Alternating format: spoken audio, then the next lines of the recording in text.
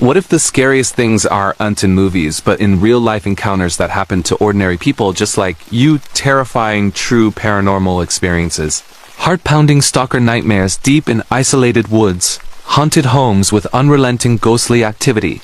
Creepy camping horrors under endless night skies, and chilling cryptid sightings like skinwalkers that leave witnesses forever changed. Tonight we're diving deep into some of the most disturbing true scary horror stories from around the world. Real life. True horror tales of unexplained paranormal activity. Skin-crawling forest stalkers, disturbing home invasion encounters, eerie ghost apparitions, and terrifying wilderness cryptid legends that actually happened. These are the kinds of true scary stories that make you question every shadow, every unexplained noise, and every dark trail you've ever walked. If you're addicted to true scary stories, real paranormal encounters, horrifying stalker experiences, creepy haunted house nightmares, disturbing camping horrors, terrifying skinwalker sightings, or black screen horror narrations with gentle rain sounds for sleep, this is your ultimate destination. Smash that like button if these real horrors are already giving you chills. Turn on notifications to catch every new upload.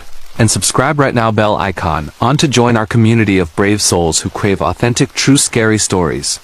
Before we descend into the darkness, tell me in the comments, what country are you watching from right now?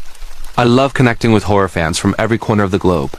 Close your eyes if you dare, let the gentle rain sounds wash over you. And let's begin these true scary stories for sleep. The Whispering Shadows of Blackwood Forest, a true camping horror story from the deep woods of Oregon, United States in the late summer of 2024. 5 friends from Portland, Oregon, decided to escape the noise of the city for a long weekend deep in the heart of Blackwood Forest, a vast, rarely visited section of the Mount Hood National Forest, known among locals for its dense old-growth trees, complete lack of cell service, and rumors that had circulated for decades about people going missing without explanation. The group consisted of Ethan, a 29-year-old software developer who organized the trip, his girlfriend Sophia, a 27-year-old graphic designer with a love for night photography, their best friend Caleb, 30, an outgoing bartender who always kept the mood light, Caleb's younger cousin Mia, 25, a quiet biology student fascinated by forests, and finally Lucas, 28, a serious outdoorsman and the only one with real wilderness survival training. They were all experienced campers, having done shorter trips together for years. But this time they wanted something more challenging.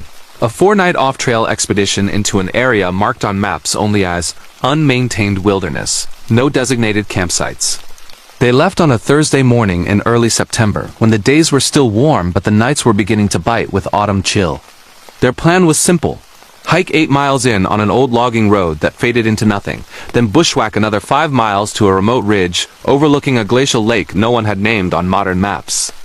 They carried everything they needed: tents, bare canisters, water filters, a Garmin InReach satellite communicator for emergencies, and enough food for 6 days. They told only Ethan's parents the general location and promised to message daily check-ins via the satellite device. The ranger at the trailhead permit station raised an eyebrow when they described their route. "Blackwood's beautiful," he said, "but it's easy to get turned around in there. Storms come fast and fog can sit for days. Just stay aware."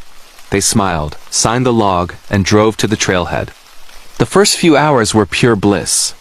The old logging road was overgrown with ferns and salmonberries, but still passable. Sunlight filtered through the canopy in golden shafts. Birds called overhead, and the air smelled of pine and damp earth. They joked about work, played word games, and stopped often for photos. By late afternoon, the road ended abruptly at a wall of downed trees from an ancient blowdown. This was where the real off-trail portion began. Lucas took point with compass and map, leading them through moss-covered nurse logs and thickets of Devil's Club. The forest grew quieter the deeper they went, no more distant highway sounds, no airplane trails in the sky. Just the crunch of their boots and their own breathing. They reached the ridge just before sunset on the first day. The view was breathtaking, a turquoise glacial lake nestled in a bowl far below, surrounded by cliffs and endless waves of dark green trees stretching to the horizon. They set up camp on a flat bench of land, hung their food high in bear bags, built a small fire, and cooked freeze-dried meals while watching the stars emerge one by one. That night, everyone slept soundly, lulled by the wind high in the treetops. Day 2 began with thick morning fog rolling up from the lake. Visibility dropped to 50 feet, but spirits were high. They decided to day hike down to the lakeshore, a steep 1,200-foot descent through untouched forest. The going was slow, slippery moss, hidden drop-offs, branches that whipped back unexpectedly, but they made it by noon. The lake was stunning, perfectly still, reflecting the gray sky like a mirror. Sophia took dozens of photos, Caleb skipped rocks, and Mia collected water samples for her university research. Lucas noticed something odd. No animal tracks around the shore, no bird sounds, no insects skittering on the surface. The place felt strangely sterile. They ate lunch, then began the climb back up. Halfway up the slope, the whispering started. At first, they thought it was wind moving through the trees, creating that natural sighing sound forests sometimes make. But the whispers had rhythm, almost like words. Sophia stopped and tilted her head. "Do you guys hear that?" she asked. Everyone went quiet. There it was again, soft, overlapping voices too distant to make out, coming from deeper in the forest below the ridge. Caleb laughed nervously. Probably just echoes from the lake or something? They kept climbing, but the whispers followed them all the way back to camp, growing faintly louder as the fog thickened. That evening, they sat around the fire trying to rationalize it. Ethan suggested acoustic tricks caused by the bowl-shaped terrain. Lucas, usually the most level-headed, admitted it gave him chills. Mia pulled out her phone and recorded 30 seconds of audio. When she played it back, the whispers were clearer fragments that sounded like names or pleas or warnings. They couldn't agree on what the words were, but everyone heard something different. Sophia heard her deceased grandmother's voice saying, "Come home." Caleb swore he heard his own name repeated over and over. They turned the recording off quickly and changed the subject. Sleep did not come easily that night. Around 2 a.m., Ethan woke to the sound of footsteps outside the tent. Slow, deliberate crunching in the pine needles, circling the campsite. He whispered to Sophia, who was already awake. They listened together as the footsteps stopped right outside their tent wall. Then silence. After 10 agonizing minutes, Ethan unzipped the door and shone his headlamp. Nothing. No tracks in the soft duff, no disturbed vegetation. But their bare bags, hung 15 feet high on a wire between two trees, were swinging gently as if something had just tugged them. The next morning, day 3, the fog had not lifted. In fact, it seemed denser, almost luminous in the dim light filtering through the canopy. They sent their scheduled check-in message via the satellite device. "All good, foggy but beautiful. At Ridge Camp." The reply came quickly. "Received. Weather moving in tonight, possible thunderstorms." They debated packing out early, but decided to stay one more night since the forecast wasn't as severe. They spent the day exploring the ridge in a tight group, never splitting up. The whispers were constant now, sometimes close, sometimes far away, always just below comprehension. Lucas found something that made his face go pale. A perfect circle of stones about 10 feet across, hidden under a layer of moss 20 yards from camp. In the center was a rusted metal tag, the kind used by surveyors in the 1940s. Engraved with the words Blackwood Expedition 1947. Do not disturb. None of them had ever heard of a 1947 expedition. A quick search on Ethan's offline map app showed no record of any official survey in that exact location. As dusk fell, the temperature dropped sharply. They built a larger fire for warmth and light. That's when the figures appeared. At first, they were just shapes at the edge of the firelight, tall, thin silhouettes standing motionless between the trees. When anyone shone a light directly at them, they were gone. But in peripheral vision, they remained. 5 figures, one for each camper, always at the same distance, always facing the fire. Caleb tried yelling at them. No response. Sophia took photos with a long exposure. Nothing showed up on the screen except empty forest. Mia began crying quietly, saying she felt like the figures knew everything about her fears, her childhood traumas. Lucas gripped his knife and suggested they pack up and hike out immediately, even in the dark and fog. But then the rain started. Not a normal Pacific Northwest drizzle. This was a deluge, torrential sheets of water driven sideways by wind that howled through the treetops like a living thing. Within minutes, the ground turned to mud. Visibility dropped to arm's length and thunder shook the ridge. Leaving was no longer an option. They retreated to their tents and waited it out. The storm raged all night. Between thunderclaps, the whispers became screams, hundreds of voices overlapping, pleading, angry, sorrowful. Ethan's satellite device beeped with an emergency alert from rangers. Severe flash flood warning. Seek high ground. Do not attempt to cross streams. They were already on high ground, but water roared somewhere below in the darkness, a river that hadn't existed the day before. At some point near dawn, the screaming stopped. The rain eased to a steady pour. Exhausted, they dozed in shifts. When they emerged in the morning on day 4, the forest looked different. Trees they remembered as landmarks were gone, as if uprooted overnight. Their circle of stones was now filled with water, a perfect black pool reflecting the gray sky. And worst of all, Mia was missing. Her tent was empty, sleeping bag neatly folded, backpack still inside. No sign of struggle. The tent door was unzipped from the inside. They screamed her name until their voices gave out. Lucas organized a search grid, marking trees with bright flagging tape. They found her boot prints leading away from camp toward the lake descent. But the prints stopped abruptly after 20 steps, as if she had simply been lifted into the air. Panic set in fully now. Caleb hyperventilated. Sophia refused to leave her tent. Ethan tried the satellite device repeatedly, but it showed no GPS fix, despite clear patches of sky above. Lucas made the decision. They would pack everything and attempt to retrace their route out, staying together at all costs. They hiked for hours in the dripping forest, compass in hand, but nothing looked familiar. Trails they thought they had made on the way in were gone. The ridge seemed to stretch endlessly in wrong directions. By late afternoon, exhausted and low on water, they stumbled upon something impossible. Their own campsite. The same flat bench, the same fire ring with half-burned logs from the night before, the same stone circle now drained and empty again. They had walked in a giant circle without realizing it. That night, they didn't even try to sleep. They sat back to back around the fire, weapons and hand knives, trekking poles, their spray. The figures returned, closer this time. In the flickering light, they could almost make out details. Ragged clothing from another era, faces obscured by shadow, arms hanging unnaturally long. Whenever someone looked directly, the figures dissolved into tree trunks. But the whispers were intimate now, speaking directly into their ears though no breath was felt. Ethan heard his dead father telling him he had always been a disappointment. Sophia heard promises that if she walked into the forest, she would find perfect peace and never feel anxious again. Caleb heard laughter mocking every failure in his life. Lucas heard nothing at all, which terrified him more than words would have. At 3:17 a.m., according to Ethan's watch, Caleb stood up suddenly. His eyes were wide, pupils dilated. "I have to go," he said calmly. "They're waiting for me." Lucas tackled him before he could take 3 steps. They tied him to a tree with paracord for his own safety, something that broke all of them emotionally. Caleb didn't fight, just smiled sadly and said, "You'll understand soon." Dawn brought no relief.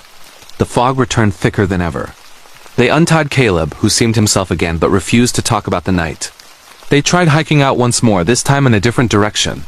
Hours later, they found the stone circle again, only now there were 2. A smaller one inside the original, with fresh dirt piled in the center as if something had been buried recently. Sophia broke completely at that point. She ran screaming into the trees. Ethan chased her for what felt like miles before losing her in the fog. When he returned to Lucas and Caleb, his face was ashen. "I found her camera," he said, holding up Sophia's expensive DSLR.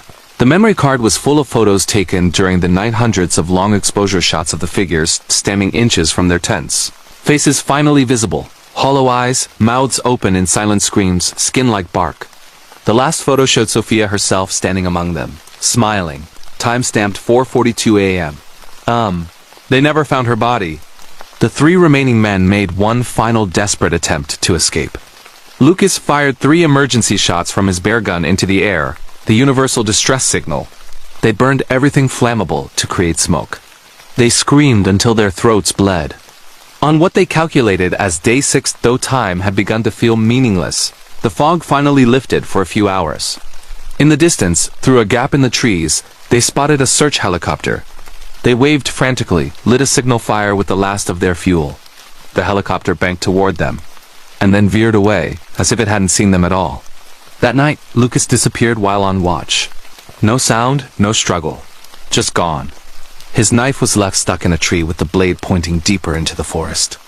Ethan and Caleb, now the last 2, clung to each other through another storm. They hadn't eaten in 2 days. hadn't slept in longer.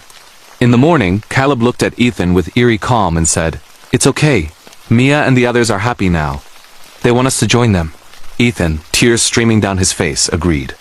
They left their packs, left the satellite device blinking uselessly, and walked hand in hand into the trees following the whispers that now spoke words of welcome and homecoming.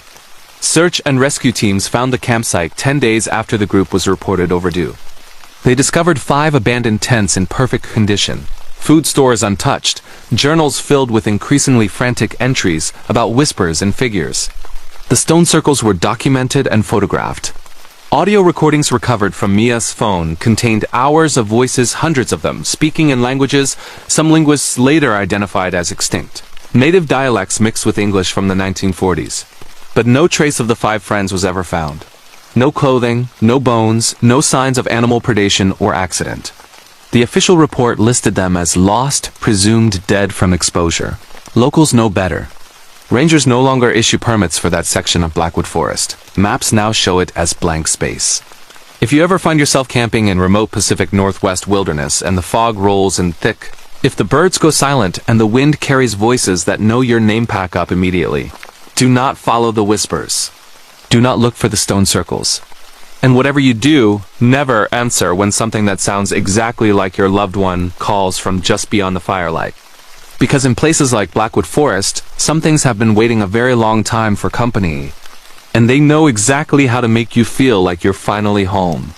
This is a true scary camping horror story from the deep woods of Oregon that will keep you up at night. Real national forest disappearances, unexplained whispers in the wilderness, shadow figures caught on camera, and vanishing without a trace. These are the terrifying experiences that happen when you go too far off trail in America's ancient forests.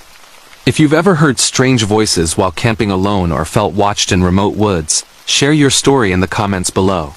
Stay safe out there, and remember, some places don't want to be found. Unsolved mystery stories. Personal encounters. United States. In the summer of 2018, in a quiet suburban neighborhood in Seattle, Washington, a young woman named Emily began experiencing something that would shatter her sense of reality forever. Emily was 24 years old, living alone in a small apartment after moving from California for a new job in tech. She had always been rational, skeptical of anything supernatural. But what started as minor oddities quickly escalated into a terrifying, unsolved mystery that still haunts her to this day. It began with small things. Emily would come home from work and find her keys in a different spot than where she left them. At first, she blamed it on fatigue-long hours at the office, late nights scrolling through social media. But then the notes appeared.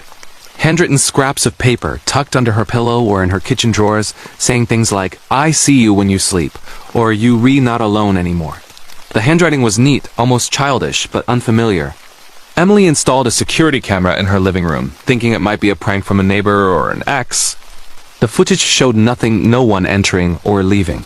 One night, after a particularly exhausting day, Emily woke up around 3 a.m.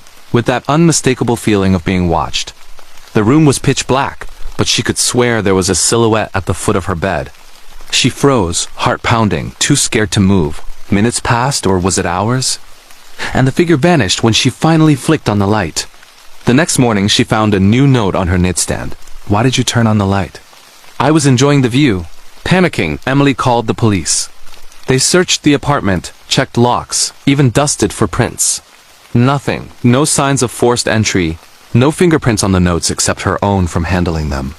The officers suggested it might be stress-induced hallucinations or perhaps someone with a key, maybe the landlord. But the landlord lived across town and had an alibi. Things got worse. Emily started hearing whispers in empty rooms, faint murmurs that sounded like her own voice repeating her daily thoughts back to her. "You're tired," it would say when she yawned. "He's not coming back," echoing her private heartbreak over a recent breakup. She confided in her best friend Sarah, who stayed over one weekend to help. That night, both women woke to the sound of footsteps pacing the hallway. They grabbed a bat and searched empty. But Sarah swore she saw a shadow dart into the bathroom. When they checked, the mirror was fogged up, with words scratched into the condensation. "Tell Emily I miss her." Emily dug into the apartment's history. It turned out a previous tenant, a man named David, had disappeared without a trace 5 years earlier. He was last seen arguing with his girlfriend, who claimed he just vanished one night. Police ruled it a runaway case, but locals whispered about strange occurrences in the building ever since. Was David still there somehow? Trapped in some limbo reaching out? Emily moved out a month later, leaving most of her belongings behind. She changed her number, her job, even her name on social media. But years later, in her new home across the country, she still gets occasional anonymous texts. Found you again. To this day, the case remains unsolved, no suspect, no explanation. Emily lives with the constant fear that whatever followed her from that Seattle apartment isn't done yet. If you've ever felt watched in your own home, imagine knowing it's real and it knows your every secret.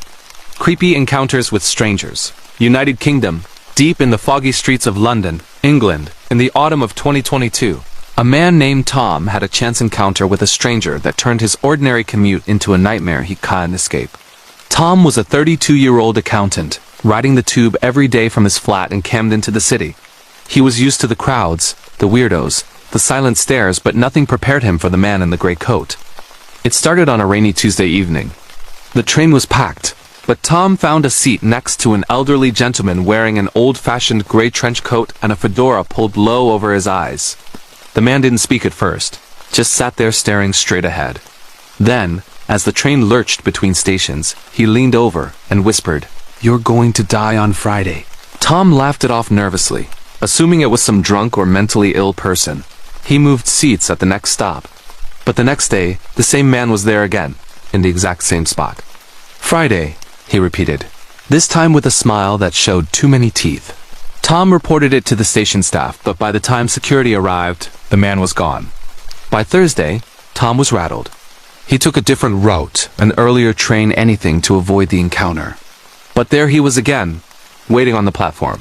This time, the stranger handed Tom a folded newspaper clipping, an obituary from 1957 for a man named Thomas Harrington, who died in a tube accident.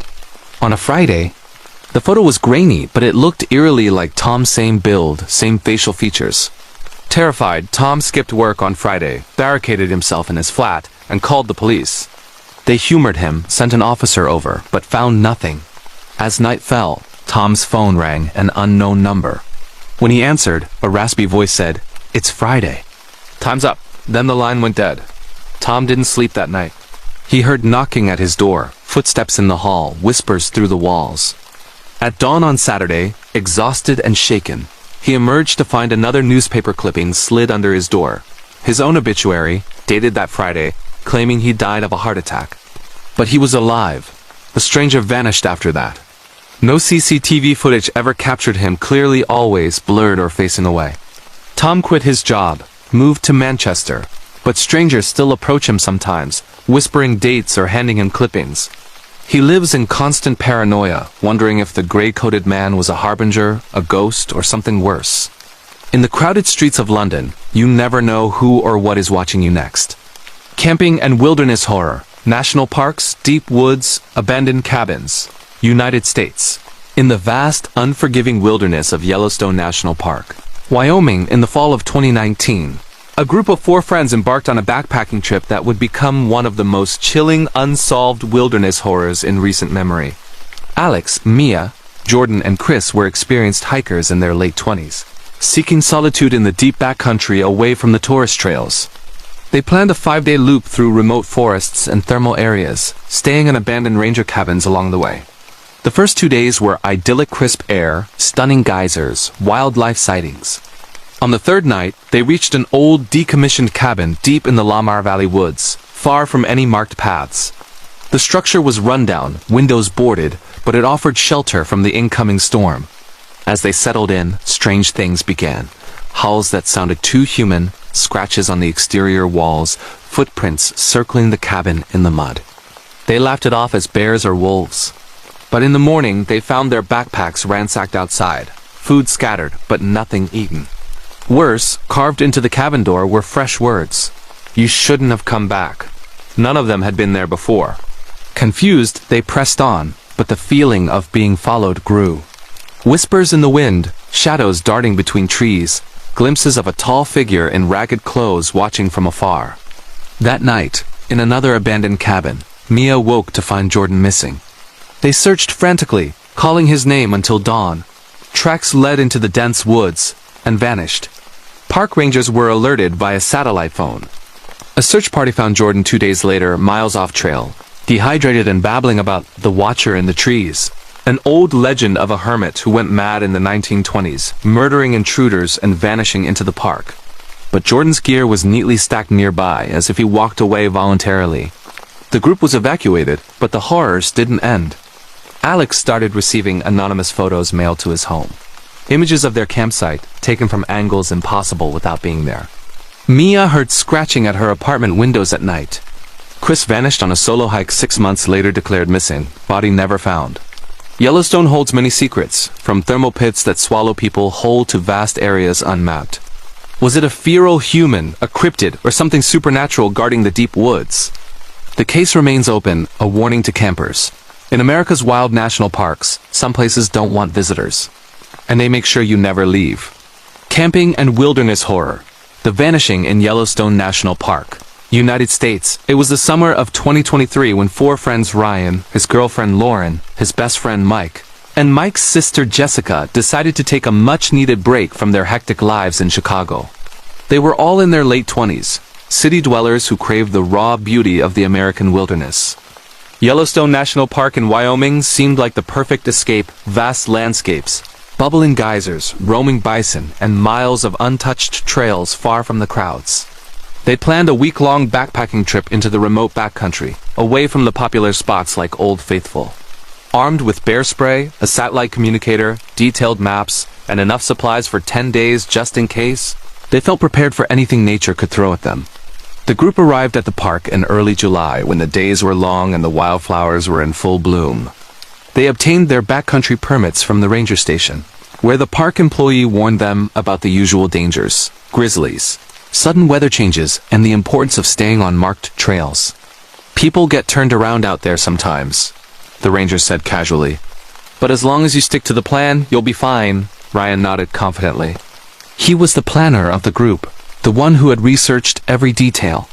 Lauren, an avid photographer, was excited to capture the pristine beauty.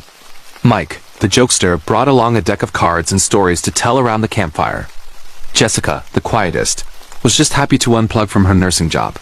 Their itinerary started at the Lamar Valley trailhead, heading deep into the Lamar River area, a rugged section known for its wolf sightings and thermal features, but also for its isolation. The first day was exhilarating. They hiked 12 miles through meadows dotted with elk, crossed crystal-clear streams, and set up camp near a secluded hot spring. As night fell, the stars were unlike anything they'd seen in the city, millions of them blanketing the sky. They built a small fire, roasted marshmallows, and shared laughs about old college days. Everything felt perfect. On the second day, things started subtly shifting.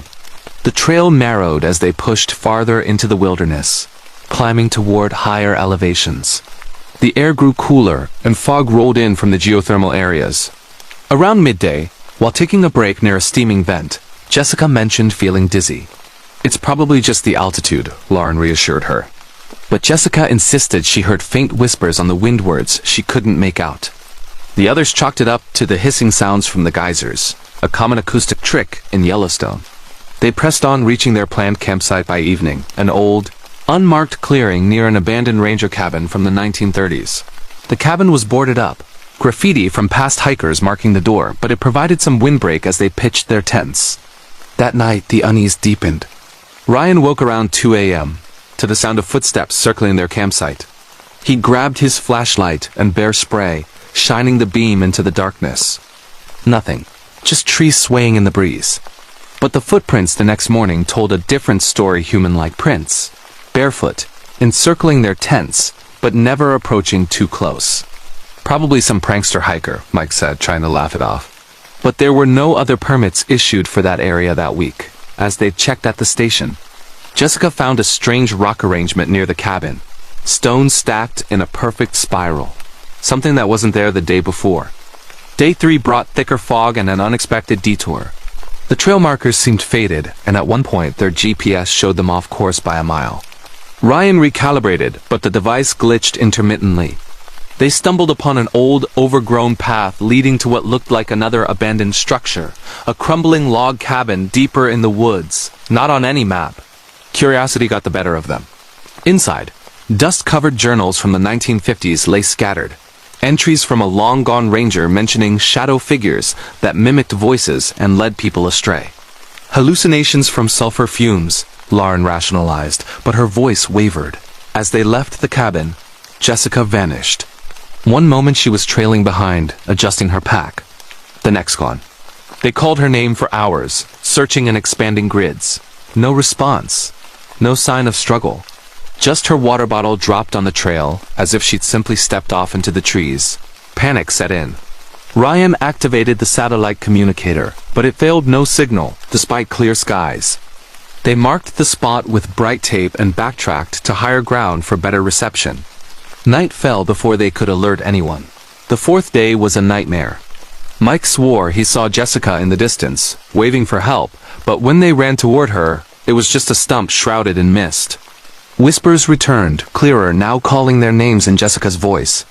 Lauren broke down, convinced something unnatural was at play. They found more anomalies. Clothing scraps that looked like Jessica's jacket, but shredded and hung from branches high up. Impossible for her to reach. Boulders that hadn't been there before blocked parts of the trail. And always, the feeling of being watched. By day 5, exhaustion and fear fractured the group. Mike accused Ryan of leading them wrong on purpose. Lauren refused to sleep, keeping watch with a knife. They finally got a faint signal and messaged rangers. One missing, possible injury. A search helicopter was dispatched, but storms delayed it. That night, around the fire, Ryan heard scratching on his tent. He unzipped it slowly, nothing. But in the morning, deep claw marks scarred the fabric, too high for a bear. The rangers arrived on day 6, a full team with dogs. They found the group dehydrated and delirious, but no trace of Jessica. Searches covered dozens of square miles. Thermal imaging, cadaver dogs, ground teams. Nothing. No body, no pack, no footprints leading away. Just the spiral rock pile, which rangers dismissed as natural. The official report, lost hiker, presumed dead from exposure or animal attack. But the friends knew better. Jessica's final journal entry found in her tent. It's calling me by name. It knows things about me no one should. Years later, Ryan still hikes Yellowstone alone, searching remote areas. He's found odd things, more spirals, whispers on recordings, glimpses of a figure that looks like Jessica, beckoning from the fog. Mike moved away, refusing to speak of it. Lauren quit photography, haunted by undeveloped film from the trip showing shadows that weren't there. Yellowstone is America's crown jewel, but its depths hold secrets. Thousands disappear in national parks every year, many never found. Some say it's the terrain, the wildlife, the unpredictability. Others whisper of something older, guarding the wild places. If you venture into the backcountry, stick to the trails. Don't follow voices in the wind. And whatever you do, don't look back if something calls your name. Because in places like Yellowstone, some things don't want to be found, and they make sure you join them instead. This true scary camping horror story from Yellowstone National Park will make you think twice about deep wilderness trips. Real national park disappearances, creepy backcountry encounters, and unexplained vanishing in America's wildest places. These are the stories rangers don't tell tourists. If you've ever experienced strange things while camping in remote woods or national forests, share in the comments. Stay safe out there. The Whispering Shadows in the Appalachian Mountains, United States.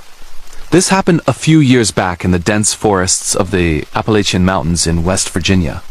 My name's Alex, and at the time I was 24, fresh out of a bad breakup, and needed to clear my head. I'd always loved hiking, so I decided to do a solo backpacking trip along a remote section of the Appalachian Trail. It was late fall, the leaves were turning those deep reds and oranges. The air was crisp, and most hikers had already packed it in for the season. That meant the trails were empty, which was exactly what I wanted. Total solitude. I started my hike early one morning, planning for a 3-night loop through some of the most isolated parts of the trail. The first day was perfect peaceful, with birds calling and the crunch of leaves under my boots. I set up camp that night at a small clearing off the main path, far enough that no one would stumble across me. As the sun set, I built a small fire, cooked some ramen, and just stared at the stars. It felt therapeutic, like I was finally escaping everything. But around midnight, things changed. I was in my tent, drifting off when I heard it, a faint whispering. At first, I thought it was the wind rustling the trees, but it was too rhythmic, too human. It sounded like multiple voices, low and murmuring, coming from all around the campsite. I sat up, heart pounding, and grabbed my flashlight. Shining it outside, there was nothing, just darkness and shadows dancing from the dying embers of my fire. I tried to rationalize it. Maybe echoes from a distant trail? But this section was supposed to be deserted. The whispering stopped as soon as I unzipped the tent, but as soon as I settled back in, it started again. This time closer. Words I couldn't make out, like a conversation in a language I'd never heard. I didn't sleep that night. Every rustle in the leaves made me jump. By dawn, I packed up quickly and hit the trail, telling myself it was just exhaustion playing tricks. The second day was uneasy. I pushed harder, covering more ground, but the whispers followed. Not constantly, but in bursts, especially when I stopped to rest. I'd hear them from the tree line, like figures just out of sight, watching me. I started talking to myself out loud, trying to drown them out. That night, I chose a different campsite, higher up on a ridge for better visibility. I even skipped the fire to avoid drawing attention. Big mistake. In the total darkness, the whispers were louder, almost mocking. I swear I heard my name mixed in there, Alex, drawn out like a taunt. Panic set in. I barricaded the tent flap with my pack and gripped my knife all night. At one point, something brushed against the tent fabric, slow and deliberate, circling me. Footsteps? Branches? I didn't dare look. By the third day, I was paranoid, second-guessing every shadow. I cut the trip short and bolted for the trailhead. As I emerged from the woods, the whispers faded. I haven't been back to the Appalachians since. Locals talk about the watchers in those mountains, ancient things that mimic voices to lure you deeper. Whether that's true or not, something was out there with me, and it didn't want me to leave unchanged. If you're planning a solo hike there, don't. Asterisk, asterisk, second story. The unseen visitor in the Australian outback, Australia. Asterisk, asterisk, GJ. My name's Sarah, and this terrifying experience happened to me in the vast outback of Western Australia about 5 years ago. I was 28, working as a park ranger in one of the remote national parks near the Gibson Desert. Part of my job involved solo patrols, checking trails, monitoring wildlife, and camping out for days at a time in areas where no one else goes. I'd done it dozens of times. The isolation was part of the appeal. This particular trip was a week-long survey in a rarely visited section of the park. I drove my ute as far as the tracks allowed, then hiked in with my gear. The landscape out there is unforgiving red dirt, spinifex grass, and endless horizons. I set up camp near a dry creek bed, under a cluster of ghost gums for shade. The first couple of days were routine. Hot, dusty, but peaceful. Kangaroos at dusk, dingoes howling far off. On the third night, though, I woke up around 2 a.m. to the sound of footsteps circling my swag. Slow, deliberate crunches on the dry leaves. I froze, listening. Whatever it was heavy, not a roo or a dingo. I whispered, "Who's there?" but got no answer. The footsteps stopped right outside my head. I shone my torch out, nothing. Just the empty bush. But the air felt wrong. Heavy, like I was being watched. I barely slept after that. The next day, I found tracks. Bare human footprints around my camp, circling it multiple times. No shoes, deep impressions like someone heavy. But I was miles from anywhere, no roads, no towns. How could someone be out here without water or gear? I radioed base, but signal was spotty. They said no other rangers were in the area. That night it escalated. The footsteps returned closer, then scratching on my swag canvas. Low breathing, right by my ear. I yelled, fired my flare gun into the air silence. But in the morning, more prints and something new. Handprints on the dust of my ute. Like someone had been peering in the windows while I slept. I packed up early and hiked out fast. As I crested a ridge, I glanced back and swear I saw a figure, tall and thin, standing among the trees, just watching. It vanished when I blinked. Rangers talk about hairy men or spirits in the outback that follow lone travelers. I don't know what it was, escaped convict, hallucination from the heat, but those prints were real. I transferred to a city post after that. The outback's beautiful, but some parts, they're not meant for us to be alone in. The Mirror in the Old English Manor, United Kingdom. My name is Emily. And this paranormal nightmare unfolded in a historic manor house in rural England, specifically in the countryside of Yorkshire, back in 2018. I was 22, studying history at university, and landed a summer job as a live-in caretaker for this old estate while the owners were abroad. It was massive, creaky floors, antique furniture, and yes, rumors of ghosts from its 400-year history. I moved into the servants' quarters on the top floor. The house was eerie but manageable at first. Cold spots, doors creaking open on their own, I chalked it up to drafts. But the real terror centered on an antique mirror in the master bedroom. It was huge, ornate, with a gilded frame, and the owners had warned me not to cover it. They believed it brought bad luck. One night, after locking up, I passed the mirror and caught a glimpse of movement behind me. I turned nothing. But in the reflection, there was a shadowy figure standing in the corner of the room. Pale Victorian dress, staring right at me. I spun around. Empty room. Heart racing, I fled downstairs. It happened again the next nights. Always in that mirror whispers calling my name. The figure getting closer. I'd see hands pressing against the glass from the inside like it wanted out. I started avoiding that wing entirely, sleeping with lights on. The climax came during a storm. Power out, thunder crashing. I heard footsteps on the stairs, slow, deliberate. I barricaded my door, but then knocking. Soft at first, then insistent. A woman's voice. "Let me in, dear." It's so cold. I didn't sleep. At dawn, I checked the mirror room. The glass was fogged, with a handprint smeared on it from the inside. I quit that day, drove straight home. The manor has a dark history. A lady of the house who vanished in the 1800s, rumored trapped in mirrors or something. I don't know if it's true, but that mirror saw things I never want to again. Yorkshire's full of old haunts, but that one, it wanted company. The silent stalker in the Canadian Rockies, Canada. Hey, I'm Jordan, 29 now. But this happened when I was 25 during a solo camping trip in the Canadian Rockies, near Banff National Park in Alberta. I'm an avid hiker, and I wanted to tackle a remote trail off the beaten path, multi-day, no cell service, pure wilderness. I started strong, beer spray on my hip, enjoying the glaciers and wildlife. Camped the first night by a lake, stunning views, no issues. Second night, deeper in, I heard it. Branches snapping, parallel to my path but out of sight. I yelled, "Hey bear!" Like you're supposed to know response. Figured it was wildlife. But the next morning, footprints. Human. Circling my tent while I'd slept, stopping right at the flap. Fresh, size 12 or bigger. I was alone, or so I thought. That day hiking, I felt watched. Stops when I stopped. Movement when I moved. Glimpses of a figure in camo, far off but keeping pace. I picked up speed, but it matched. Night 3, I didn't sleep. Footsteps all night, whispering distance. Something threw rocks near camp. At dawn, more prints, and my food bag slashed open, contents untouched. I aborted the trip, bushwhacked to a road. Hitched a ride out. Reported IT rangers said occasional reports of a wild man living off-grid, stalking hikers for fun or worse.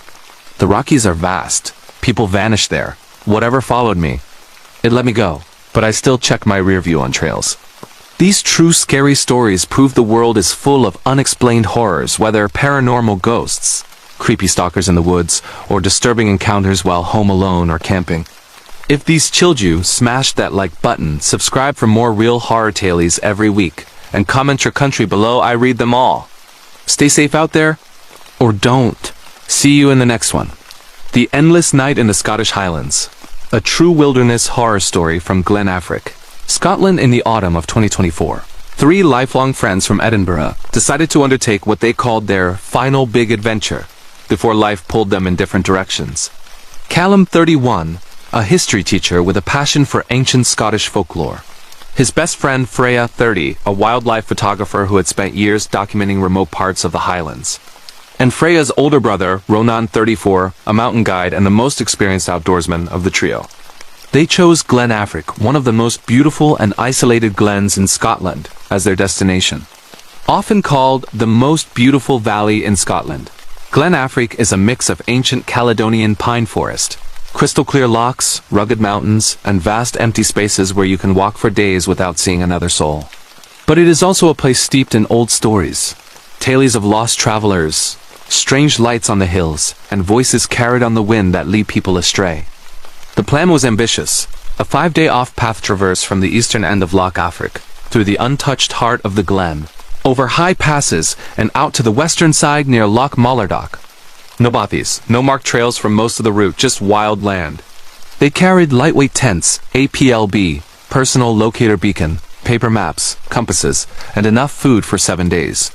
They filed their route with the mountain rescue team in Inverness and promised daily check-ins via text from high points with signal. The forecast was mixed. Clear at first, then possible rain and hill fog by midweek. Typical Highland weather, Ronan laughed, as they parked at the trailhead on a crisp October morning. Day one was everything they hoped for. Golden birch leaves contrasted against dark green pines, red deer stags roared in the distance, and the air smelled of peat and heather. They followed faint deer tracks along the northern shore of Loch Afric, stopping often for photos and to marvel at the silence. By late afternoon, they reached a sheltered spot near a small burn tumbling down from the hills. They pitched their tents in a clearing surrounded by ancient Scots pines, cooked dinner over a small stove, and sat under a sky so clear the Milky Way looked close enough to touch. That night, they told stories, some funny, some from Callum's collection of Highland folklore. Freya mentioned an old tale about the callers in Glen Affric, voices that imitate loved ones to lure walkers deeper into the wilderness. They laughed it off as superstition. Sleep came easily. Day 2 began with low cloud clinging to the mountaintops, but the glen floor was clear.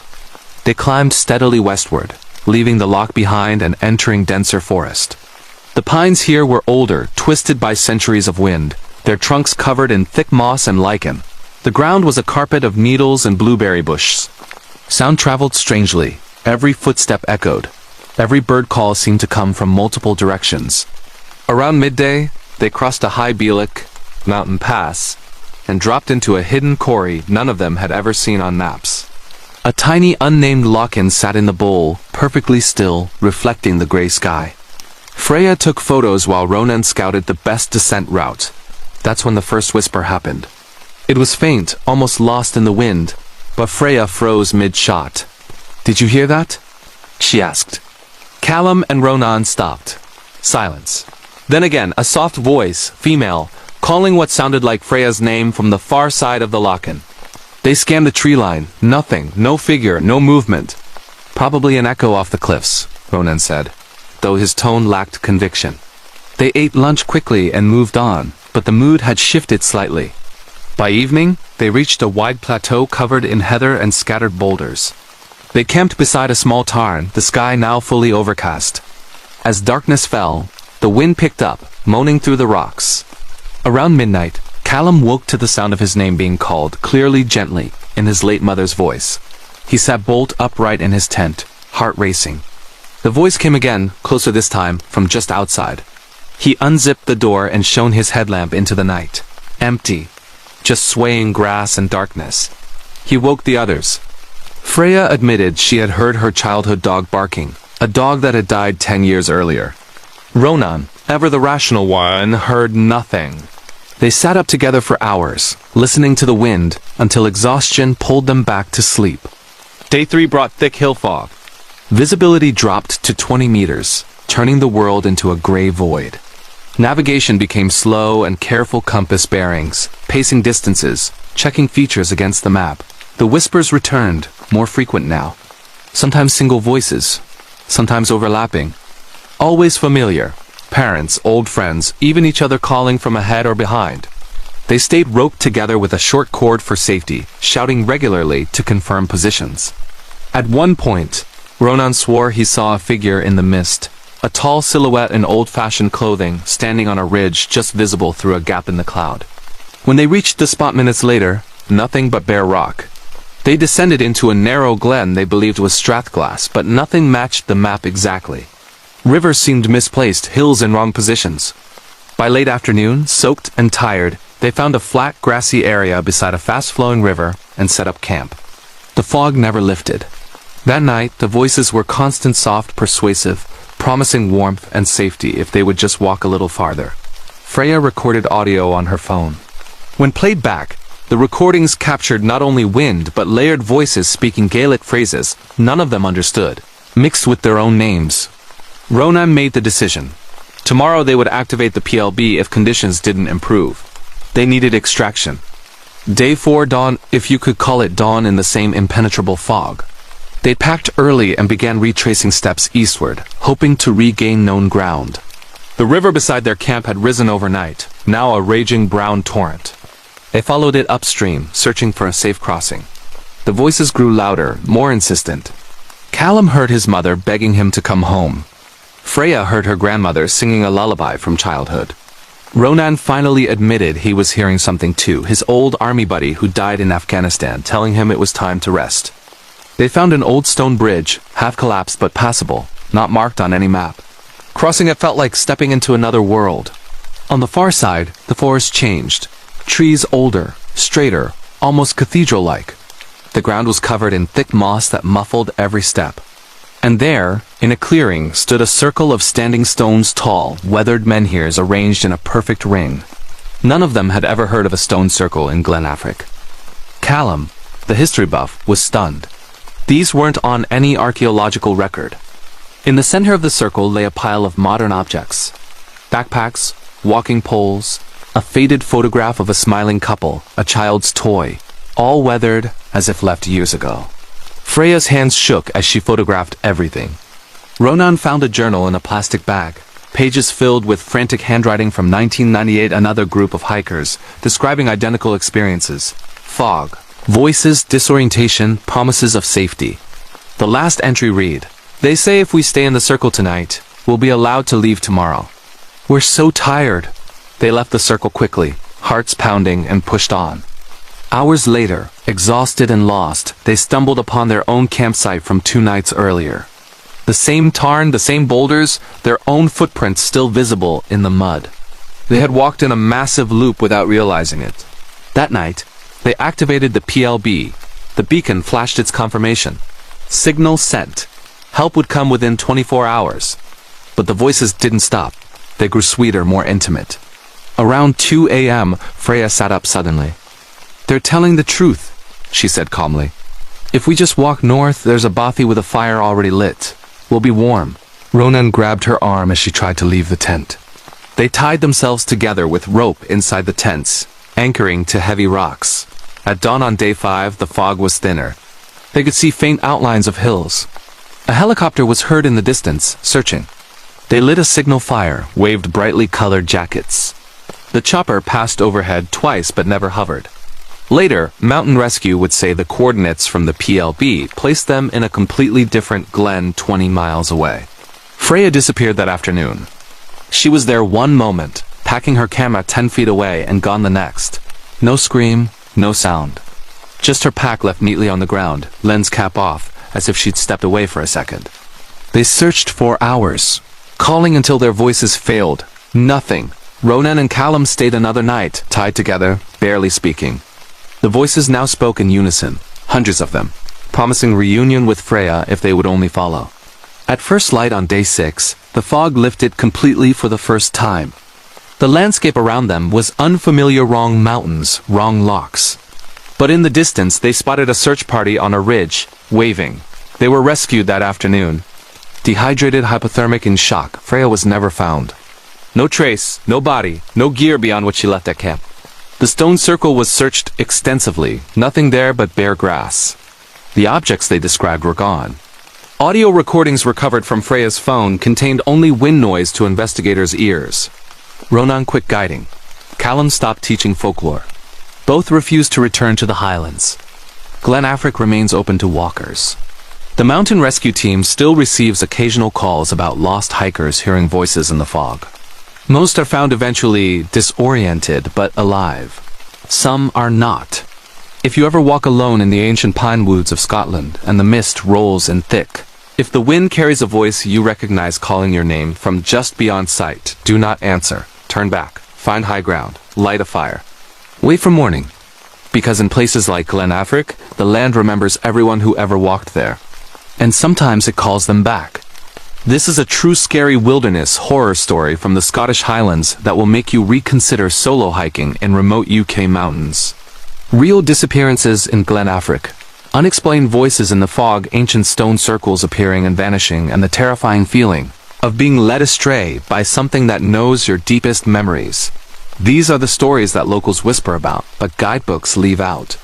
If you've ever heard strange calls while wild camping in Europe's ancient forests, or felt the land itself watching you, share your experience below. Stay safe on the hills, and always trust your map over your ears. The Shadows of Epping Forest, a true urban exploration horror story from Essex. England, in the spring of 2024, 4 urban explorers from London set out to document one of the most infamous abandoned sites hidden deep within ancient Epping Forest, the long-forgotten Queen Elizabeth's Hunting Lodge Sanatorium, a sprawling Victorian-era complex that had once served as a tuberculosis isolation hospital before being abandoned in the late 1950s. The group consisted of Alex, 28, a videographer who ran a small but growing YouTube channel dedicated to abandoned places. His girlfriend Naomi, 26, a history student obsessed with medical history. Their close friend Tyler, 29, a photographer with a talent for capturing eerie atmospheres. And Tyler's cousin Harper, 27, a sound engineer who handled audio for their explorations and always carried high-sensitivity recorders to capture every creak and whisper. They had spent months researching the site. Old maps showed the sanatorium tucked away on private land deep in the forest, far from any public footpath. It had been built in 1898, expanded during the First World War to treat soldiers with lung damage from gas attacks, and finally closed after antibiotics made such isolation wards obsolete. Since then, it had fallen into ruin. Locals avoided the area.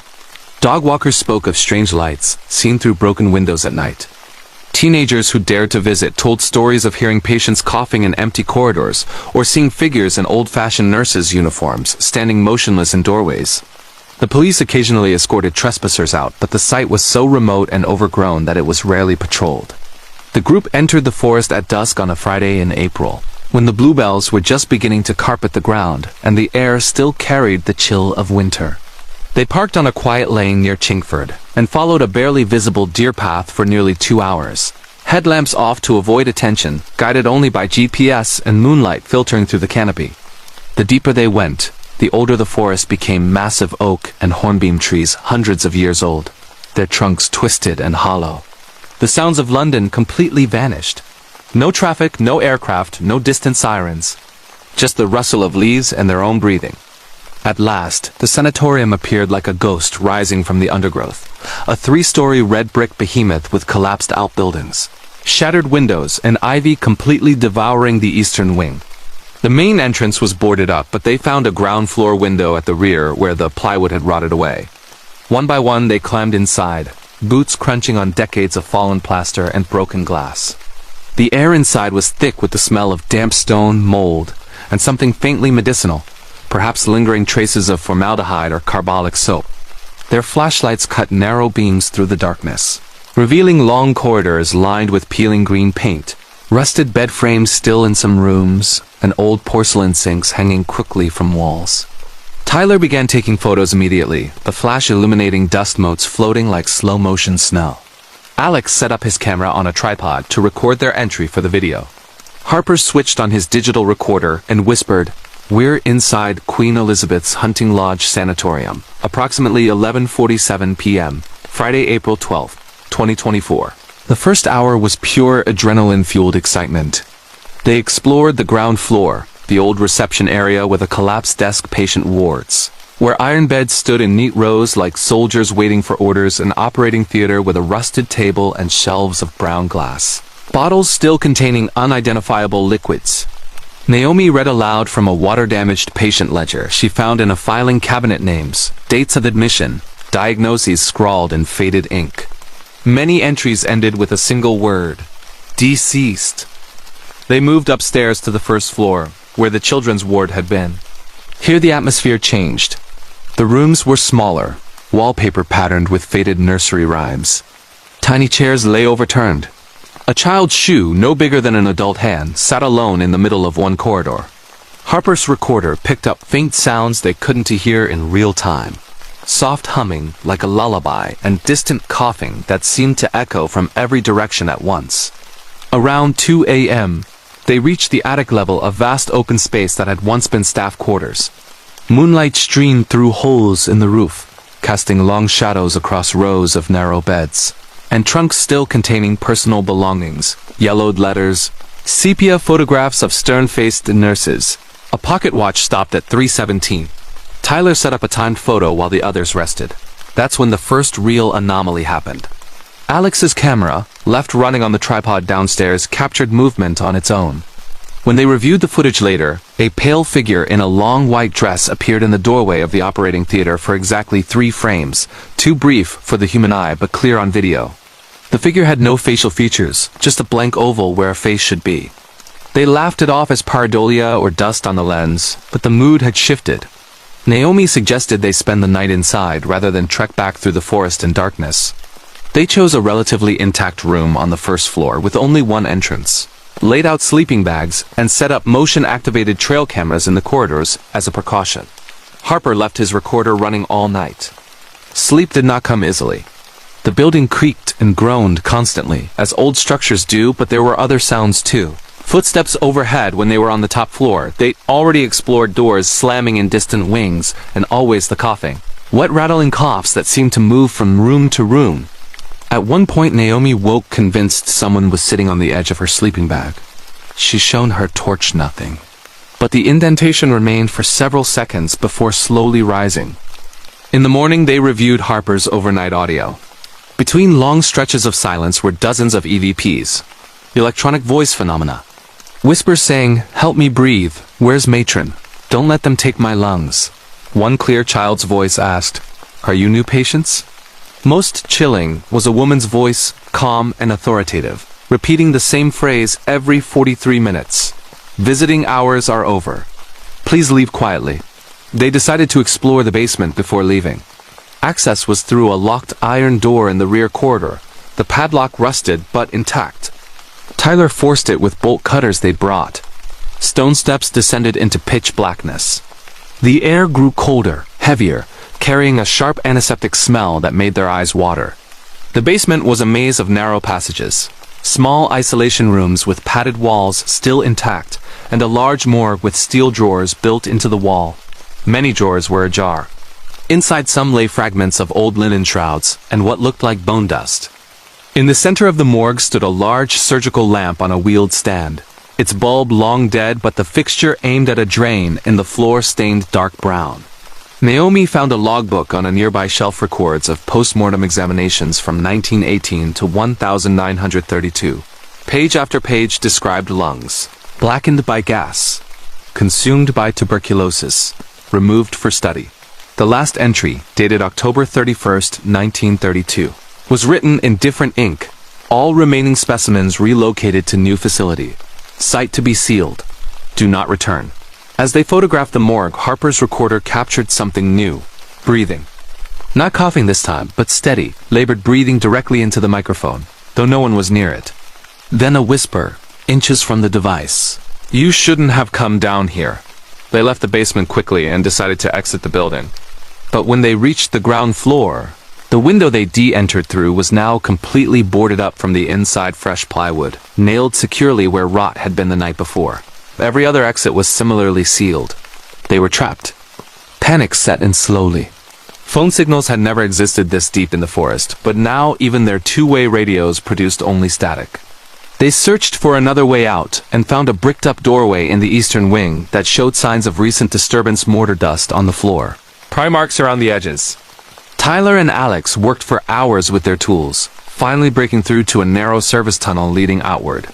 The tunnel was barely shoulder width, lined with ceramic pipes and dripping with condensation. They crawled single file for what felt like hundreds of meters, flashlights illuminating spiderwebs thick as curtains and rat droppings inches deep. Eventually, the tunnel opened into a small brick shed, half collapsed in the forest, far from the main building. Fresh air never smelled so good. They emerged into daylight, except it wasn't daylight. Their watches showed 3:30 p.m., Saturday, but the forest was shrouded in twilight, the sun low and red as if setting. They had lost nearly 6 hours. The journey back to the car took half the time it should have. Paths appeared where none had been the night before. They reached the lane by dusk, piled into the vehicle, and drove in silence back to London. The footage and audio they captured went viral on Alex's channel, gaining millions of views within weeks, but the real horror began afterward. Naomi started coughing a week later, a dry, persistent cough that no doctor could explain. X-rays showed shadows on her lungs that weren't there before. Tyler developed severe insomnia, claiming he saw the faceless nurse standing at the foot of his bed every night. Harper's recordings, when analyzed further, contained hours of conversation and voices matching their own discussing plans to return to the sanatorium permanently. Alex received anonymous emails containing photos taken inside the building after they left. Their sleeping bags still laid out. Trail cameras showing figures walking through the room inches from where they slept. The final photo showed all four of them standing in the morgue, eyes closed, faces peaceful, time-stamped during the missing 6 hours. None of them have returned to Epping Forest. The sanatorium, according to recent satellite images, appears even more overgrown, as if the forest itself is slowly erasing it. Local police report occasional calls about screams coming from deep within the woods, but searches always find nothing. Some places were abandoned for good reason. Some buildings remember every patient who ever suffered within their walls. And sometimes, when you force your way inside to capture their secrets for views and likes, they decide to keep a part of you in return. This is a true scary urban exploration horror story from Epping Forest, England, one of the most terrifying abandoned asylum experiences ever recorded. Real overnight investigation in a haunted Victorian sanatorium, unexplained EVPs of dying patients, missing time, sealed exits appearing overnight, and the chilling feeling that something followed them home. If you've ever explored abandoned hospitals, asylums, or forgotten buildings in the UK and felt watched, heard coughing in empty corridors, or discovered rooms that shouldn't exist, share your story in the comments. Stay safe out there, and remember, some doors, once opened, don't fully close again. The Vanishing Lights of Brecon Beacons, a true wilderness horror story from Wales. United Kingdom, in the early autumn of 2025, 4 experienced hikers from Cardiff set out on what was supposed to be a challenging but rewarding 3-day trek across the remote central Brecon Beacons in Wales. The group was made up of Rhys, 32, a paramedic who had walked these hills since childhood. His partner Gwen, 30, a primary school teacher with a deep love for Welsh folklore and mythology. Their friend Owain, 33, a software engineer who documented their adventures on Instagram. And Owain's younger sister Shian, 28, a keen amateur astronomer who had chosen this route specifically because of its reputation for some of the darkest night skies in the UK. They wanted to camp high on the open moorland, far from any roads or villages, to photograph the Perseid meteor shower remnants and the rising Milky Way. The route they chose was known as the Fan Dance Reversed, a tough, mostly pathless traverse, starting from the Story Arms, climbing over Penwy Fan and Cribben, then dropping into the lonely upper Neuad Valley before ascending the vast empty plateau of Wan Rid and the remote peaks of the Central Beacons. From there they planned to descend into the hidden CWM Orgwam and camp beside the tiny Lyn Wyfan 4, a mountain lake surrounded by steep cliffs and almost never visited. It was wild, exposed, country beautiful, but unforgiving. They carried full winter-grade gear even though it was September. 4-season tents, down sleeping bags, a satellite communicator, emergency shelter, and enough food for 5 days. They filed their exact route and expected return time with the Central Beacons mountain rescue team and promised to send daily OK messages from high points where faint mobile signal sometimes reached. Day 1 went perfectly. They left the car park at dawn under clear blue skies, the grass still white with frost. The climb up Penwy Fan was busy with other walkers, but once they crested Corndew and turned northwest, the crowds thinned to nothing. By midday, they were alone on the vast grassy ridges, red kites circling overhead, the only sound the wind and their own footsteps. They stopped for lunch beside the crashed Wellington Bomber Memorial on the northern escarpment wreckage still scattered from a 1942 training flight that went tragically wrong in fog. Gwen told the old story of the Lady of the Lake from Lyn Wyfan Thatch, the nearby sister lake, and how a mortal farmer fell in love with a fairy woman who emerged from the water. They laughed, took photos, and carried on. By late afternoon they had crossed Wonrid and reached the lip of Cwm Owergwam. The view down into the hidden valley was breathtaking. Steep green slopes plunging to the dark, mirror-still lake far below, cliffs glowing orange in the setting sun. There wasn't another human being in sight. They descended carefully, picked a flat grassy shelf about halfway down the Cwm wall with a clear view of the lake, and pitched their 2 tents side by side. Owain set up his camera on a tripod for long exposure star shots. Shian was thrilled. The sky was already darkening to a deep indigo, and the first stars were pricking through. They cooked dinner, shared a small flask of whiskey to celebrate, and settled in for what promised to be an unforgettable night under the stars. The trouble began around midnight. Shian woke first, She had stepped outside the tent to adjust the camera and noticed something strange. Faint lights moving on the far side of the lake. At first she thought they were head torches from late walkers, but there were no paths on that side of the CWM. And the lights were too low, too steady, and the wrong color, pale bluish-white, almost like foxfire. They moved in a slow, deliberate line as if searching for something. She called the others quietly. All four stood outside in the cold, watching. The lights, 7 or 8 of them, traveled parallel to the water's edge, paused, then began to ascend the opposite slope directly toward their camp. But they didn't bob like torches carried by people. They floated smoothly, silently, about 3 feet off the ground. Reese, ever practical, suggested it might be methane gas from the peat bogs igniting will-o'-the-wisp. Gwen remembered old Welsh stories of corpse candles or fairy lights that led travelers to their doom. They watched for 20 minutes as the lights climbed steadily closer, spreading out into a loose semicircle. When they were perhaps 200 meters away, the group retreated into their tents, hearts beating faster than they cared to admit. Owen checked his phono signal. The satellite communicator showed searching for satellites despite the clear sky. Sleep was fitful after that. Around 3 a.m., Gwen woke to the sound of soft singing outside, female voices, wordless, beautiful, coming from the direction of the lake. She woke Reese. They listened together. The melody was haunting, almost familiar, like an old Welsh hymn slowed down and stretched. The others heard it too when they woke. Xian tried to record it on her phone, but playback revealed only wind. The singing stopped abruptly at dawn. Day 2 began with thick mist rolling up from the valley floor. Visibility dropped to 10 meters. They sent their scheduled OK message from the satellite device before the cloud closed in completely. The reply came, received. Weather warning, heavy hill fog and rain moving in from west. Take care. They debated turning back but decided to press on a little farther.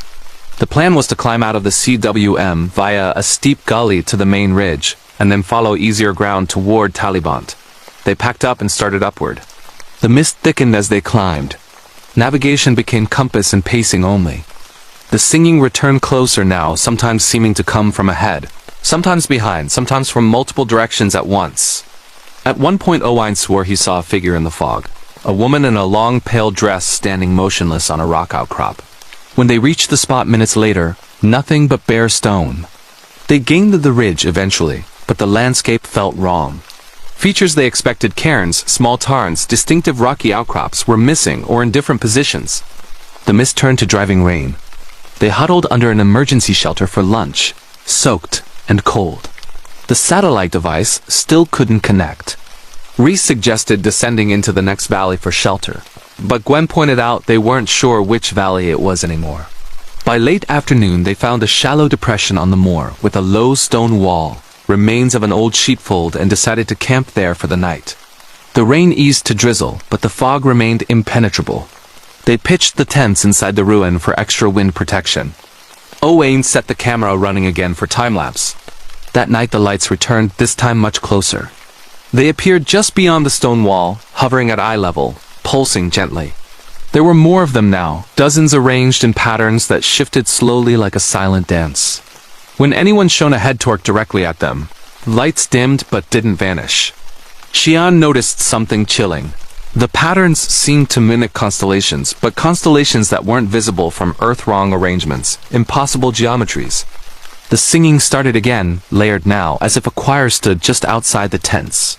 Words became discernible Old Welsh, words none of them fully understood but that carried emotional weight. Longing, loss, invitation. Gwen, who knew some of the language from school, caught fragments. Du chadref, come home. Mer naz in Gaul, the night is calling. Paid ag ofni, do not be afraid. Around 2 a.m., Xian stepped outside to check the camera. She was gone for less than 2 minutes. When she didn't return, Owain went to look. Her head torque lay on the ground 10 meters from the tents, still switched on, pointing toward open moorland. Footprints led away into the fog, hers, clearly then simply stopped after 15 steps, as if she had been lifted bodily into the air. Panic gripped the remaining 3. They shouted her name until their voices cracked. Reese fired 3 emergency flares into the sky. The red light illuminated swirling mist, but nothing else. They searched in expanding circles until exhaustion forced them back to the tents at dawn. No trace, no pack, no struggle, no scream ever heard. Day 3 was desperation.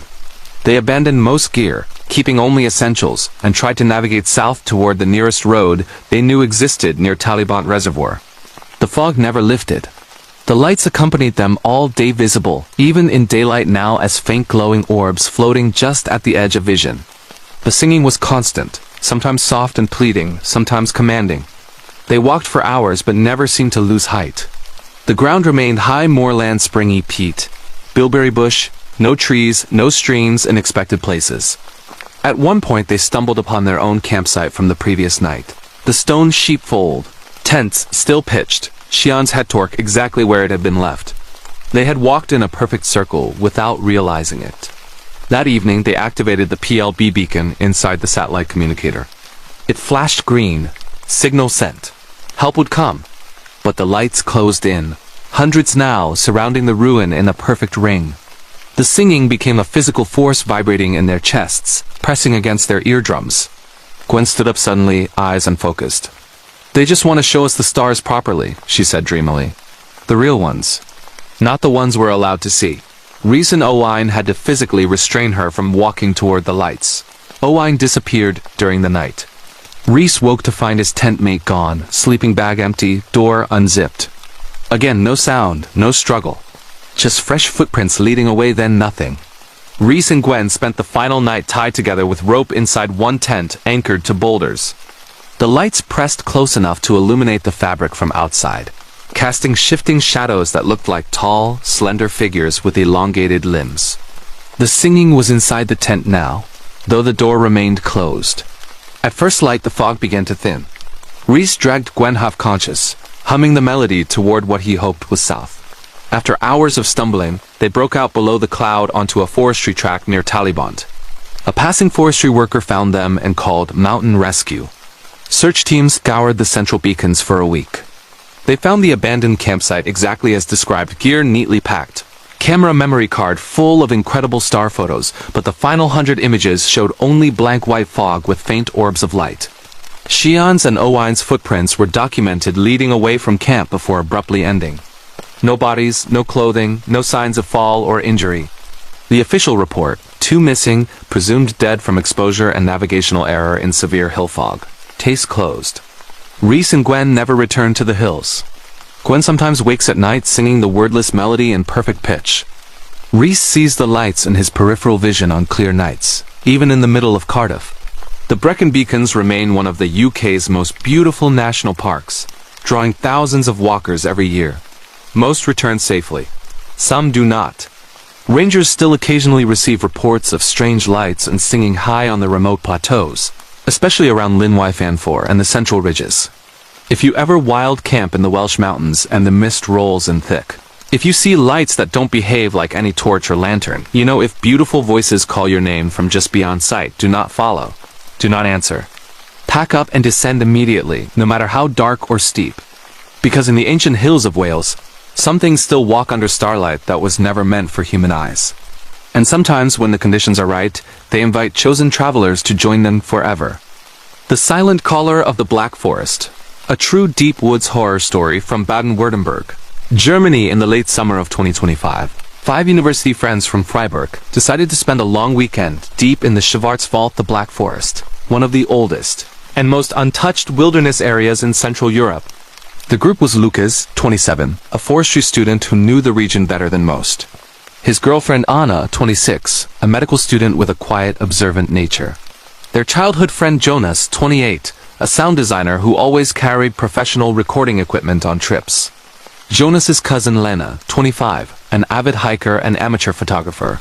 And finally Matthias, 29, the oldest and most cautious of the group, a physics PhD candidate who approached everything with logic and skepticism. They wanted to escape the city, camp completely off-grid, and experience the forest in its purest form. No marked trails, no huts, no other people. They chose an area in the northern Black Forest near the source of the River Brigach, a remote high plateau covered in ancient spruce and fir trees, dotted with hidden moors and small tarns. Few hikers ever ventured there because there were no official paths. No mountain huts, and mobile signal disappeared completely after the first ridge. They parked at a remote forest road near Villingen-Schwenningen on a Thursday evening in August, shouldered heavy packs, and began walking as the sun set behind the hills. Their plan was simple: hike 6 to 8 kilometers into the wilderness, find a suitable clearing near water, camp for 3 nights, and return on Sunday. They left their exact GPS coordinates and planned route with Lucas's parents and the local Bergwacht Mountain Rescue Service. They carried a Garmin InReach satellite messenger for emergencies and promised daily check-ins. The first few kilometers were along an old, overgrown logging track. The forest closed in quickly massive dark trunks rising straight up into a canopy that blocked most of the remaining light. The air was thick with the smell of pine resin and damp moss. Bird calls echoed strangely, as if the trees themselves were speaking. By the time they left the track and began bushwhacking northward, full darkness had fallen. They navigated by headlamp and compass, the beams cutting narrow tunnels through the blackness. After 3 hours, they found a perfect spot, a small clearing beside a dark, peaty stream that bubbled out of a spring. Ancient trees ringed the site like silent guardians. They pitched the 3 tents in a triangle, built a small fire in a pre-existing ring left by previous, rare visitors, cooked dinner, and sat talking until late. The sky above the clearing was a river of stars, unpolluted by any artificial light. Jonas set up his recorder to capture the natural soundscape: wind in the treetops, distant owl calls, the soft rush of water. They went to bed feeling privileged to be in such a wild, untouched place. The first sign that something was wrong came shortly after midnight. Jonas woke to the sound of his own name being spoken clearly, calmly, from just outside his tent. The voice was male, middle-aged, with a slight Swabian accent he didn't recognize. He sat up, heart racing, and listened. Nothing. He unzipped the tent quietly and shone his headlamp around the clearing. Empty. The fire had burned down to glowing embers. The other tents were still. He checked his recorder, which had been running all night. When he played it back on headphones, there it was. His name spoken exactly as he'd heard it, but layered underneath the wind noise, almost hidden. He woke Matthias, who shared his tent. Matthias listened, frowned, and suggested it was probably Lucas or Anna playing a prank from their tent. They went back to sleep uneasily. In the morning, everyone denied calling out. Lucas pointed out that the accent on the recording wasn't any of theirs. They laughed it off as an acoustic trick sound bouncing off the dense trees from far away, perhaps another camper they hadn't seen. The day was spent exploring the surrounding area, following animal trails, discovering a hidden moor with carnivorous sundew plants glistening in the sun, photographing massive old-growth trees whose trunks were wider than 2 people hugging. The forest felt alive around them, peaceful, but watchful. Jonas kept recording. Around midday, while resting on a fallen log, Anna thought she heard faint music string instruments, like a distant violin quartet. No one else heard it. They chalked it up to imagination. That second night, the calling began in earnest. It started with Lena. She woke around 2 a.m. to her mother's voice calling her name softly, repeatedly from the direction of the stream. Her mother, who lived in Munich, and had no idea exactly where they were camping. Lena got up, confused and scared, and walked to the edge of the clearing. The voice stopped the moment she stepped out of her tent. When she returned, Jonas's recorder left running again had captured it perfectly. A woman's voice, warm and familiar, saying, "Lena, calm her, Lena," over and over for nearly a minute. Playback revealed something worse.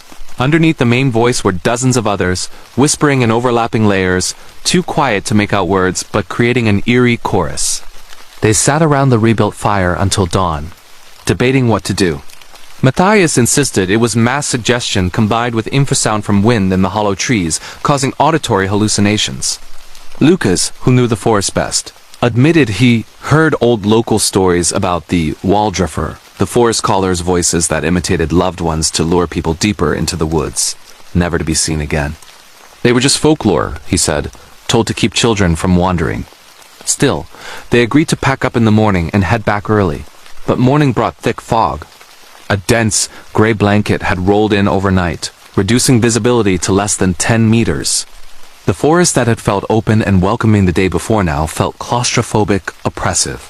Sounds were muffled yet somehow amplified. Every footstep sounded too loud, every branch crack echoed. They packed quickly and began retracing their route south, Lucas leading with compass and GPS. The satellite messenger showed no connection despite clearings where they had brief signal on the way in. The calling continued all day. Each of them heard different voices, parents, siblings, old friends, even deceased grandparents, always just loud enough to be unmistakable, always coming from slightly off their intended path. The voices never shouted, never threatened. They were gentle, inviting. Come this way. It's safer over here. I'm waiting for you. When they tried to ignore them and stick to the bearing, the fog seemed to thicken in that direction, forcing detours. By late afternoon, exhausted and disoriented, they realized they were walking in circles. Familiar landmarks, distinctive lightning-struck tree, a small boggy pond appeared again and again, no matter which way they turned. They made camp in a different clearing as darkness fell, hoping the fog would lift overnight. Jonas's recorder, now on its third battery, captured hours of voices, hundreds of them. Male and female, young and old, speaking German Swabian dialect, even Latin phrases that sounded like fragments of old Catholic liturgy. One voice, clear and close, addressed Lucas directly by his full name and mentioned a private childhood memory. Only he knew something he had never shared with the others. That night, the voices stopped being distant. They came from inside the clearing, from between the tents, from inside the tents themselves. Anna woke to her deceased grandmother whispering directly into her ear. It's peaceful here, Liebling. No more exams. No more stress. Just rest, she screamed, waking everyone. They piled into one large tent together, headlamps on, sitting back to back. The voices surrounded them, now singing a slow, wordless melody in perfect harmony that vibrated through the ground into their bones. Matthias tried to rationalize it as some kind of natural resonance phenomenon. His voice cracked when the singing seamlessly shifted into the exact lullaby his mother used to sing to him as a child, a song no one in the group could possibly know. At 3:33 a.m., according to Jonas's watch, Lena stood up. Her eyes were open but unfocused. They're showing me the way home, she said softly, smiling. A shortcut. Just through the trees. Lucas and Matthias grabbed her and tied her gently to a tree inside the tent circle with paracord for her own safety.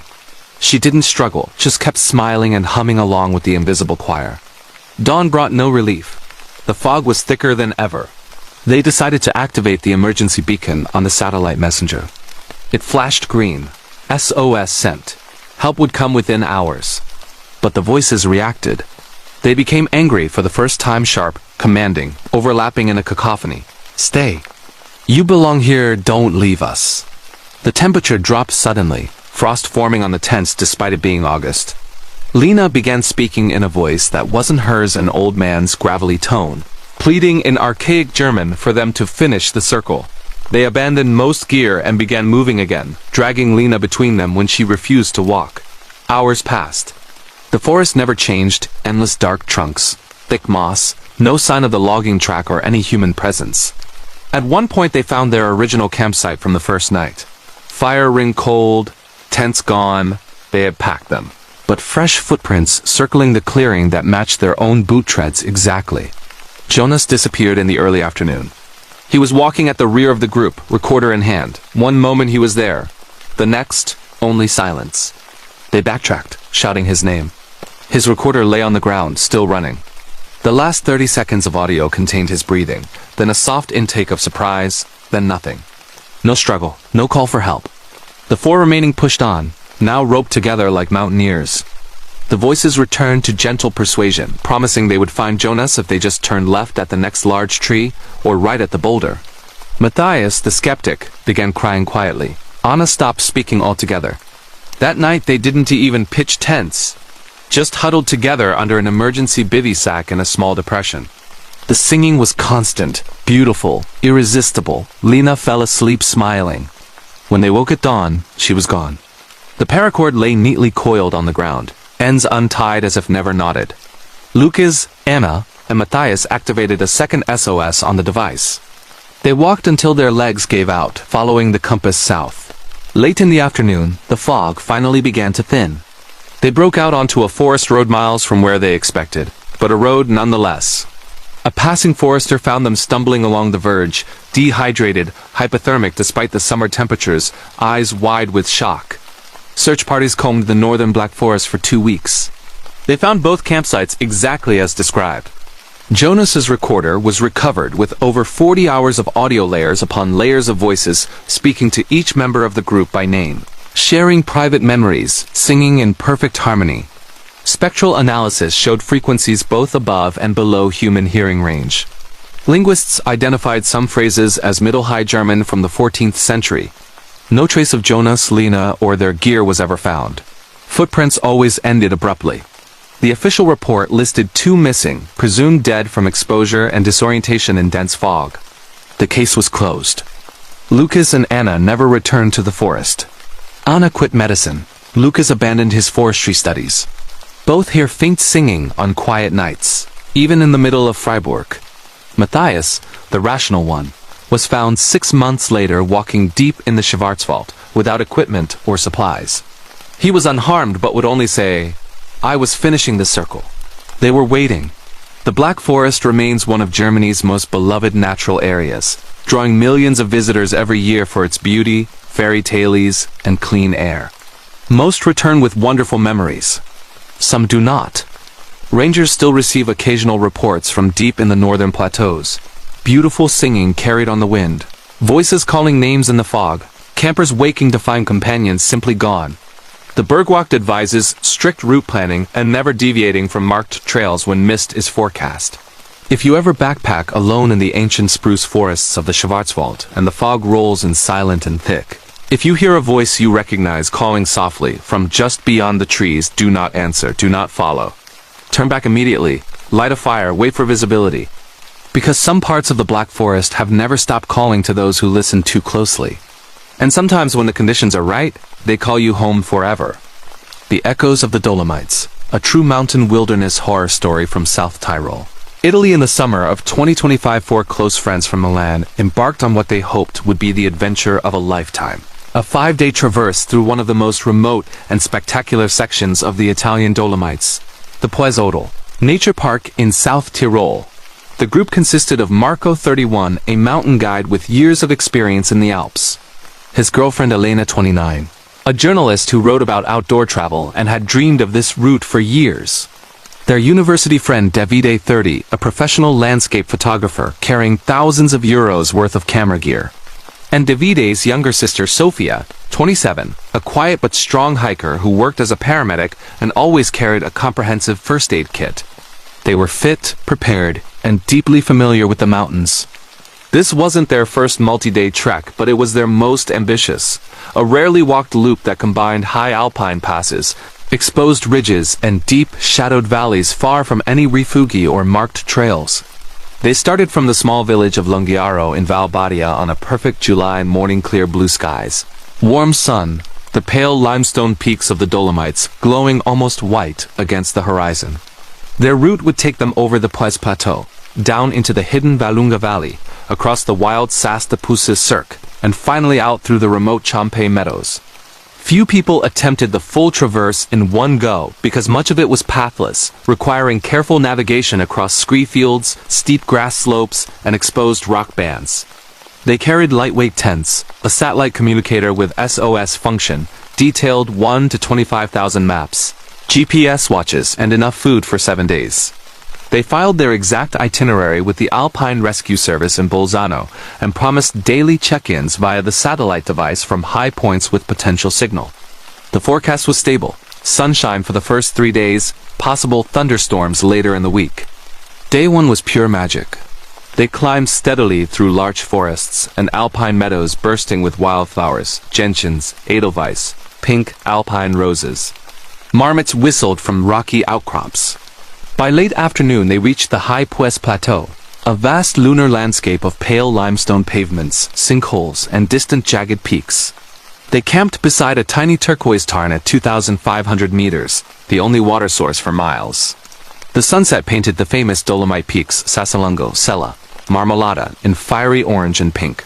Davide took hundreds of photos. They cooked pasta on a small stove, drank red wine from lightweight flasks, and watched the stars emerge in a sky untouched by light pollution. Elena read aloud from an old guidebook about local Ladine legends, stories of the Anguana, water spirits who lived in mountain lakes and sometimes sang to lonely travelers. They laughed, took a group photo under the Milky Way, and slept deeply. The first whisper of something wrong came on the morning of day 2. They woke to a thin layer of high cloud, but nothing concerning. As they crossed the empty plateau toward the Forcella de Pucha Pass, Sophia stopped suddenly. "Did you hear that?" she asked. The others paused. Far below in the valley they had left behind, a voice was calling, faint but unmistakable. It sounded like Marco's name, spoken in his mother's voice. They all heard it clearly, carried impossibly far on the still mountain air. Marco laughed nervously. "Echoes are weird up here," he said. "Sound travels for kilometers in these basins." They continued, but the calling followed them sporadically, all morning, different voices each time.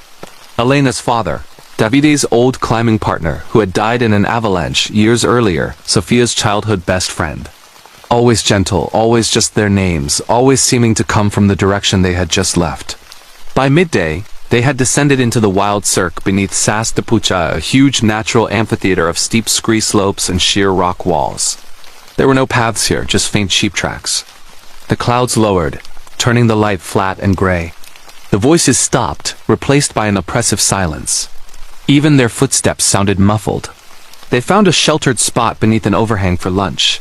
Davide set up his camera for a time-lapse. When he reviewed the footage later that night, something inexplicable appeared. In several frames, a pale figure stood motionless on a distant ridge, too far away to be seen with the naked eye but clear in the high-resolution zoom. The figure wore old-fashioned climbing clothing, knickerbockers, wool jacket, no helmet, and faced directly toward their location. They pressed on, climbing a steep grass gully to regain the ridge. At the top, the weather changed abruptly. A cold wind sprang up, clouds boiled over the peaks, and within minutes they were engulfed in thick mountain fog. Visibility dropped to 5 meters. Marco took point with compass and altimeter. The others roped together with a short cord for safety on the exposed terrain. Navigation became slow and tense. The satellite device showed no signal. The voices returned closer now, sometimes seeming to come from ahead rather than behind. Always calling their names, always in voices they knew intimately. Elena heard her late grandmother singing a Latin lullaby from childhood. Sophia heard patients she had lost on the job begging for help. They reached what they believed was the Chompe saddle by late afternoon and began descending into the next valley. The fog never lifted. The ground felt wrong, too steep in places, too flat in others. Features on the map didn't match reality. By dusk, they were exhausted and still hadn't found flat ground for camping. They finally located a small grassy ledge beside a trickle of water and pitched their 2 tents as rain began to fall. That night the voices were constant, soft, overlapping, surrounding the camp like an invisible crowd. Davide's time-lapse camera, left running outside, captured orbs of pale light drifting slowly across the frame, too deliberate for lens flares or insects. Day 3 brought no improvement in the weather. Heavy mist, intermittent rain, and a cold that seeped into their bones despite summer temperatures. They sent their scheduled OK message from a brief moment when the satellite device caught a faint signal. "All good. Slow progress in fog. Still en route." The reply came hours later. Received. Thunderstorms forecast tonight. Seek shelter. They tried to descend toward the Valunga Valley floor where they knew there were forest roads. But the terrain fought them. Gullies appeared where none should be. Ridges led in circles. The voices grew more persuasive. "You're almost there. Just a little farther, we're waiting to help." Around midday they stumbled upon something impossible. An old stone hut, half collapsed, not marked on any map. The door hung open. Inside were signs of recent use, fresh ashes in the hearth, a modern energy bar wrapper, a journal in German dated 1987 describing the same experiences. Fog that never lifts, voices calling names, group members walking away calmly and vanishing. The last entry read, "They say if we stay here tonight, the way out will appear tomorrow." "We are so tired." They left quickly, unsettled. Hours later, in a moment of clearer visibility, Davide spotted movement on a parallel ridge. 4 figures walking at the same pace, mirroring their movements exactly. When he pointed them out, the figures vanished into the mist. The group stayed roped together after that. That evening they found another ledge and camped. The thunderstorm arrived with fury lightning, illuminating the fog in strobing white flashes, thunder echoing endlessly off the rock walls. Between crashes, the voices sang in perfect harmony, a wordless melody that seemed to come from inside their heads as much as outside. Sophia recorded audio on her phone. Playback revealed not only thunder, but layered chanting in Latin dialect prayers or invocations none of them understood. At 2:47 a.m., Elena sat up suddenly. "They're showing me the safe way down," she said calmly. "There's a path just over the next rise.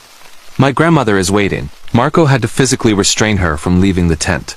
They tied themselves together inside the fabric walls. Dawn on day 4 brought heavier rain and denser fog. The satellite device could no longer connect. They abandoned plans to complete the loop and aimed solely for escape straight down any drainage toward the valley bottom. The voices were intimate now, whispering private memories. First kisses, childhood fears, regrets over lost loved ones. Davide heard his deceased climbing partner forgiving him for the avalanche that wasn't his fault. Tears streamed down his face as he walked. Sofia disappeared in the early afternoon. She was walking second in line, rope connected to Marco ahead and Davide behind. One moment the rope was taut. The next it lay slack on the ground, neatly cut with a clean blade, though none of them carried anything sharp enough. No cry, no struggle. Just her pack left sitting upright on a rock, camera still on tripod, pointed toward a blank wall of fog. They searched for hours, firing emergency flares into the cloud. Nothing. The 3 remaining activated the SOS beacon. It flashed confirmation. Signal sent. Help would come. But the voices celebrated. They became joyful, welcoming. One has come home. The rest will follow. Soon, the fog pulsed with pale light, as if glowing from within. Marco saw figures standing just beyond visibility, tall, slender, dressed in antique mountain gear beckoning. That night they didn't sleep. They huddled in one tent, headlamps on full, knives out. The singing was triumphant, vibrating through the rock itself. Davide stood up at 3:33 a.m. "I understand now," he said peacefully. "We were meant to stay." Marco and Elena wrestled him down and tied him with every cord they had left. Morning of day 5, the rain stopped. The fog thinned just enough to reveal they were nowhere near the valley floor, still high on an unfamiliar ridge with impossible geography. They dragged Davide between them and began moving again. Late afternoon brought a miracle. A sudden gap in the cloud. A glimpse of green valley far below. The distant sound of cowbells. They descended recklessly, sliding on scree, falling, cutting hands and knees. A farmer found them stumbling onto a forest road near Selva Gardena just before dark 5 days after their planned return, miles from where search parties had been looking. Dehydrated, hypothermic, in psychological shock. Rescue teams searched the entire Puezotal for 10 days. They found both campsites, gear abandoned exactly as described. Davide's camera memory card contained thousands of photos, the last sequence showing pale figures standing inches from the lens during the thunderstorm night, faces blurred but smiling. Sofia's audio recordings held hours of layered singing in ancient Ladin, translated later by folklorists as welcoming songs for the dead returning to the mountains. No trace of Sofia was ever found.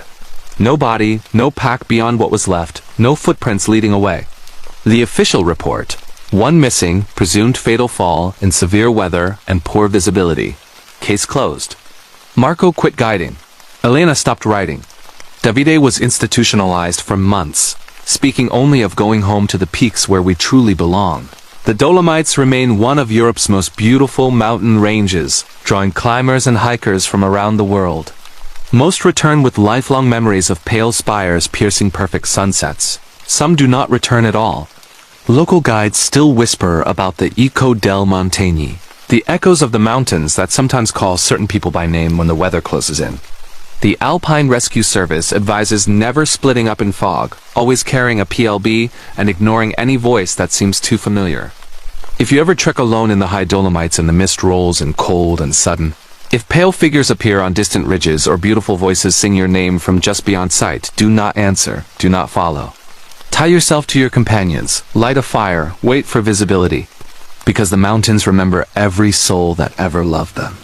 And sometimes when the clouds descend and the world goes silent, they call their favorites home forever.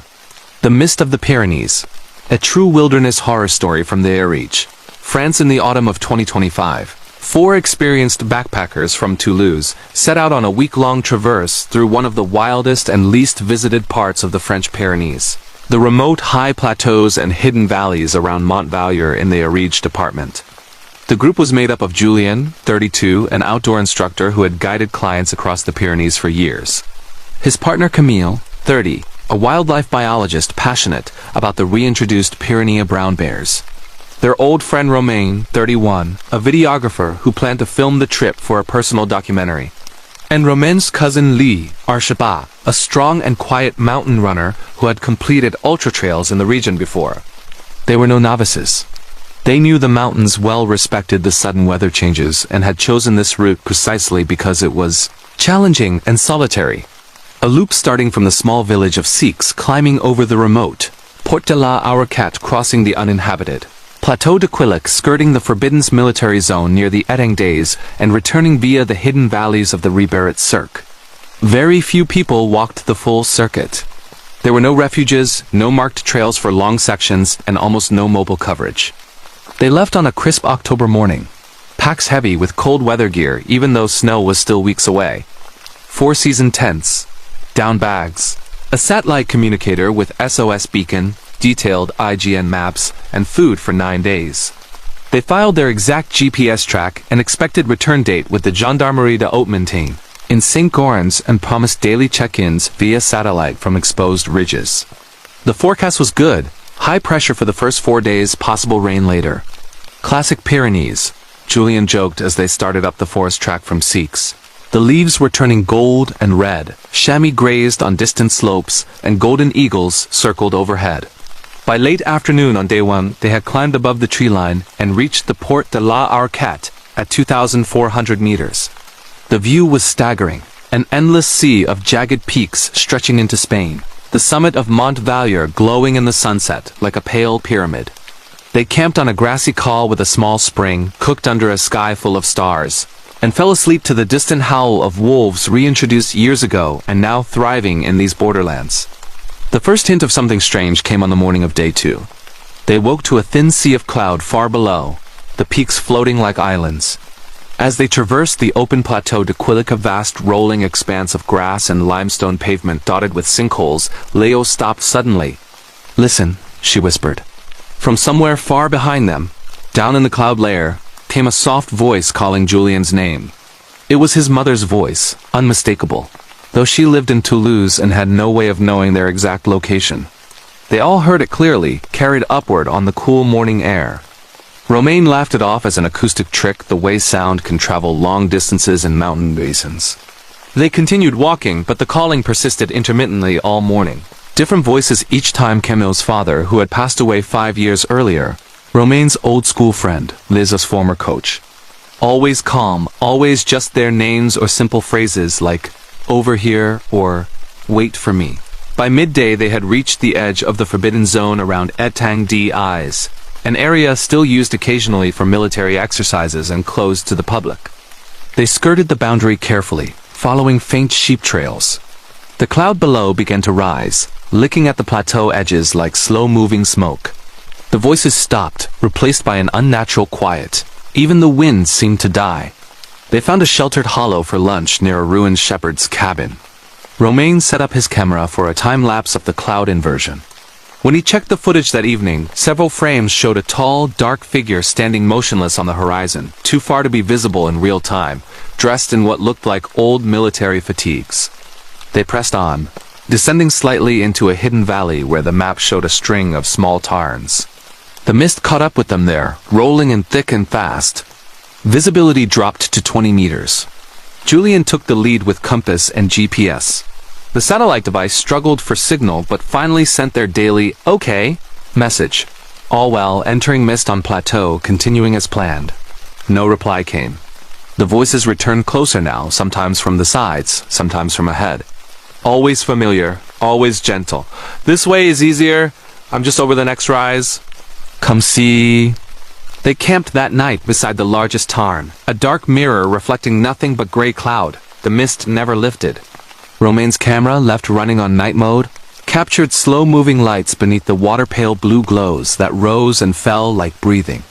They told themselves it was bioluminescence or reflected starlight, though no stars were visible. Day 3 dawn, if it could be called dawn in the same impenetrable mist. Cold, damp, and silent. They packed and began the long traverse toward the Ribéret Cirque, aiming to drop below the cloud layer into the forest far below. Navigation was slow. pacing distances, checking bearings every 100 meters, calling out to stay in voice contact. The voices accompanied them all day, weaving through the fog like threads. Camille heard her father telling her about bear tracks. He'd seen tracks that weren't there when she looked. Lee heard her coach praising her pace, urging her to run ahead. Just a little farther. They stayed roped together with a short line. Around midday, they found something that stopped them cold. A perfect circle of stones, about 5 meters across, hidden in a shallow depression. In the center lay modern objects, 2 backpacks, a walking pole, a GoPro camera still blinking red as if recording, and a journal in French dated 2019. The writer described identical experiences. Mist that never lifts.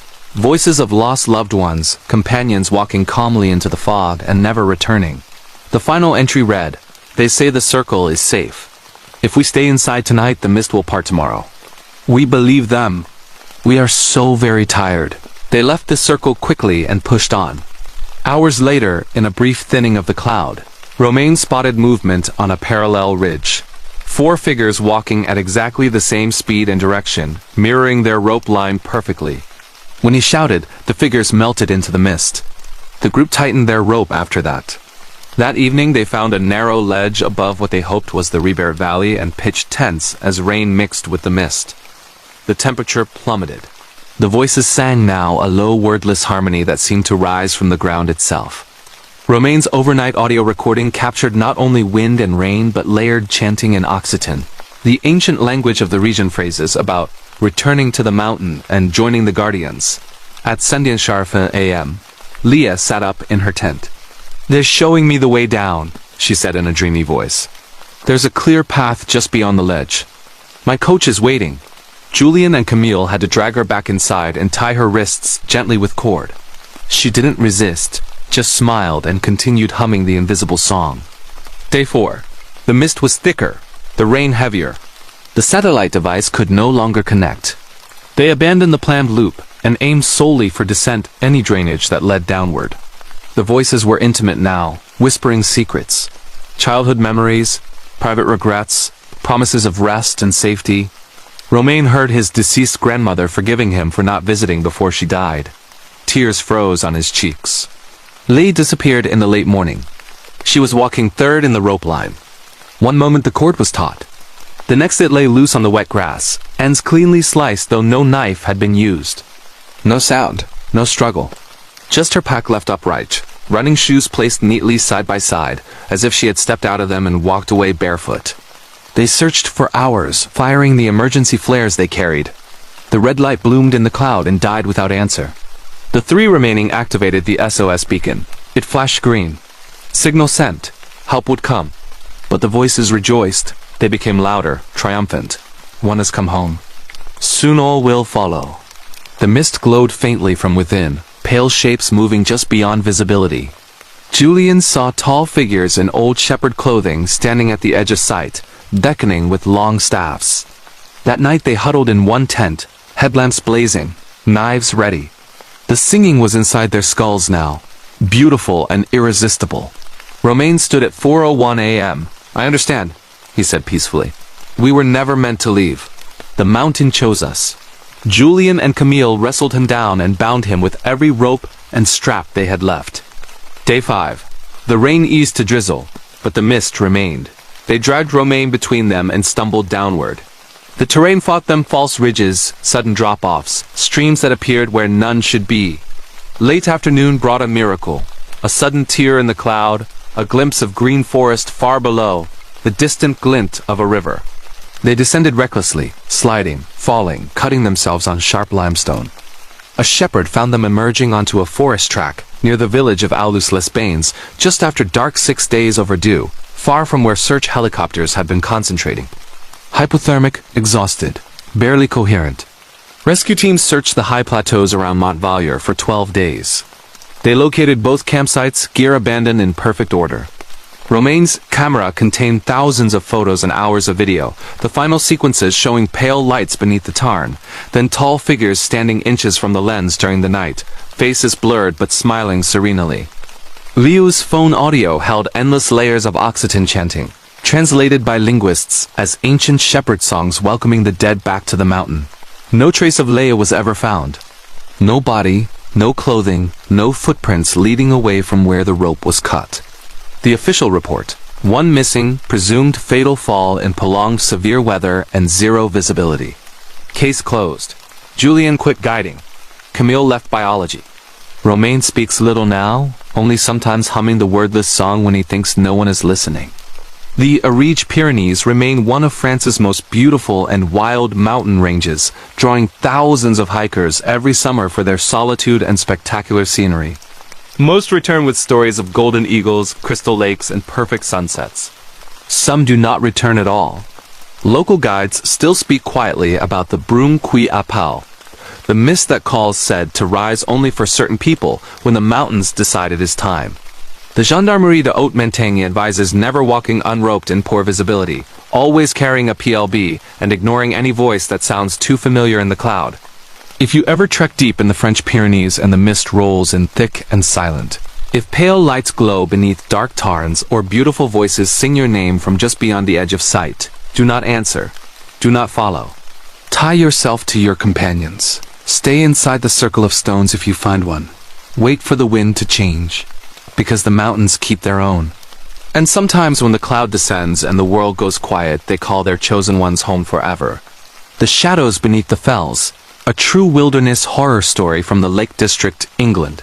In the late autumn of 2025, 5 friends from Manchester decided to undertake a challenging wild camping expedition deep in the heart of England's Lake District National Park, an area renowned for its stunning beauty, but also for its remote, rugged fells where people occasionally vanish without explanation.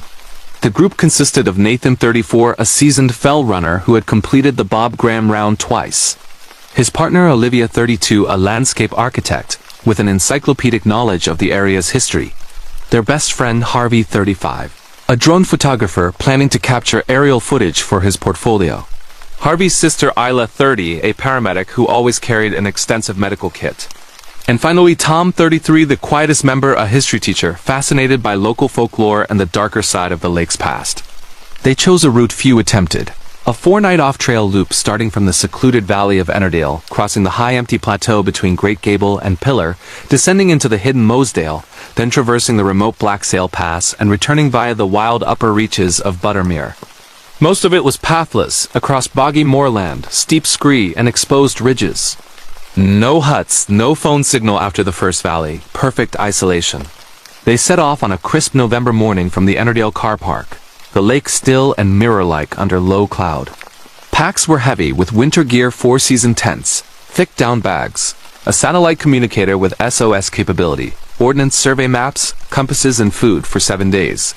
They registered their route with the Lake District Search and Rescue Association and promised daily satellite check-ins from high points. The forecast was mixed. Dry and clear for the first 2 days, then possible low cloud and rain moving in from the west. Typical lakes weather, Nathan said with a grin as they followed the forestry track along Ennerdale water. Golden bracken covered the slopes. Ravens wheeled overhead, and red deer stags bellowed in the distance. By late afternoon they had left the last trees behind and climbed onto the vast empty expanse of the High-Style Plateau. They camped beside a small tarn at 700 meters, the only water for miles, with panoramic views of Pillar, Scope Fell, and the Scawfells glowing in the setting sun. Harvey launched his drone for sunset shots. They cooked over a tiny stove, shared stories around LED lanterns, and slept under a sky thick with stars. The first indication that something was off came just after midnight on the second night. Isla woke suddenly to the sound of footsteps outside her tent, slow, deliberate crunching on frosty grass circling the camp. She whispered to Olivia, who was sharing the tent. They listened together. The footsteps stopped directly outside their door, then silence. Isla unzipped the flap and shone her headlamp. Nothing. No tracks in the frost beyond their own boot prints from earlier. Harvey, in the next tent, had heard it too and was already recording audio on his phone. When they played it back in the morning, faint whispers were audible beneath the wind. Overlapping voices, too low to make out words, but with a rhythmic, almost chanting quality. They laughed it off as wind through rocks or distant sheep, though there were no sheep that high. Day 2 was spent crossing the desolate moorland toward Mosedale, a trackless waste of peat hags, hidden bogs, and sudden drop-offs. The cloud lowered throughout the day, turning the light flat and shadows long, Around midday, Tom stopped dead. "Did anyone else hear that?" he asked. From somewhere far back toward Ennerdale came a clear voice calling Nathan's name in his late father's voice, unmistakable even at distance. They all heard it. Nathan's father had died 2 years earlier in a climbing accident on these very fells. Sound can carry strangely in the lakes, they told themselves. Echoes off crags, temperature inversions. They pressed on, but the calling continued sporadically. Different voices, Olivia's grandmother, Harvey's old university flatmate, Isla's childhood dog barking, Tom's pupils from school. Always gentle, always just their names or simple phrases like wait or over here. By late afternoon they reached the head of Mosdale, remote, U-shaped valley almost never visited, hemmed in by steep crags and the looming bulk of Pillar Rock. They found a flat grassy bench beside a stream and pitched camp as the cloud base dropped further. Harvey flew his drone for aerial shots. When he reviewed the footage later, something inexplicable appeared. In several frames, dark figures stood motionless on the skyline, too far to be seen with the naked eye. Dressed in old-fashioned walking gear, tweed jackets, +4s, wooden alpenstocks. They camped that night in thick hill fog. Visibility was down to 30 meters. The satellite communicator managed a brief, "all okay," in cloud on Mosdale message before losing signal again. The footsteps returned closer this time, circling the tents repeatedly. Harvey's overnight audio captured more than wind. Clear whispers in Cumbrian dialect, none of them fully understood, mixed with what sounded like fragments of old hymns. One phrase repeated, "Come back to the fell. You're nearly home." Day 3 brought no break in the weather. Dense fog, drizzle, and a biting wind that found every gap in clothing. Navigation was by compass bearing and pacing alone. The voices were constant now, weaving through the mist like guides. Each person heard different things, loved ones promising warmth just ahead, safety over the next rise, rest if they would only stop walking south. They stayed roped together with paracord. At one point Olivia swore she saw a line of figures in the fog ahead, tall, dark, walking single file along the same bearing. When they reached the spot minutes later, nothing but empty moorland. They stumbled upon something deeply unsettling around midday. A low stone enclosure, almost a miniature stone circle, hidden in a hollow. Inside lay modern items, 3 backpacks, trekking poles, a GoPro still recording, and a notebook dated 1992. The writer described the same experiences. Endless fog, voices of the dead calling names, companions walking calmly into the mist and vanishing. The final entry, "They say if we stay inside the stones tonight, the cloud will lift tomorrow. We believe them. We are so tired." They left quickly and pushed on toward Black Sail Pass, hoping to drop below the cloud into greener valleys. Hours later, in a momentary thinning, Harvey spotted movement on a parallel ridge. 5 figures walking at exactly their pace, mirroring the rope line perfectly. When he shouted, the figures dissolved into the fog. That evening they found a narrow shelf above the pass and camped as sleep began to fall. The temperature plummeted. The voices sang now a low, mournful harmony that seemed to rise from the ground itself. Harvey's drone footage from the afternoon showed pale lights moving beneath the cloud layer, drifting in patterns too organized for mist. Overnight audio captured not only wind but layered voices in Old Westmoreland dialect, prayers or laments about returning to the high places. At 2:58 a.m., Isla sat bolt upright. "They're showing me the safe way down," she said dreamily. "There's a path just over the edge. My dog is waiting." Nathan and Tom had to drag her back inside the tent and tie her gently with every spare cord. She didn't fight, just smiled and hummed along with the invisible choir. Day 4. Sleet turned to wet snow. The fog was thicker than ever. The satellite device could no longer connect. They abandoned the planned return via Buttermere and aimed solely for escape straight down the Black Sail Valley towards civilization. The voices were intimate now, whispering private memories. First climbs, childhood holidays in the lakes, regrets over arguments never resolved. Tom heard his father apologizing for pushing him too hard on the fells as a boy. Tears mixed with sleet on his face.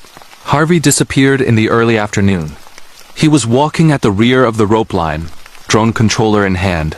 One moment the cord was taut. The next it lay slack on the frozen grass, ends cleanly severed, though no blade had touched it. No sound, no cry. Just his backpack left sitting upright. Drone still hovering 10 meters away before battery died, and it crashed into heather.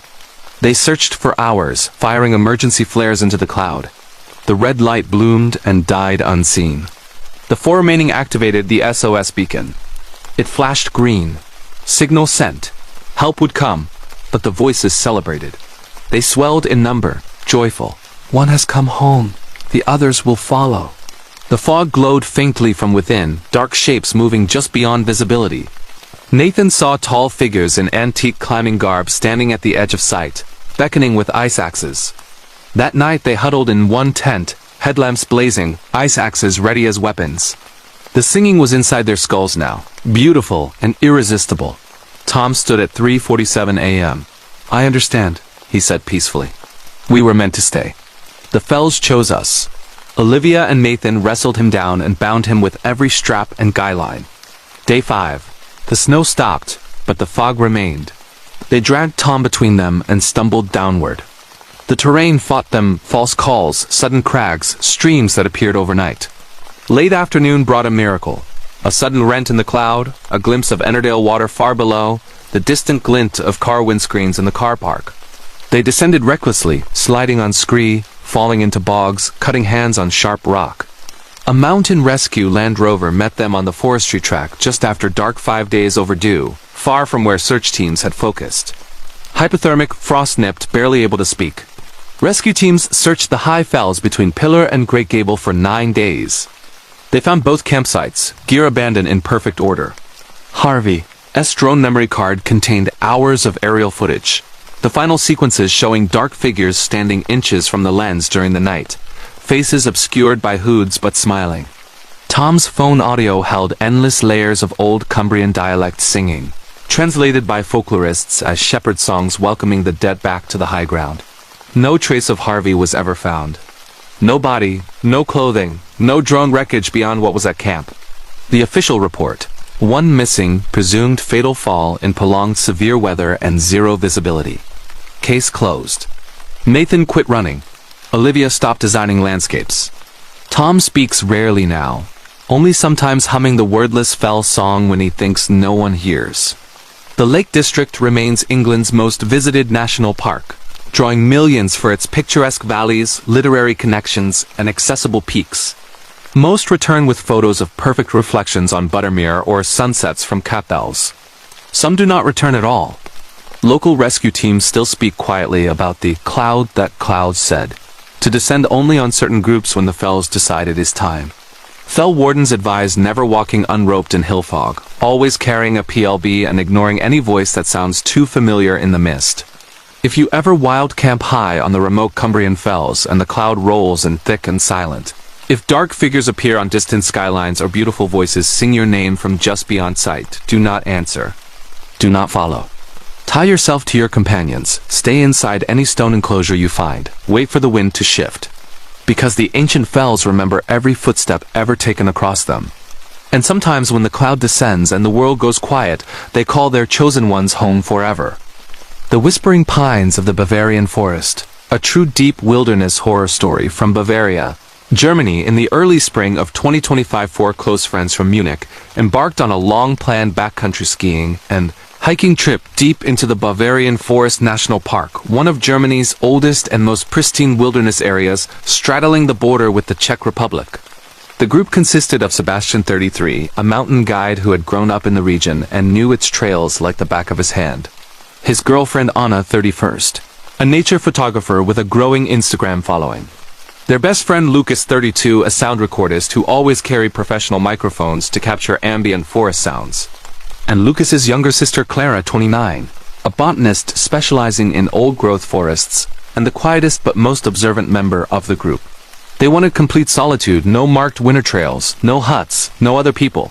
Their plan was a 6-day loop starting from the remote village of Moth, skiing across the high plateau around the Grosser Rachel, descending into the wild valley of the Reschbach, crossing the untouched wilderness around the Lussen Massif, and returning via the hidden Halbachsprang, one of the park's most primeval spruce forests, close to the public in summer to protect lynx and capercaillie, but accessible in winter under strict permit rules. They obtained the necessary backcountry permit from the National Park Administration in Grafenga, filed their exact GPS route and expected return date with the Bergwacht Bayern Rescue Service, and carried a satellite communicator with SOS beacon. Avalanche gear, winter tents, thick sleeping bags, and enough food for 9 days. The forecast was perfect. Cold, clear nights with hard snow cover, sunny days, no major storms expected for the week. They parked at the winter closure gate near Moth on a bright March morning, strapped on touring skis, and skinned up the forest road as the sun rose over frost-covered pines. The air was crisp, the snow sparkled, and golden-crested wrens flitted between branches. By late afternoon on day 1, they had left the last groomed track behind and reached the high plateau near the Rachelsea, a frozen lake at 400 meters surrounded by ancient spruce and fir trees twisted by centuries of wind and snow. They pitched their 2 tents on a sheltered bench above the lake, cooked dinner under a sky blazing with stars, and watched the aurora borealis flicker faintly on the northern horizon, an extremely rare sight that far south. Lucas set up his microphones to record the night soundscape. They went to bed exhilarated, listening to the soft creaking of snow-laden branches. The first sign that something was wrong came around 3 a.m. Clara woke to the sound of soft whispering outside her tent, multiple voices, low and overlapping, speaking in Bavarian dialect too quiet to make out words. She nudged Anna, who woke instantly. They listened together. The whispers circled the camp slowly, pausing at each tent, then moving on. Clara unzipped the door silently and shone her headlamp into the darkness. Nothing. Just endless white snow and black tree trunks disappearing into shadow. No footprints beyond their own ski tracks from earlier. Lucas, in the neighboring tent, had already started recording. When they played it back in the morning, the whispers were clear. Dozens of voices, male and female, young and old, saying names Sebastian, Anna, Lucas, Clara, again and again, gently, as if calling children home from play. They rationalized it as wind through the dense spruce canopy creating vocal illusions, a known phenomenon in old forests. Day 2 was spent skiing across the vast, empty plateau toward the Lusson, a rolling landscape of snow-drifted bogs and stunted trees. The sun was brilliant, the snow perfect for touring. Around midday, Anna stopped suddenly. From far back toward the Rachelsea came a clear voice calling Sebastian's name in his late grandmother's voice, unmistakable even at distance. She had died when he was a child, and her thick Bavarian accent was unforgettable. They all heard it. Sebastian's face went pale. Sound can travel kilometers in cold, still air, they told themselves. Perhaps another group far away. But they knew no other permits had been issued for that section that week. The calling continued sporadically all afternoon. Different voices: Clara's father, Lucas's old music teacher, Anna's childhood friend who had died in a car accident. Always gentle, always inviting. Come her, we're Wharton. Come here, we're waiting. They reached the northern flank of the Lusson by dusk, and found a sheltered clearing in a stand of ancient spruce to camp. Lucas's overnight recording captured more than wind. Clear whispers in old Bavarian dialect, mixed with what sounded like fragments of folk songs from the 19th century. One phrase repeated, Bleib bei uns, der Wald braucht Juka. Stay with us, the forest needs you. Day 3 brought a change in weather. High cloud moved in from the west. The temperature rose slightly, and a faint mist began forming in the valleys below. They skied down into the wild Reschbach Valley, a deep, narrow gorge almost never visited in winter, hemmed in by steep spruce-covered slopes. The mist rose to meet them, reducing visibility to 100 meters. The voices returned closer now, sometimes seeming to come from the trees themselves. Always familiar, always calm. Clara heard her father telling her about rare mosses growing just off their route. Lucas heard his teacher praising a piece he had composed as a teenager. They stayed close together, navigating by GPS and compass. They camped that night beside the frozen Reschbach stream in a small clearing ringed by massive old trees. The mist thickened into fog. Lucas's microphones picked up footsteps in the snow, slow, deliberate, circling the camp all night long. When they checked in the morning, there were no tracks. The satellite communicator managed a brief, all okay in mist, continuing message before losing signal completely. Day 4. The fog was dense, the snow softening under the warmer air. Navigation became slow and careful. The voices were constant now, weaving through the trees like guides. Each person heard deeply personal things, memories no stranger could know, promises of safety if they would just turn left or right. They roped their skis together with cord for safety on hidden slopes. At one point, Sebastian saw figures in the fog ahead, tall, dark silhouettes in old-fashioned wool clothing, carrying wooden skis and lanterns. When they reached the spot minutes later, nothing but empty snow.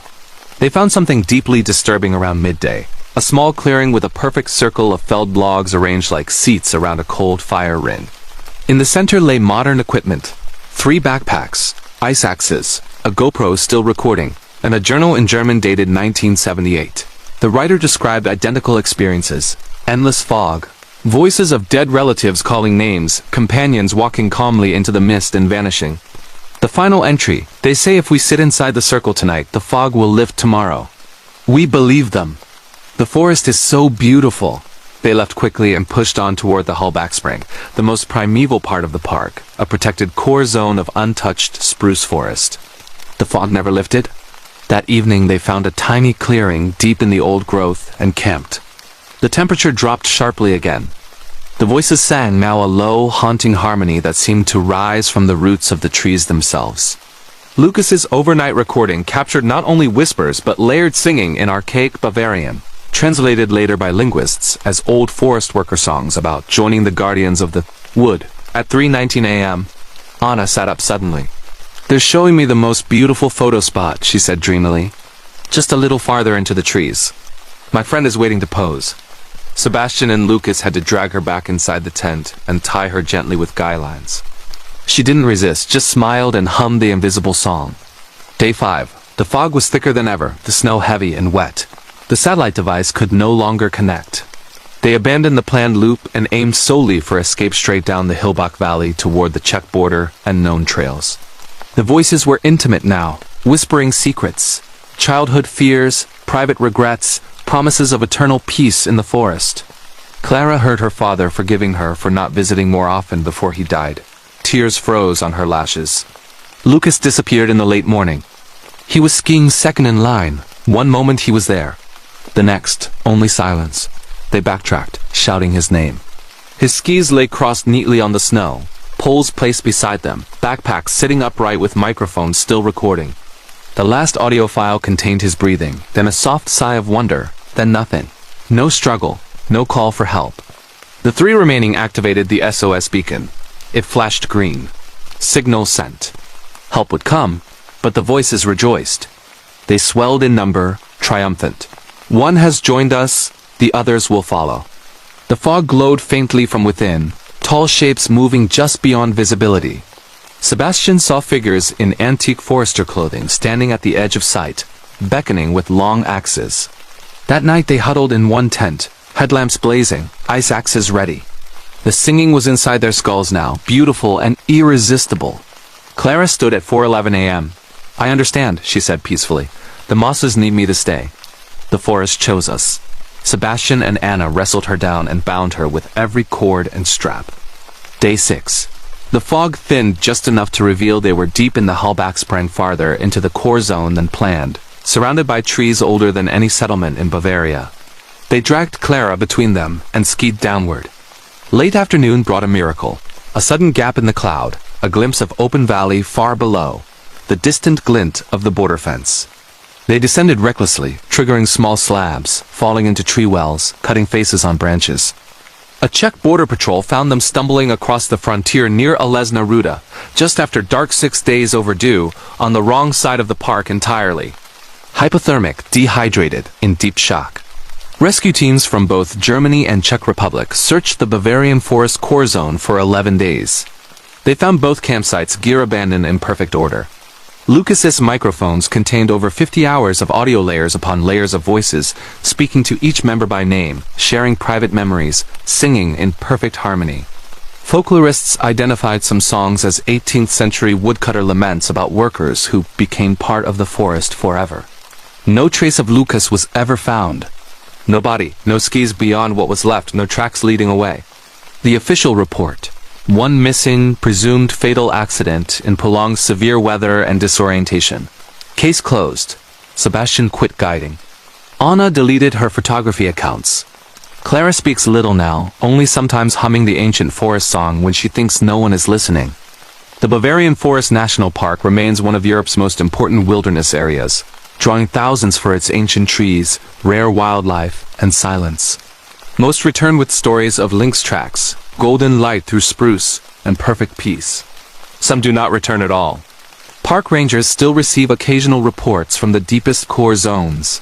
Beautiful singing carried through the fog, voices calling names in old dialect, skiers waking to find companions simply gone. The Bergwacht advises strict route adherence in winter mist, always traveling roped, and ignoring any voice that sounds too familiar among the trees. If you ever toured deep in the Bavarian forest, and the fog rolls and cold and silent, if pale lights glow between dark trunks or beautiful voices sing your name from just beyond sight, do not answer.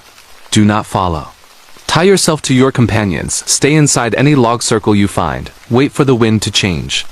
Because the oldest forests remember every soul that ever walked beneath their branches. And sometimes when the mist descends and the world goes quiet, they call their chosen ones home forever. The Shadows of the Cairngorms, a true wilderness horror story from the Scottish Highlands, United Kingdom. In the late autumn of 2025, four experienced hillwalkers from Glasgow set out on a challenging 5-day, wild camping traverse through one of the most remote and unforgiving parts of the Cairngorms National Park in the Scottish Highlands. The vast empty plateau between Ben Macdui and Breriac, known as the Moana Machar.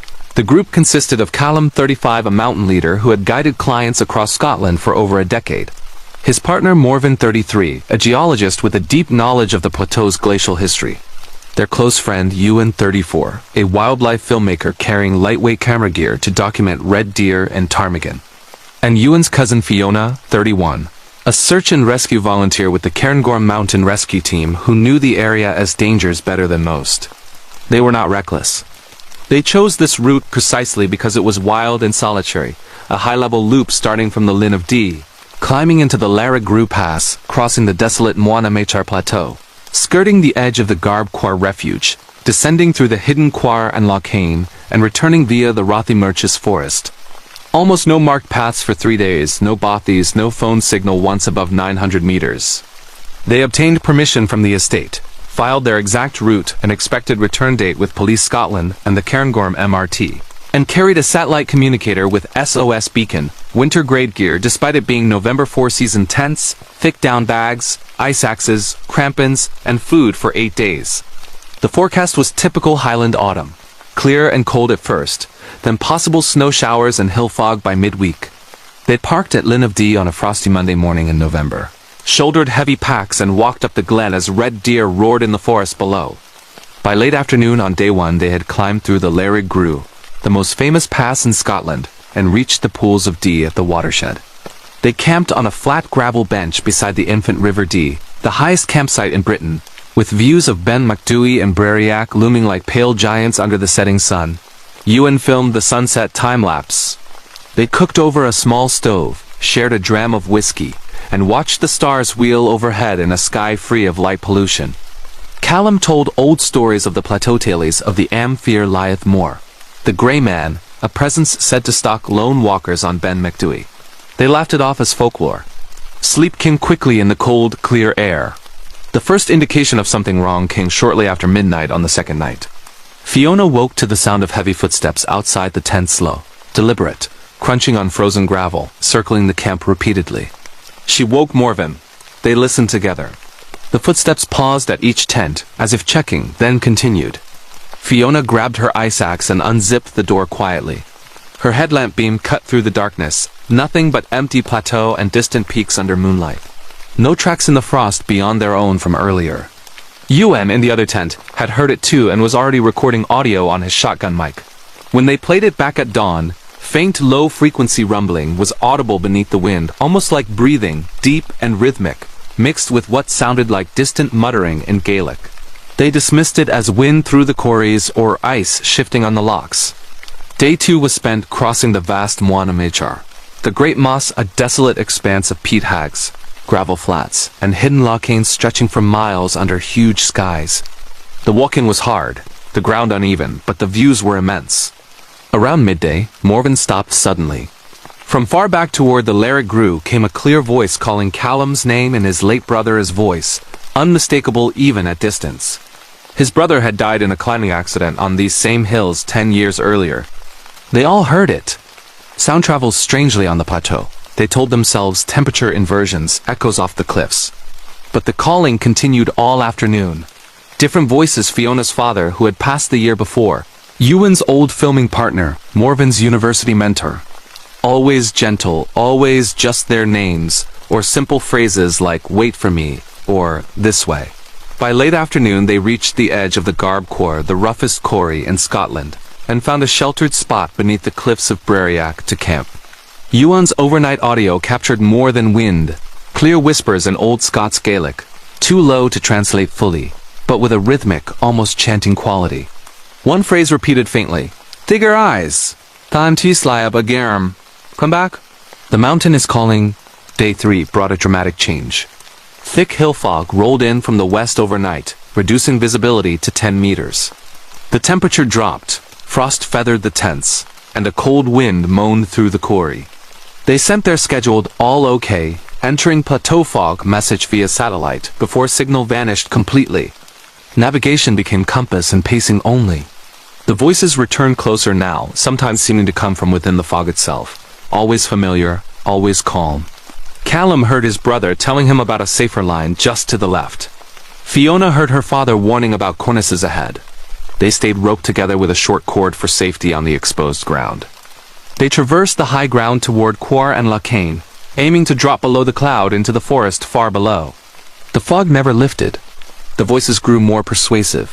Promises of warmth just over the next rise, shelter if they would only stop walking east. At one point, Ewan saw a tall figure in the mist ahead, gray, indistinct, towering over the boulders. When they reached the spot minutes later, nothing but bare rock. They found something chilling around midday. A small cairn not marked on any map, surrounded by a perfect circle of flat stones. In the center lay modern Gear 2 backpacks, an ice axe, a Garmin InReach still blinking, and a notebook dated 1984.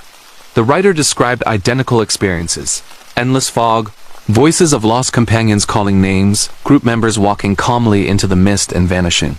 The final entry: they say if we stay inside the circle tonight, the cloud will part tomorrow. We believe them. The mountain is so quiet. They left quickly and pushed on. Hours later, in a brief thinning of the cloud, Callum spotted movement on a parallel ridge. 4 figures walking at exactly their pace, mirroring the rope line perfectly. When he shouted, the figures dissolved into the fog. That evening they found a narrow ledge in Quar and Lachane, and camped as snow began to fall lightly. The temperature plummeted to -10. The voices sang now a deep, resonant harmony that seemed to vibrate through the rock itself. Ewan's overnight recording captured not only wind but layered chanting in ancient Gaelic, translated later by a linguist as invocations to the old mountain spirits. At 3:06 a.m., Morven sat up suddenly. "They're showing me the perfect geological section," she said dreamily. "Just a little farther up the quarry. My mentor is waiting." Callum and Fiona had to drag her back inside the tent and tie her gently with guy lines and slings. She didn't resist, just smiled and hummed the invisible song. Day 4. Snow turned heavier, the fog denser. The satellite device could no longer connect. They abandoned the planned descent through Rothimerches and aimed solely for escape straight down any feasible line into Glen Inich. The voices were intimate now, whispering private memories. First summits together, childhood holidays in the Highlands, regrets over words unsaid to lost loved ones. Fiona heard her father forgiving her for missing his last days in hospital. Tears froze on her face. Ewan disappeared in the early afternoon. He was walking third in the rope line. One moment the cord was taut. The next it lay slack on the fresh snow, ends cleanly severed though no blade had touched it. No sound, no cry. Just his backpack left upright, camera on tripod pointed toward blank white fog, still recording. They searched for hours, firing emergency flares into the cloud. The red light bloomed and died unseen. The 3 remaining activated the SOS beacon. It flashed green. Signal sent. Help would come. But the voices celebrated.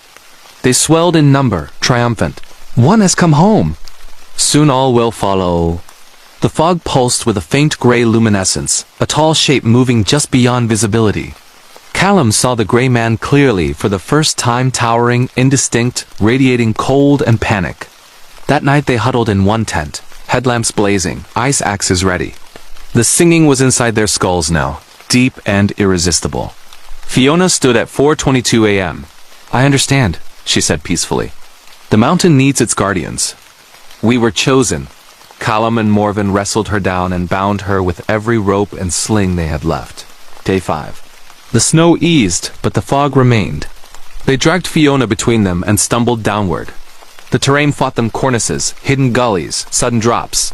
Late afternoon brought a miracle.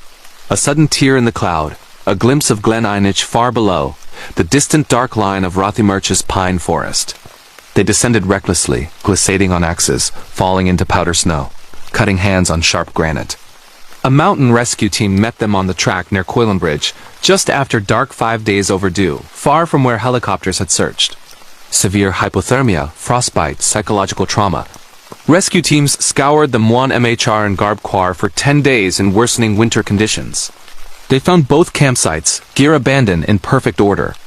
UN's camera contained hours of footage, the final sequences showing a tall gray figure standing inches from the lens during the night, face obscured but radiating presence. Fiona's phone audio held endless layers of ancient Gaelic chanting, translated as calls to join the watchers of the high places. No trace of Ewan was ever found. No body, no camera beyond what was at camp, no tracks leading away from where the rope was cut.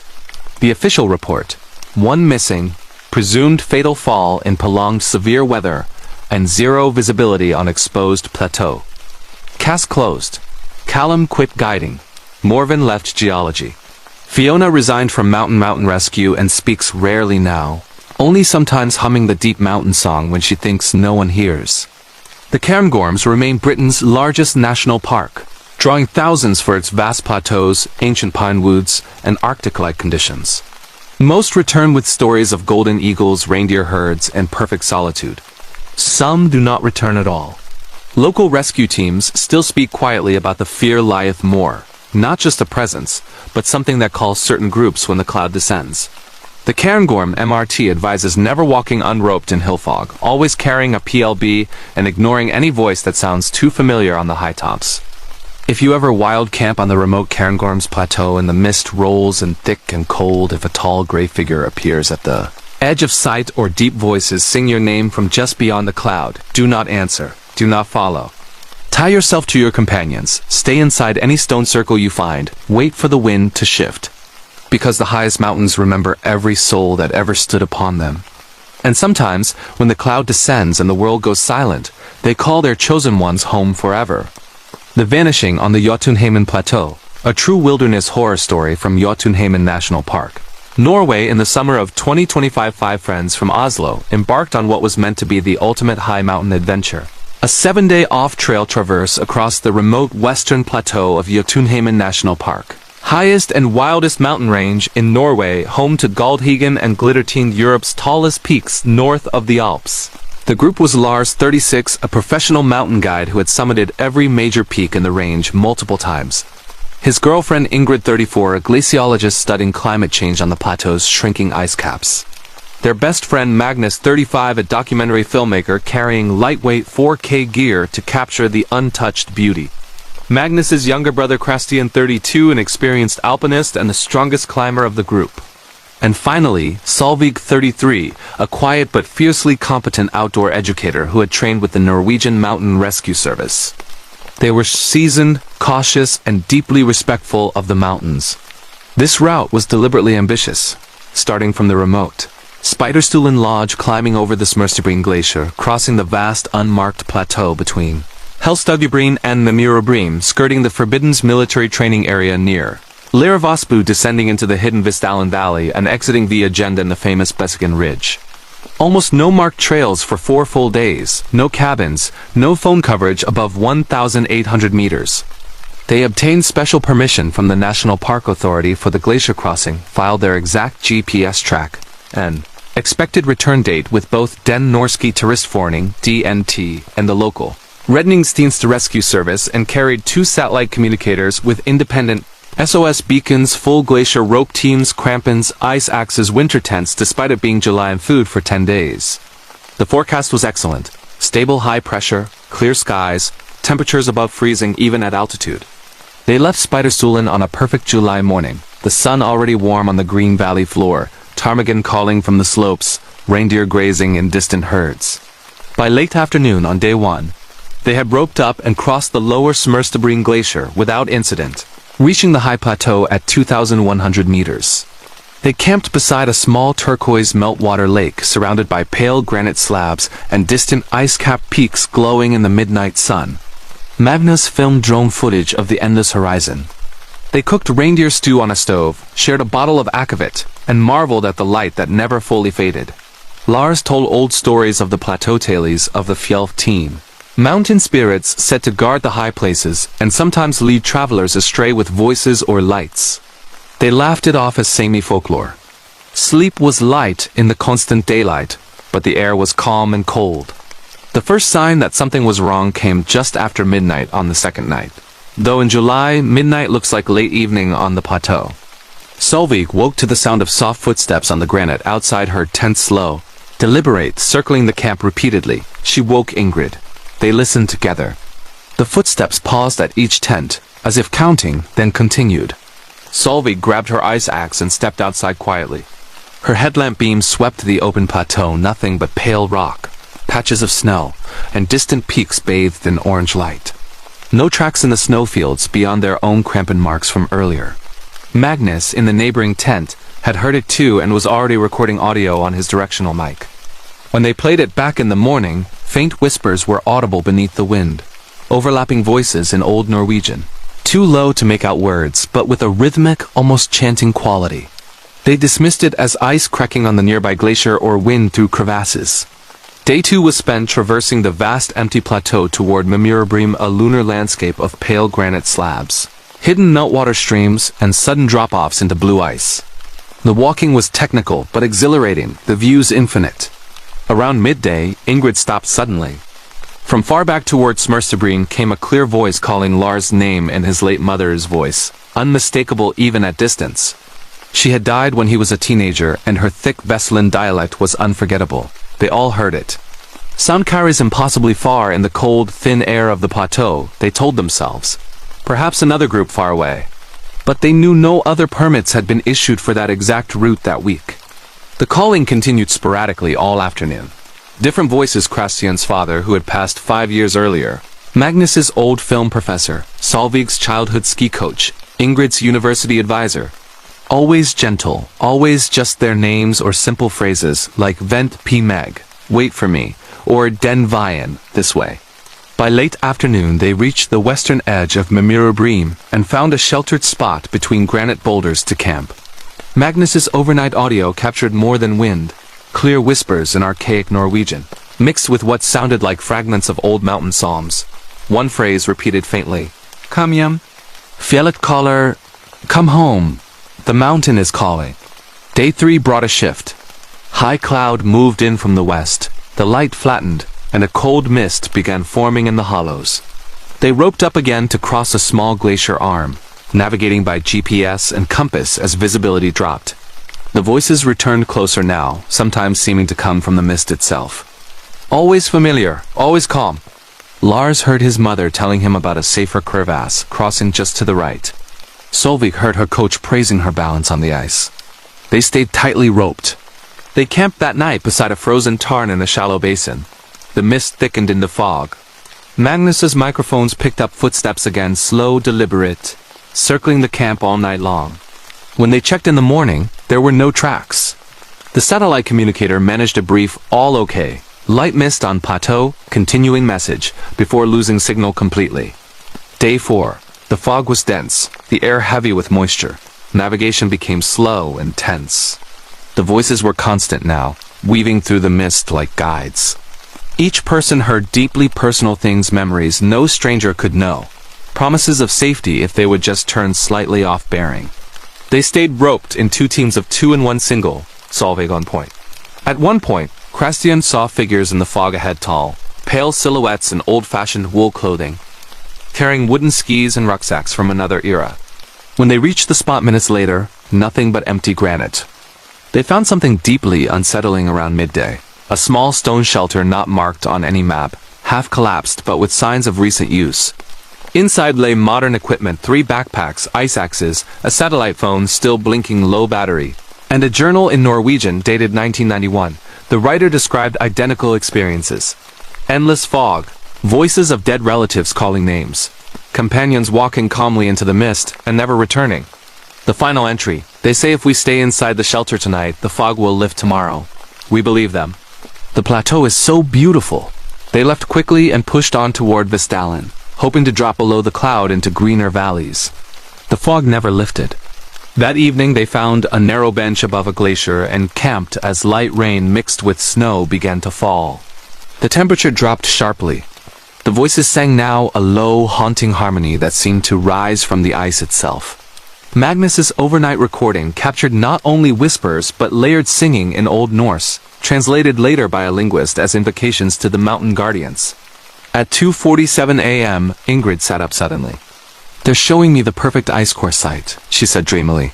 "Just a little farther across the glacier. My advisor is waiting." Lars and Magnus had to drag her back inside the tent and tie her gently with the glacier ropes. She didn't resist, just smiled and hummed the invisible song. Day 5. Snow turned heavier, the fog denser. The satellite devices could no longer connect. They abandoned the planned descent through Vistalen and aimed solely for escape straight down any feasible line toward Lervasbu. The voices were intimate now, whispering secrets. Childhood summers in the mountains, private regrets, promises of eternal peace on the high plateau. Magnus heard his professor forgiving him for abandoning a film project years ago. Tears froze on his beard. Krastian disappeared in the late morning. He was walking at the rear of the second rope team. One moment he was there. The next, only silence. They backtracked, shouting his name into the whiteout. His rope lay neatly coiled on the snow, ends untied as if never fastened, ice axe placed upright like a marker. The last audio file on Magnus's recorder contained Krastian's breathing, then a soft sigh of wonder, then nothing. No struggle, no call for help. The 4 remaining activated both SOS beacons. They flashed green. Signals sent. Help would come. But the voices rejoiced. They swelled in number, triumphant. One has come home. The others will follow. The fog glowed faintly from within, tall pale shapes moving just beyond visibility. Lars saw the Fjoltein clearly for the first time, tall, slender figures in antique clothing, beckoning with long staffs. That night they huddled in one tent, headlamps blazing, ice axes ready.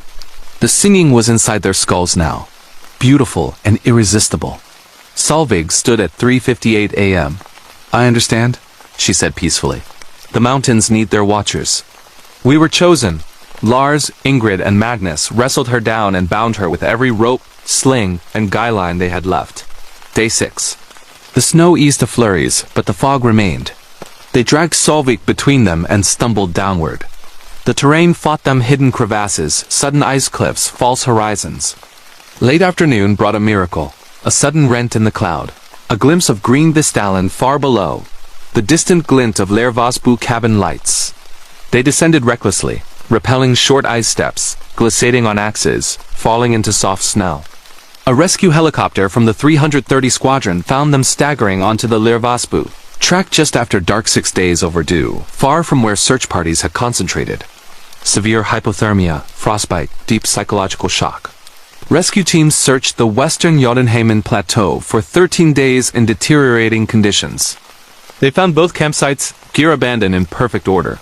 Magnus. S camera contained thousands of photos and hours of video, the final sequences showing tall, pale figures standing inches from the lens during the night, faces blurred but radiating calm welcome.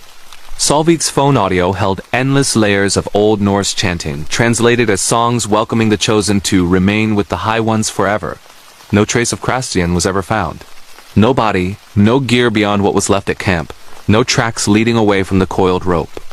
The official report: 1 missing, presumed fatal crevasse fall in prolonged severe weather and 0 visibility on remote plateau.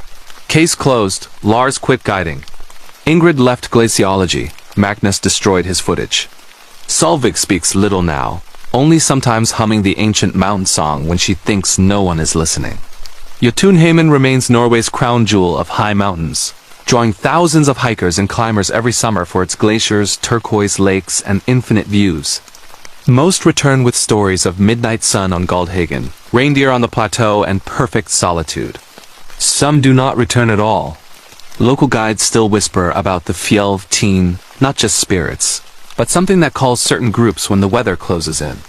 The Norwegian rescue services advise never walking unroped on glaciers in poor visibility, always carrying dual PLBs, and ignoring any voice that sounds too familiar above 2,000 meters. If you ever traverse the high Jotunheimen Plateau and the mist rolls in thick and cold, if pale lights glow between granite slabs or beautiful voices sing your name from just beyond sight, do not answer. Do not follow. Tie yourself to your companions. Stay inside any stone shelter you find. Wait for the wind to change. Because the highest mountains remember every soul that ever crossed their backs. And sometimes, when the cloud descends and the world goes silent, they call their chosen ones home forever.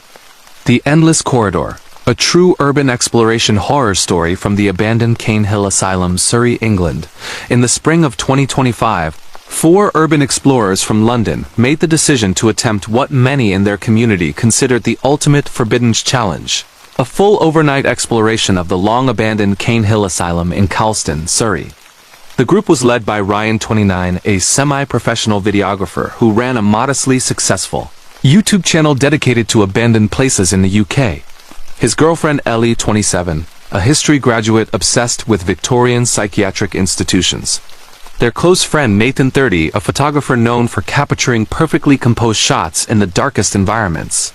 And Nathan's cousin Grace, 28, a sound recordist, who always carried high-end portable recorders to document every footstep, drip, and whisper. They had explored dozens of sites together, asylums, hospitals, military bases, underground tunnels, but Cane Hill was different. Built in 1882 as the third Middlesex County pauper lunatic asylum, it had once housed over 2,000 patients in sprawling red brick wards, connected by miles of endless corridors. Closed in 1991, repeatedly vandalized, partially demolished, and heavily secured ever since, it was considered one of the most dangerous and haunted abandoned locations in southern England. Security patrols were frequent. Trespassers were prosecuted without mercy. Locals spoke of screams heard at night, shadows moving in broken windows, and explorers who entered but never posted their footage afterward. The group spent months preparing. They studied old floor plans, satellite images, police reports of previous break-ins, and every forum post they could find. Entry was through a forgotten service tunnel beneath the old water tower, a route only whispered about in private Discord servers. They entered just after midnight on a Friday in April, when the moon was new and the site was at its darkest. Headlamps off, using only red light to preserve night vision. They crawled through the narrow brick tunnel for nearly 30 minutes before emerging into the basement of the central administration block. The air hit them immediately, cold, damp, thick with the smell of mold, rust, and something faintly medicinal that clung to the back of the throat. Their footsteps echoed endlessly down corridors that seemed to stretch forever in every direction. The first few hours were pure adrenaline. They moved methodically through the ground floor, the old reception hall with its collapsed ceiling and pigeon nests, the pharmacy with shelves of brown glass bottles still labeled in faded ink, the padded cells where the lining hung in shredded strips like flayed skin. Ryan filmed everything in 4K, narrating quietly for the eventual video. Ellie read aloud from patient records they found scattered on the floor, names, diagnoses, dates of admission and death, handwritten notes about melancholia, moral insanity, and religious mania. Nathan took long exposure photographs that captured dust floating like slow ghosts in the flashlight beams. Grace's recorder picked up the constant ambient sounds, distant dripping, the creak of settling wood, occasional thumps from upper floors that could have been falling debris or something else. They reached the famous Endless Corridor around 2 a.m., a straight, windowless hallway over 300 meters long that connected the male and female wards on the first floor. Even in its heyday, it had unnerved staff with its oppressive length and poor lighting.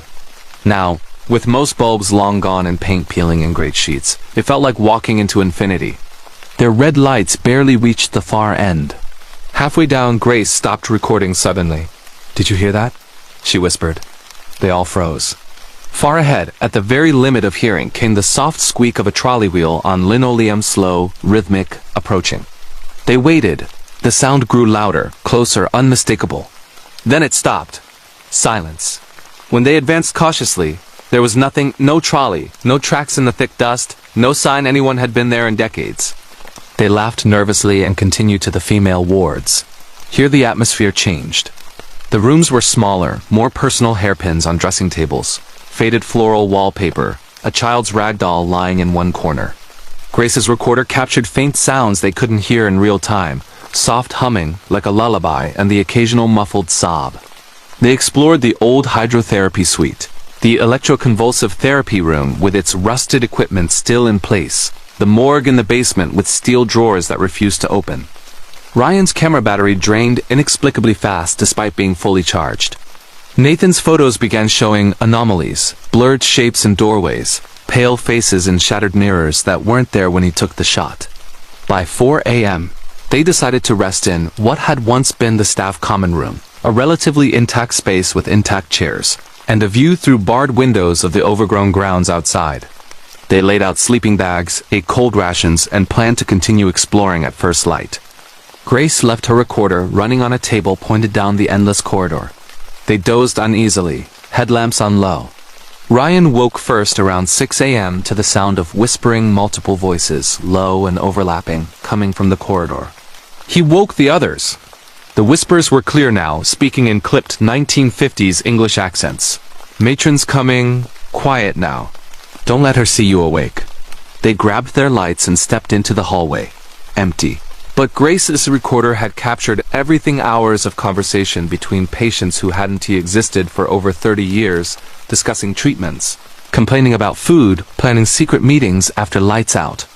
One voice, female and authoritative, repeated every 40 minutes. Visiting hours are over. All explorers must leave. They pressed on, deeper into the restricted eastern wing, the part of the asylum that had been demolished externally, but whose underground corridors and sub-basements remained intact and almost never explored. Access was through a locked steel door in the boiler room, the padlock rusted but solid. Nathan forced it with bolt cutters. Stone steps descended into pitch blackness. The air grew colder, heavier, carrying a sharp smell of formaldehyde and damp earth. The sub-basement was a maze of narrow passages, isolation cells with heavy iron doors, and a vast laundry room with industrial machines frozen mid-cycle. In one side room they found surgical instruments laid out on a steel table as if prepared for an operation that never happened. Scalpel, forceps, bone saw, all spotlessly clean despite decades of abandonment. Grace's recorder began picking up breathing steady, close directly into the microphone, though no one stood near it. Then a whisper, inches from the device. You shouldn't have come down here. They decided to head back up. But when they returned to the boiler room, the steel door they had forced was now closed and padlocked from the inside. Fresh metal shavings on the floor showed it had been done recently. Every other exit from the sub-basement was bricked up or collapsed. They were trapped. Panic set in slowly. Phone signals had never existed this deep, but now even their two-way radios produced only static. They searched for hours, finding only more corridors that looped impossibly back on themselves. Staircases that ended in blank walls, doors that opened onto the same room from both sides. Ryan's camera captured movement in empty hallways, pale figures in long nightgowns or striped pajamas standing motionless, always vanishing when the light hit them directly. They eventually found a ventilation shaft large enough to crawl through. It led upward for what felt like hundreds of meters, emerging into the attic of the central clock tower, the highest point of the asylum. From broken windows they could see the sunrise over the Surrey Hills. Security vehicles already patrolling the grounds below. But the door to the tower stairs was chained shut from the outside. They were still trapped, now completely exposed if discovered. Grace's final recording, made as they rested in the attic, captured something new. Footsteps ascending the stairs toward them, slow, deliberate, multiple sets. The chain on the door rattled. Then silence. When they checked hours later, the chain lay neatly coiled on the floor inside the tower as if never used. They escaped at dusk through a loose roof panel, dropping onto an outbuilding and running across open ground to the perimeter fence. Security lights swept the grounds but never caught them. They reached Ryan's van hidden on a nearby lane and drove away in silence. The footage and audio they captured gained millions of views when Ryan finally uploaded it months later. But the real horror began afterward. Ellie started hearing the matron's zeus in her flat at night. Visiting hours are over, always at 3:17 a.m. Nathan's photographs, when examined closely, showed the same pale nurse standing behind the group in every shot, face always slightly out of focus. Grace's recordings, when analyzed by audio experts, contained hundreds of distinct voices discussing the four explorers by name, debating treatments, planning admissions. Ryan received anonymous letters containing Polaroids taken inside the asylum after they left. Their sleeping bags still laid out in the staff room. The forced padlock back in place, the chain coiled in the tower. The final photo showed all four of them standing in the endless corridor, eyes closed, faces peaceful, time-stamped during the hours they were trapped in the sub-basement. None of them have explored abandoned places since. Cane Hill's remaining structures were finally demolished in late 2025 for housing development. But locals still report hearing trolley wheels squeaking on non-existent floors at night, seeing lights moving in buildings that no longer stand. Some places were abandoned for very good reasons. Some buildings remember every patient and every intruder who ever walked their corridors. And sometimes, when you force your way inside to capture their darkness for views and likes, they decide to admit you permanently. The Night Shift in St. Mary's Hospital, a true hospital horror story from Manchester, England. In the autumn of 2025, 5 nurses and healthcare assistants working the permanent night shift on Ward 7 of the old St. Mary's Hospital in Manchester began experiencing things that no amount of training or rational thinking could explain. The ward was part of the Victorian wing of the hospital built in 1892 as a fever and isolation unit during a typhoid outbreak. Later converted to general medical before being downgraded to long-stay geriatric care in the 1980s. By 2025, with the new hospital buildings complete across the road, Ward 7 was scheduled for closure at the end of the year. It housed only 12 patients, now mostly elderly, frail end-of-life cases who could not be moved. The wing was poorly lit, chronically understaffed, and connected to the modern hospital by a single long underground corridor that staff called the tunnel. Most of the newer nurses refused to work nights there. The permanent team who remained were the ones who had been there for years. Sister Helen, 58, a no-nonsense ward sister who had run Ward 7 for 2 decades. Staff nurse Aisha, 42, calm and deeply religious. Healthcare assistant Tomasz, 38, a quiet Polish man who had worked nights for 15 years. Student nurse Priya, 22, on her final placement and eager to prove herself.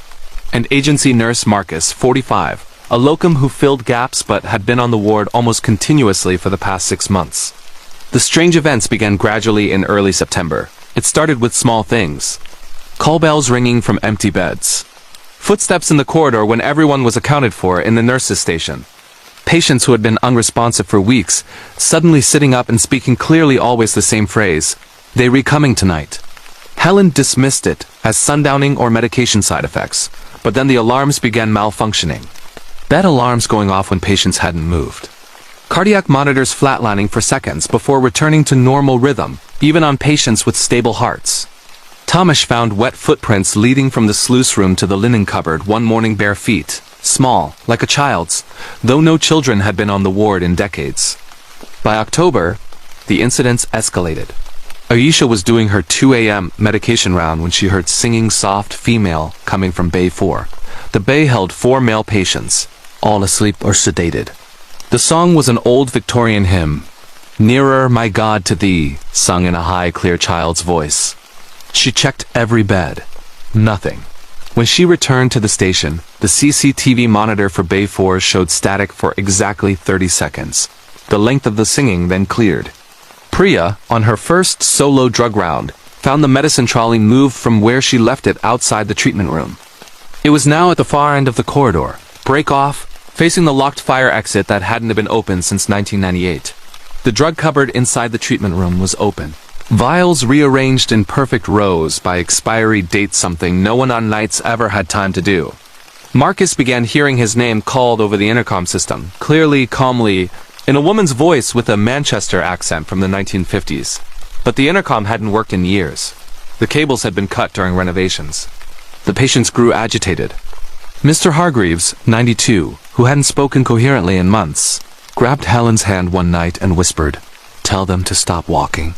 "The children are tired," Mrs. O'Donnell, 87, kept asking for Sister Mary to bring her medicine, though no nun had worked at St. Mary's since the 1970s. Mr. Patel, 79, drew pictures on his meal tray with gravy stick figures of nurses in old-fashioned caps, holding hands with small children, all walking down a long corridor toward a bright light. The team started staying together during rounds, never splitting up. They began recording everything: phone videos, voice memos, written logs. Tomasz installed a cheap motion-activated camera in the main corridor pointed toward the tunnel entrance. The first night it captured nothing. The second night it recorded a small girl in a long white nightgown standing motionless at the tunnel door for 12 minutes, staring directly at the camera. When Tomasz reviewed the footage in the morning, the corridor had been empty all night, according to the ward log. No child patient, no visitor. Security confirmed no one had entered the wing after 10 p.m. By November, the atmosphere on the ward became unbearable. The temperature in certain bays dropped dramatically, for no reason, breath visible in the air, while the rest of the ward remained normal. Lights flickered in patterns, 3 short, 3 long. 3 short, the old Morse code for SOS. Patients began dying in clusters. 3 in 1 week, all peacefully in their sleep, all with serene smiles that the porters commented on. The morgue fridge, located in the basement directly beneath Ward 7, began filling up. Porters refused to go down alone after one reported hearing children laughing in the empty fridge room. Helen, the most skeptical, finally broke one night when she found the seclusion room door open. The room hadn't been used since the 1980s and was kept locked with crime scene tape across it after an incident in 1992. Inside, the padded walls were scratched with hundreds of names, children's names, dates from 1892 to 1918, the height of the typhoid and Spanish flu epidemics when the ward had been a children isolation unit. The names were fresh, the padding torn as if by small fingernails. The final week before closure was the worst. On the last Friday night shift, only 4 staff were on. Marcus had called in sick. At 3:17 a.m., the notorious dead time, all the call bells rang simultaneously.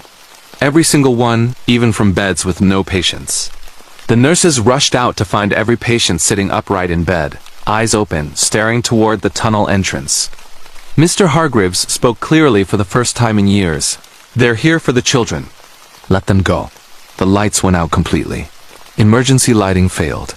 In the pitch black, the team heard footsteps, hundreds of small feet running down the corridor toward the tunnel. Children laughing. A woman's voice calling names from a list. Edith, Thomas, Mary, William. Names matching those scratched in the seclusion room. When the lights flickered back on 10 minutes later, 3 patients were dead.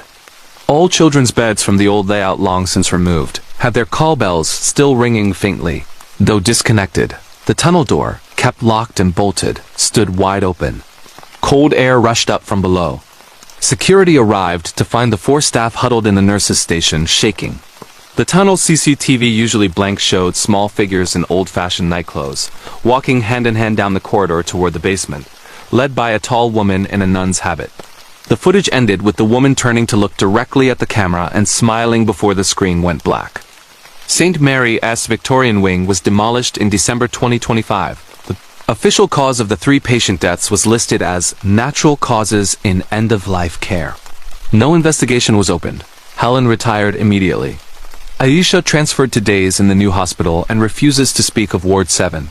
Tomasz returned to Poland and has not responded to messages.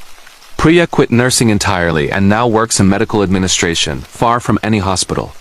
Former staff still meet occasionally in a quiet pub near the old site. They speak of hearing children singing in the wind when passing the demolition site at night. Of seeing small handprints in the dust on the remaining walls before they were torn down. Some places remember every patient who ever suffered within them. Some nights are heavier than others. And sometimes when a building is about to be erased, the ones left behind make sure they are not forgotten. The Watcher on the A82, a true road trip horror story from the Scottish Highlands, United Kingdom. In the summer of 2025, 3 friends from Edinburgh decided to take a week-long road trip through the Scottish Highlands, a journey they had talked about for years, driving the famous North Coast 500 route in a rented camper van. The group was Jamie, 32, a graphic designer who had planned every stop meticulously. His girlfriend Sophie, 30, a travel blogger eager to document the adventure for her growing Instagram audience. And their best friend Callum, 31, a mechanic who had insisted on checking the van thoroughly before they left. They were experienced campers, loved the solitude of the Scottish roads, and wanted to avoid the crowded tourist spots by taking detours onto quieter single-track roads, especially the long, lonely stretches of the A82 between Glencoe and Fort William, and the AA-35 toward Ullapool. They set off on a beautiful July morning, the van stocked with supplies, cameras, drones, and a playlist of Scottish folk music. The first few days were perfect. Dramatic mountains, mirror-like lochs, golden eagles overhead, wild camping spots beside deserted beaches. They posted daily updates, photos of dramatic sunsets over Loch Mary, videos of red deer crossing the road at dawn, stories of friendly locals in remote pubs. By day 4, they had reached the western edge of the route and decided to cut inland early, taking the A82 south through Glencoe for the scenic drive back toward Edinburgh. The weather was holding clear skies, warm for the Highlands, the kind of day that makes the landscape look unreal. They left Inverness around noon, planning to wild camp somewhere near Loch Leven that night. The A82 through Glencoe is one of the most beautiful roads in the world, towering mountains on both sides. The River Coe rushing below, waterfalls cascading down sheer rock faces. Traffic was light. They stopped often for photos, Sophie filming drone footage of the van winding through the glen. Around 4 p.m., as they passed the famous Three Sisters viewpoint, Jamie noticed something in the rearview mirror. A dark-colored estate car, older model, keeping exactly the same distance behind them for miles. Not overtaking, not falling back. Just there. At first they laughed it off. Probably a local going the same way, Callum said. But as they continued south, the car maintained perfect pace. When they slowed for a passing place, it slowed. When they sped up, it matched. Sophie turned her phone camera toward the mirror and filmed discreetly. The driver was a lone figure in a dark jacket and cap, face obscured by shadow and distance. No number plate visible in the footage, or perhaps deliberately dirty. They decided to test it. Jamie pulled into a lay-by near the King's House Hotel. The estate car slowed, indicated, and pulled in 50 meters behind them. They waited. The driver didn't get out, just sat there. After 5 minutes, Jamie pulled back onto the road. The car followed immediately. Unease settled in. They discussed options, drive to Fort William and find a busy campsite or report it to police. But signal was patchy in the glen. They pressed on, the car always there. At the bridge of Orkey turn off, Jamie suddenly indicated left as if taking the minor road. The estate car indicated too. Jamie accelerated straight instead. The car corrected and followed.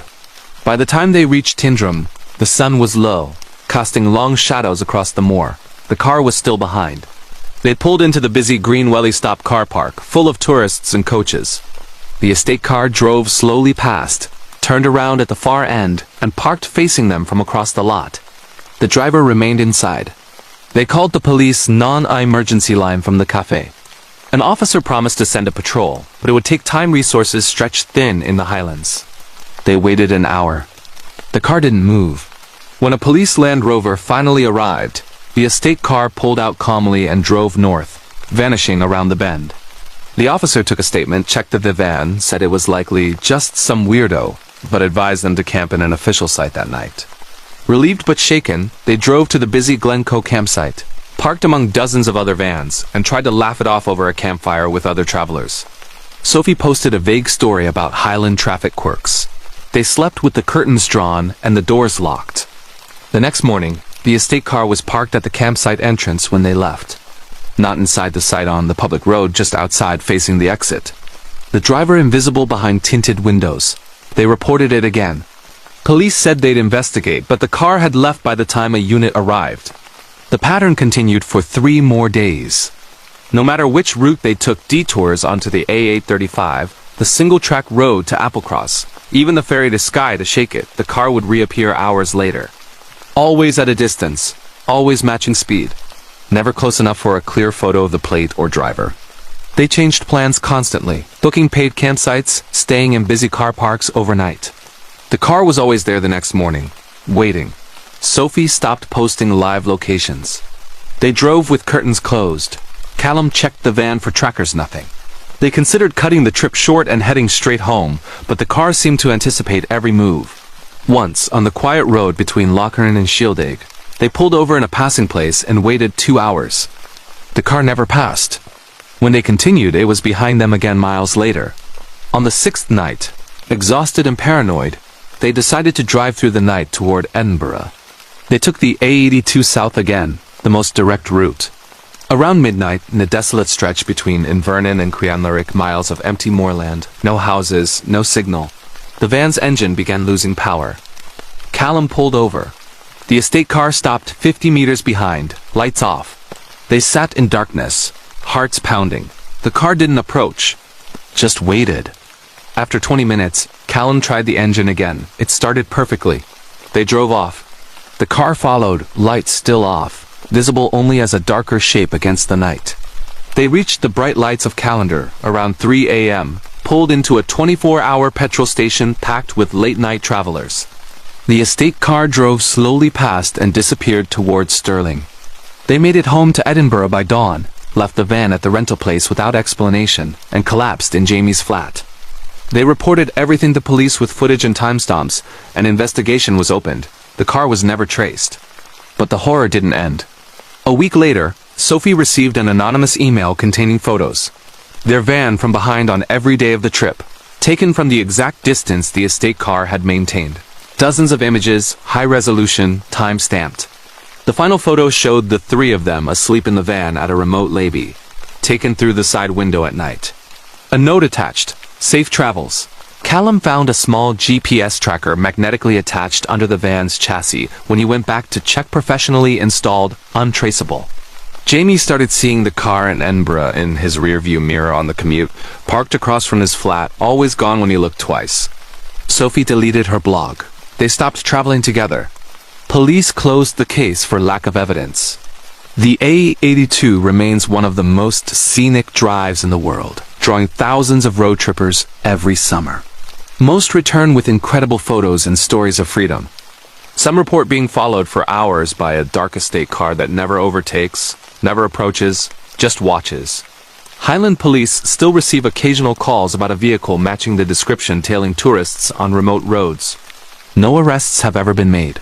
If you ever drive the lonely stretches of the Scottish Highlands alone and notice a car keeping perfect distance behind you for hours, no matter how you change speed or route, do not stop, do not acknowledge it. Drive to the nearest town with lights and people. Lock your doors. Do not camp wild that night. Because some watchers don't want anything from you. They just want to know you're never really alone on those empty roads. The calls that never ended. A true 999 operator horror story from Greater Manchester Police. England, in the winter of 2025, 4 experienced call handlers working the night shift in the Greater Manchester Police Force Control Room began to receive calls that no amount of training, protocol, or rational explanation could account for. The control room, known internally as the FCR, was located in a secure modern building in central Manchester, handling all 99 emergency calls for the greater metropolitan area. The night team who worked the 10 p.m. to 7 a.m. shift were veterans. Supervisor Sarah, 48, 25 years in the job and unflappable under pressure. Call handler Liam, 39, former paramedic turned operator who had heard every kind of horror. Senior call handler Nadia, 45, known for her calm voice that could talk down suicidal callers. And newest permanent member, Kieran, 34, transferred from days 6 months earlier, but already proving himself steady. They worked in a dimly lit room lined with screens, headsets permanently on, surrounded by the constant low hum of radios, keyboards, and the occasional burst of urgent chatter from officers on the street. The strange calls began in early November. It started innocently enough. A 999 call at 2:17 a.m. A time when genuine emergencies were common but hoax calls rare. The line connected, but there was only breathing heavy, labored, male. Sarah took it first. Emergency. Which service do you require? No answer, just breathing and faint static. She repeated the script. After 30 seconds, a whisper. They're in the walls. Then the line cut dead. Trace showed the call came from a landline in Salford, disconnected since 2018. She logged it as possible hoax, notified the duty inspector. Nothing more. 2 nights later, Liam received a similar call at 3:06 a.m. Breathing. Then a child's voice, small, terrified. Mummy won't wake up. He went into full protocol asking for address, trying to keep the child calm. The voice gave an address in Withenshaw, a house that had burned down in 2022, killing a mother and her young son. The call ended abruptly. Trace. Same disconnected Salford landline. Nadia took the next one a week later. A woman, older, Mancunian accent, sobbing. He's coming back. Tell them he's coming back tonight. When pressed for details, she whispered a name, Ronnie Fletcher. Then screamed as if in pain.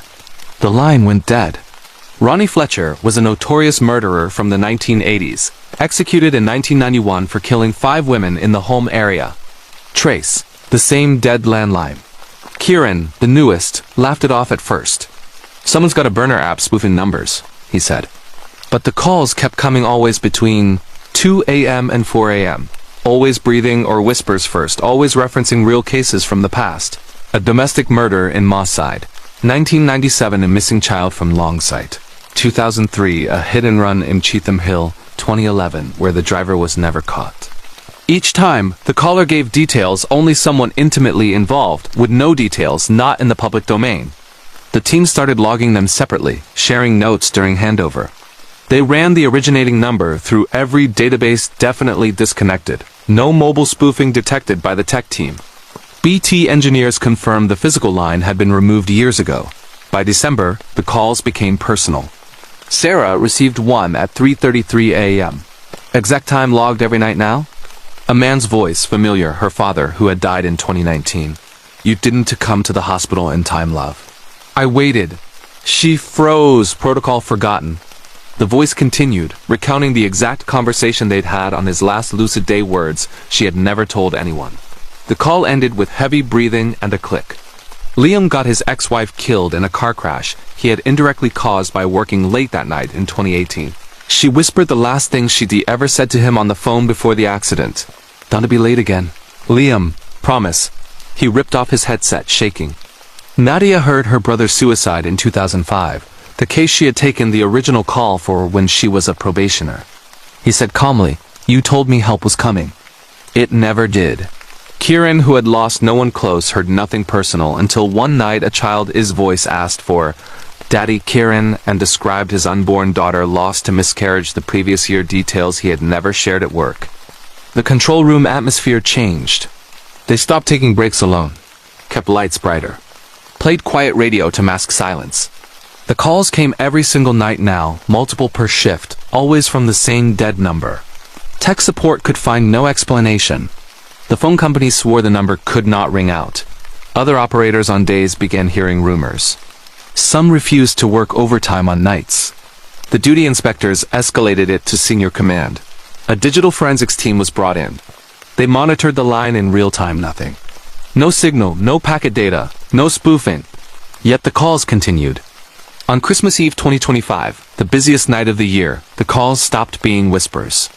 At 2:58 a.m., every console in the room received a 999 call simultaneously.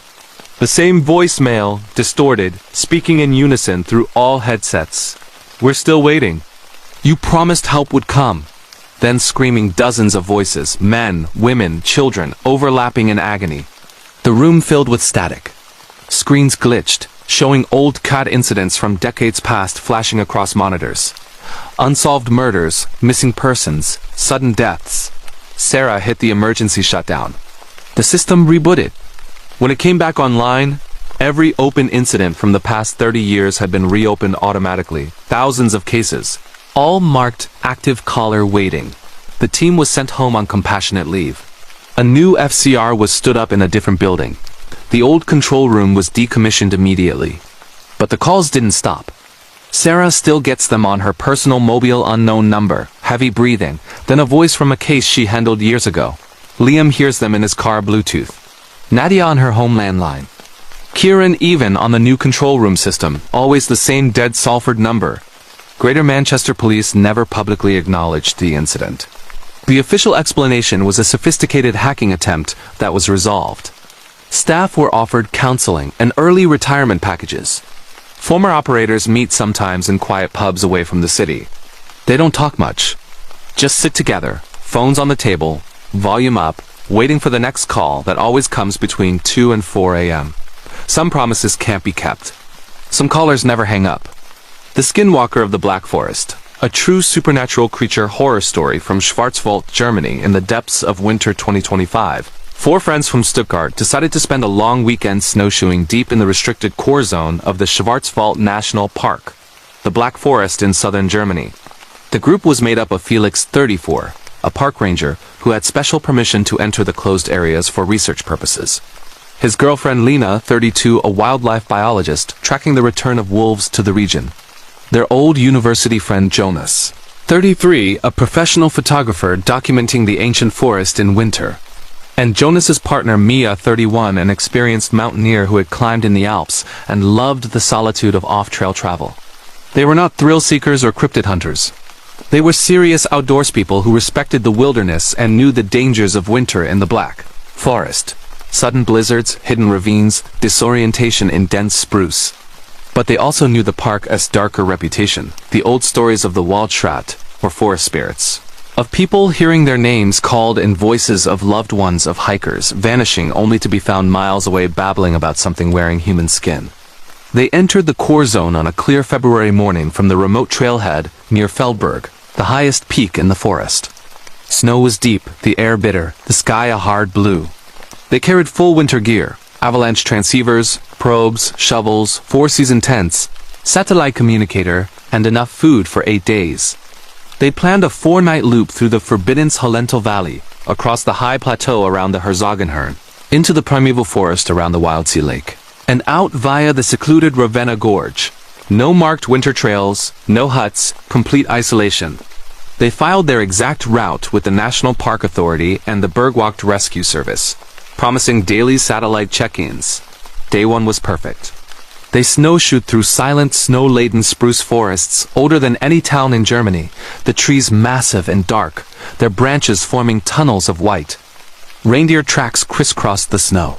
Golden eagles soared overhead. They camped beside a frozen stream in a small clearing ringed by ancient trees, the snow glowing in moonlight. Jonas set up his camera for time-lapse of the stars. They cooked over a small stove, shared glühwein from a thermos, and listened to the absolute silence of the deep forest. The first sign came around 2 a.m. Felix woke to the sound of footsteps in the snow outside the tent, slow, deliberate, circling the camp. Human footsteps, but too light, too evenly spaced. He woke Lena. They listened. The steps paused at each tent, then continued. Felix grabbed his headlamp and ice axe, stepped outside.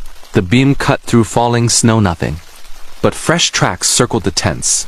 Barefoot human prints, long and narrow, toes splayed unnaturally, leading away into the trees and vanishing as if the maker had simply lifted into the air.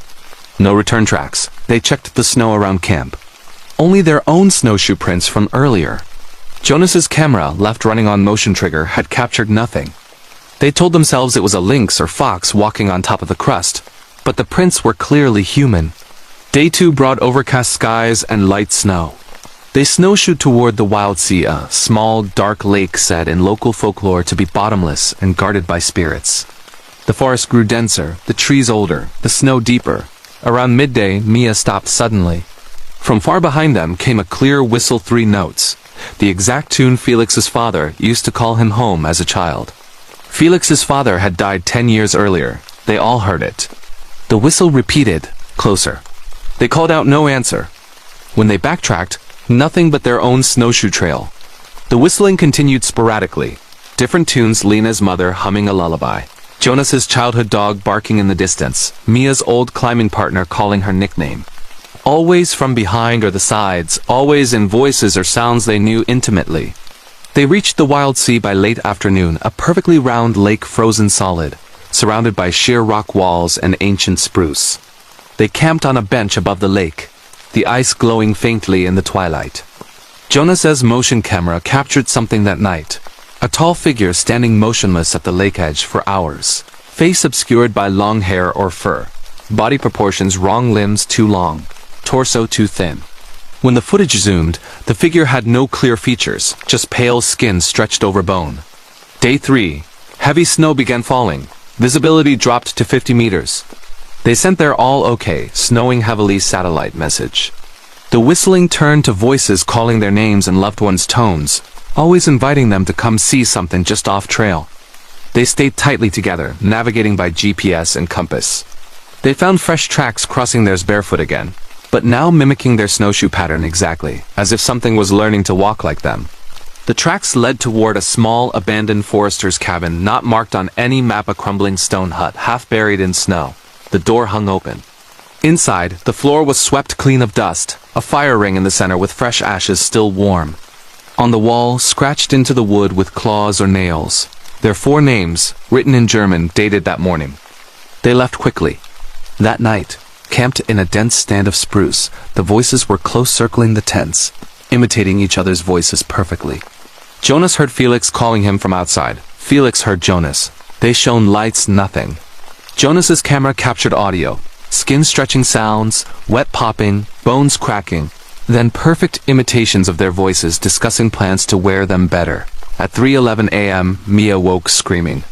She had seen a face at the tent window, her own face, but wrong. Eyes too large, mouth stretched in a grin too wide, skin pale and hairless. When they unzipped the door, only falling snow. Day 4. Blizzard conditions. Whiteout. The satellite communicator lost signal. The voices were constant now, inside their heads as much as outside, promising warmth if they would just follow. Showing them glimpses in the swirling snow, figures wearing their friends' clothing, faces almost right, but not quite, eyes black, movements jerky.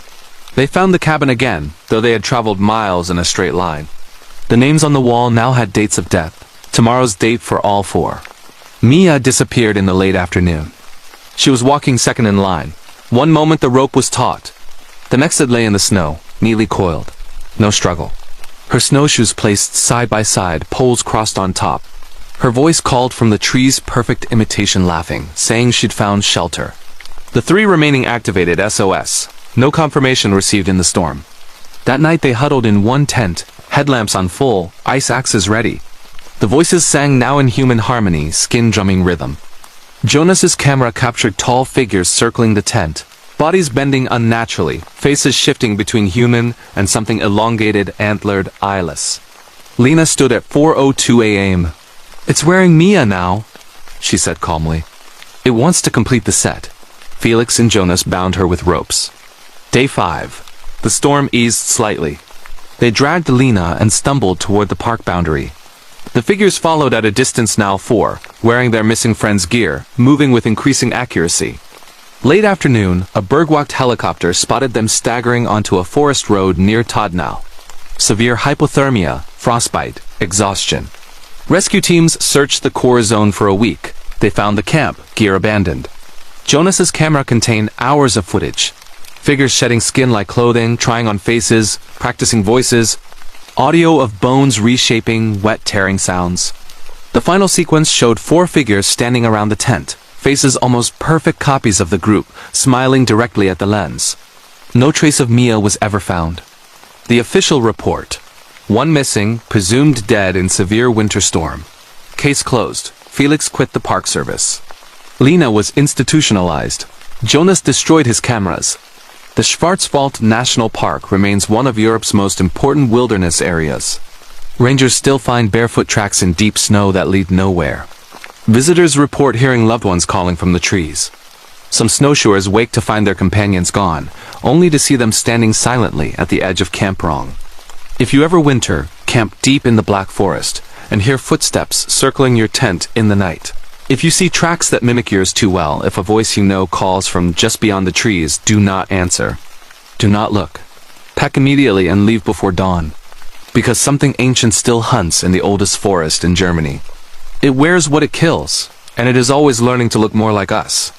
The Dormitory That Remembered, a true haunted school's horror story from St. Andrews University, Scotland, in the autumn term of 2025. 5 second-year students sharing a corridor in the historic St. Salvator's Hall at the University of St. Andrews began experiencing events that turned one of the oldest and most prestigious student residences in Britain into a place none of them would ever forget.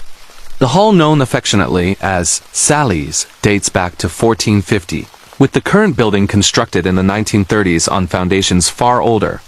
The north wing, where their rooms were located on the 3rd floor, had a reputation among long-term staff and older alumni. Lights that flickered without cause. Doors that opened and closed on still nights, footsteps in empty corridors after hours. Most students laughed it off as drafts in an old building. But for Olivia, 20, a history student from Edinburgh, her roommate Freya, 19, studying medicine from Orkney, Their neighbor across the hall, Callum 21, an English literature student from Glasgow. His flatmate Hamish 20 physics from Inverness. And their friend at the end of the corridor, Eyelid 20 art history from the Borders. The laughter stopped by the end of September. It began innocently. The first week of term, Olivia woke at 3:14 a.m. to the sound of typing rapid, old-fashioned mechanical keys coming from the empty study room at the end of the corridor. She assumed someone was pulling an all-nighter. But when she opened her door, the corridor was dark and silent. The study room door was locked from the outside, as it always was after midnight. The typing stopped the moment she touched the handle. Freya heard it the next night, same time, same sound. They mentioned it to Callum and Hamish over breakfast in the dining hall. Callum laughed, said it was probably the ancient heating pipes, but that night, he heard it too. And something else. A soft voice accompanying the typing, male, low, reading Latin aloud. Callum studied Latin. The passage was from Cicero about the nature of ghosts. By the second week, the sounds became routine, typing at 3:14 a.m. precisely. Latin recitation. Occasional scratching, as if someone was writing on a blackboard in the locked seminar room downstairs. Eyelid, who had the single room at the far end, began finding her door ajar in the mornings, though she always locked it. Her desk chair moved to face the window overnight. Books rearranged by subject, though she kept them alphabetical by author. They started staying up together, studying in the shared kitchen until late, daring whatever it was to show itself. Nothing did, but the atmosphere changed. The corridor felt colder than the rest of the hall. Lights took longer to warm up. Their phones lost signal only on that floor. The Wi-Fi dropped constantly. In October, the events escalated. Hamish, the physicist, installed a cheap motion-activated camera in the corridor pointed toward the study room. The first night it captured nothing. The second night it recorded a tall figure in old-fashioned academic dress gown. Mortarboard standing motionless outside the study room door for exactly 7 minutes. Head tilted as if listening. When the figure turned toward the camera, the face was blurred, as if in constant motion though the body was still. The footage corrupted after that frame. Freya began having nightmares, vivid, recurring. She was sitting an anatomy exam in the old lecture theater beneath the hall. But the cadaver on the table was herself, eyes open, watching her dissect. She woke screaming several nights in a row. Olivia found old university records in the library archives. In 1938, a medical student named Margaret MacLeod had taken her own life in that same lecture theater after failing her finals. She had been found at her desk in the North Wing, having typed her suicide note on a manual typewriter. Callum started hearing his name whispered in the showers, always when he was alone. The voice was male, older, with a faint Fife accent. One morning he found writing on the steamed mirror. "You don't belong here yet." The letters were perfect, as if etched rather than written. Eyelid's art supplies began moving. Sketchbooks opened to blank pages with charcoal drawings she hadn't done, portraits of 5 students in 1930s clothing, faces scratched out. Her paints mixed into colors she didn't own: dried blood red, corpse gray. They told the hall warden, an older woman who had worked there for 30 years. She went pale but said only, "Some years are worse than others. Keep your doors locked. Don't engage." By November, the 5 stopped sleeping alone. They took turns staying in each other's rooms, lights on, doors wedged shut with chairs. They researched the hall's history obsessively. Discovered that in the 16th century, the site had been part of St. Salvator's College Chapel graveyard, disused when the current building was constructed. That the North Wing had been built directly over old burial vaults. That in 1849, during construction, workers had uncovered mass graves plague victims from 1600s. That in 1938, Margaret MacLeod wasn't the only suicide. 3 other students had taken their lives that year. All in the North Wing, all during finals week. The manifestations became physical. Olivia found bruises on her arms, finger marks, as if gripped hard. Freya's stethoscope went missing, only to be found coiled around the doorknob of the locked study room like a noose. Hamish's laptop opened itself to a document titled, "Admit One More," a list of names, the last 5 being theirs, dated tomorrow. Callum woke one night to find a figure sitting at the end of his bed. An older man in tweed suit and mortarboard, face indistinct but radiating sadness. The figure pointed to the wall where words appeared in damp plaster. "We failed." "You will too." Eyelid began sleepwalking. They found her once standing in the corridor at 3:14 a.m. typing on an invisible keyboard, reciting Latin perfectly, though she had never studied it. The final week of term, the week before Christmas break, was the worst. Exams began. Stress was high. The activity peaked. On the Monday night, all five woke simultaneously to the sound of typing loud, frantic, coming from every room at once. They ran into the corridor. Every door stood open. At the far end, in the locked study room, whose door was now ajar, sat a manual typewriter on the desk ancient. Dusty, keys moving by themselves, hammering out a single repeated phrase. Let us graduate. Let us graduate. Let us graduate. They watched in frozen horror as paper fed itself into the platen. The typed sheet, when they dared approach, listed every student who had died in the North Wing since 1450, dozens of names, causes of death. Plague, suicide, accident, unexplained. At the bottom, 5 fresh lines, their names, dated that week. They called security. The typewriter was gone by the time guards arrived. The study room locked as always. They moved to another hall for the last nights, sleeping on friends' floors. But the activity followed. Phones rang with no-caller ID, playing recordings of their own voices discussing suicide methods. Mirrors showed reflections 1 second behind. Doors slammed in empty rooms. They left for Christmas break on the last train, vowing never to return to Sally's. But some didn't escape. Freya failed her anatomy exam despite being top of her class. She withdrew from medicine the following term. Callum's English essays began containing Latin passages he didn't remember writing. Eyelid's final portfolio consisted entirely of charcoal portraits, 5 students in modern clothing with faces scratched out. Hamish transferred universities. Olivia changed her degree.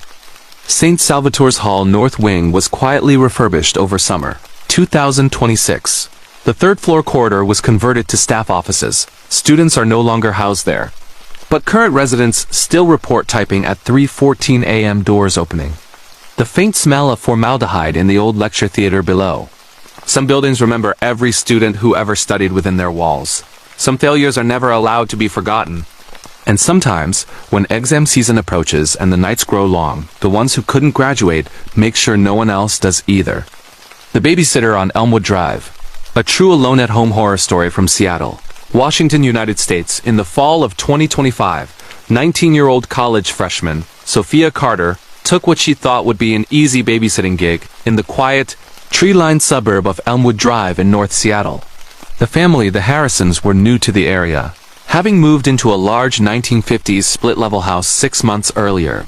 Mr. Harrison was a tech executive often away on business. Mrs. Harrison, a lawyer, had a big court case coming up. They needed someone reliable for their 2 children, 8-year-old Lily and 5-year-old Max. Sophia had excellent references from 3 years of babysitting back in Spokane, a clean background check, and a warm, responsible demeanor. The pay was generous $25 an hour for an overnight stay while the parents attended a gala downtown. They expected to be home by 1 a.m. at the latest. Sophia arrived at 6 p.m. on a rainy Friday in October, the kind of evening where the Pacific Northwest drizzle turns the world soft and gray. The house was beautiful but oddly impersonal: high ceilings, hardwood floors, modern furniture that looked barely used. Family photos were few, mostly professional portraits. The kids were sweet, Lily shy but artistic, Max energetic and obsessed with dinosaurs. Dinner was pizza, followed by movies in the basement playroom. Bedtime went smoothly, stories read, lights out by 9 p.m. The parents left at 7:30, reminding Sophia of the alarm code, the emergency numbers taped to the fridge, and that the kids sometimes had nightmares but were generally good sleepers. "Make yourself at home," Mrs. Harrison said with a smile that didn't quite reach her eyes. "We'll text when we're on our way back." Sophia settled in the living room with her laptop, planning to study for her psychology midterm. The house was quiet except for the rain on the roof and the occasional creak of old wood settling. At 10 p.m., she did her rounds, both kids sleeping peacefully. At 11 p.m., she made tea in the spotless kitchen. No texts from the parents yet, but that was fine. Galas ran late. At 11:47 p.m., the landline rang. The Harrisons had mentioned they kept it for emergencies, but Sophia hadn't expected it to ring. The caller ID showed private number. She answered professionally. "Harrison residence." Heavy breathing on the other end. Male. Then a low whisper. "Are the children asleep?" Sophia's stomach tightened. "Who is this?" The voice chuckled softly. "Just checking if you're doing your job." Click. Line dead. She checked the doors locked. Windows secure. Alarm armed. Kids still sleeping. Probably a wrong number or prank. She texted Mrs. Harrison. All good here. Kids asleep. Have fun. No reply. At 12:23 a.m. the landline rang again. Same private number. This time the voice was clearer, calm. Lily likes the window open a crack. Did you remember? Sophia froze. She had opened Lily's window exactly a crack because the girl had asked for fresh air. No one else knew that. How do you know that? She demanded. Soft laughter. I know everything about this house. Click. Heart pounding, Sophia checked Lily's room. The girl was asleep, window still cracked. She closed and locked it. Checked Max fine. She called to parents, no answer. Texted again. Getting weird calls on landline. Everything okay here? Still no reply. At 1:05 a.m. the power went out. The whole house plunged into darkness. Alarm chirped once, then went silent. Backup battery dead or disabled. Sophia grabbed her phone flashlight, checked the breaker in the basement. Everything flipped on. She flipped them back. Nothing. The outage was external, but streetlights outside were still on. Only this house was dark. She called 911. The operator took the report. Possible prowler making threatening calls. Power out. A patrol car would swing by soon. Stay on the line if you feel unsafe. Sophia hung up to conserve battery. At 1:27 a.m. the landline rang again. She shouldn't have answered, but she did. The voice was closer, intimate. You shouldn't have called the police. Now I have to hurry. Sophia whispered. Who are you? What do you want? Laughter then. I used to live here. They never found me. Click. She grabbed the kids, brought them to the master bedroom on the main floor, biggest room. One door, en suite bathroom for hiding. Locked the door, pushed the dresser against it. Texted the parents frantically. Still no reply. At 1:49 a.m. she heard it, the front door opening. Slow, deliberate creak. Footsteps on hardwood, male, heavy boots. Moving through the living room, kitchen, pausing at the basement door. Then up the stairs toward the kids' rooms.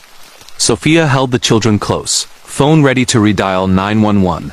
The footsteps reached the top landing, stopped, then slowly down again. Toward the master bedroom. The doorknob rattled gently. Once, twice, then scratching fingernails on wood. A soft knock. The voice, now outside the door, no phone needed. I know you're in there with them. Open up, I just want to see the children. Sophia dialed 911 again, whispering the address. The operator heard the voice in the background, dispatched immediately officers 2 minutes out. The scratching stopped. Footsteps retreated, front door creaked again, closing this time. Police arrived in 90 seconds. Lights and sirens. They searched the house, nothing, no forced entry. Doors and windows still locked from inside. Power mysteriously back on. Landline, deadline, cut in the basement junction box with a clean, sharp tool. The parents arrived 20 minutes later, phone dead from no signal at the Gala venue downtown. They were horrified, apologetic, grateful. Police took statements. The calls were traced to a burner app routed through VPN as untraceable. The cut phone line suggested someone had been inside earlier, perhaps when Sophia was upstairs with the kids. The Harrisons installed cameras, changed locks, got a dog. Sophia never babysat again. But the story didn't end. A month later, while packing to move, they sold the house immediately. Mrs. Harrison found a hidden panel in the basement behind the water heater. Inside, a small room, soundproofed with old mattresses. Children's toys from the 1980s. Polaroids, dozens of them. Different babysitters over decades, asleep on the couch, taken from inside the house. On the back of each photo, dates and names. The last photo. Sophia, asleep in the living room that night, time-stamped 11:58 p.m. before the first call. In the corner of the hidden room, scratched into the concrete. They always call the police too late.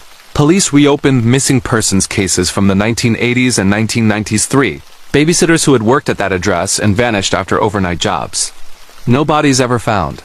The hidden room had been built during a 1985 renovation by the previous owner, a man who died in prison in 2002 for unrelated charges. The house was demolished in spring 2026. Sophia still wakes at 1:27 a.m. sometimes, convinced she hears footsteps in her apartment hallway. She never answers unknown calls. She double-checks every lock, and she will never, ever babysit again. Some houses keep secrets longer than their owners. Some watchers never leave.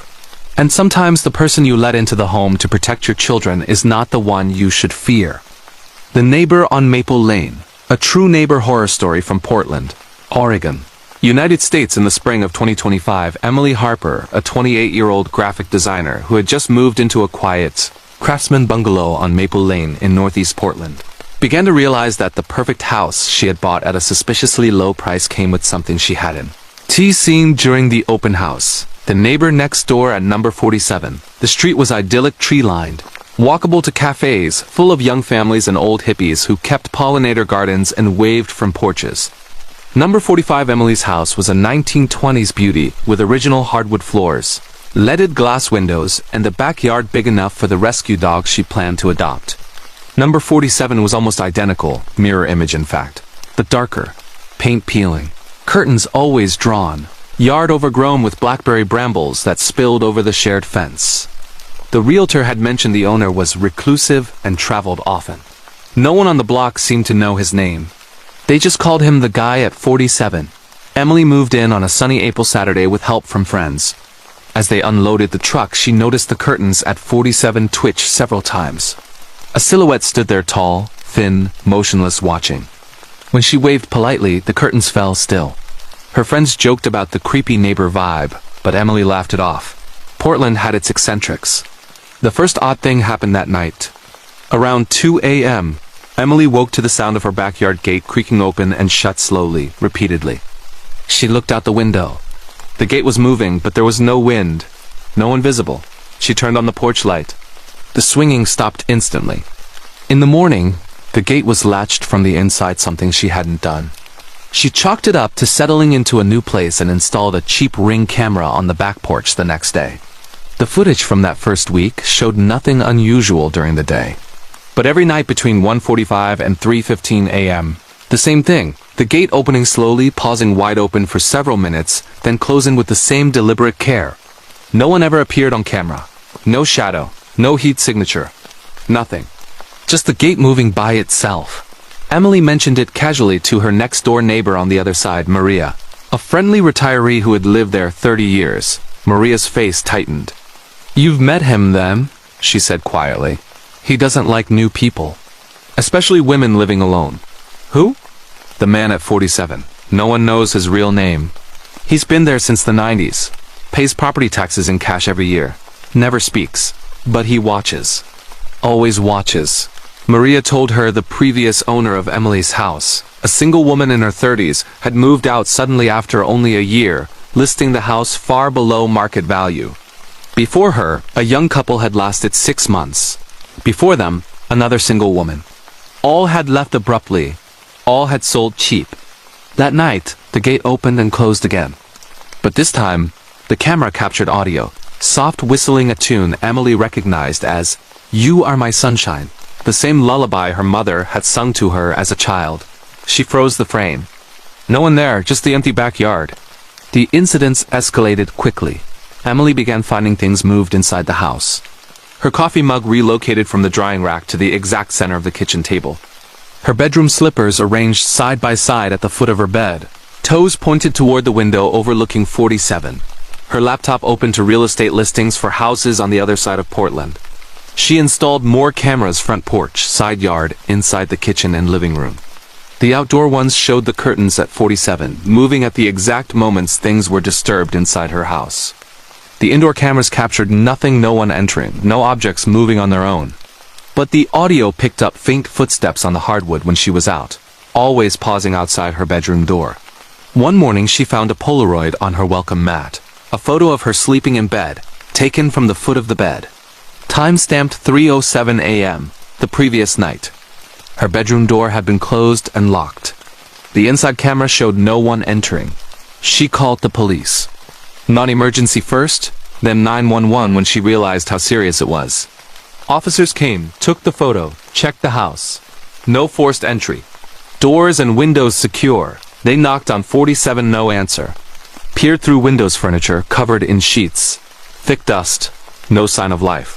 They ran the address. Owner listed as Maple Lane Trust. No individual name.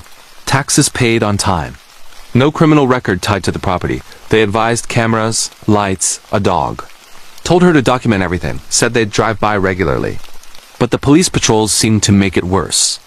That night, every light in Emily's house turned on at once at 3:14 a.m. Her phone rang unknown number.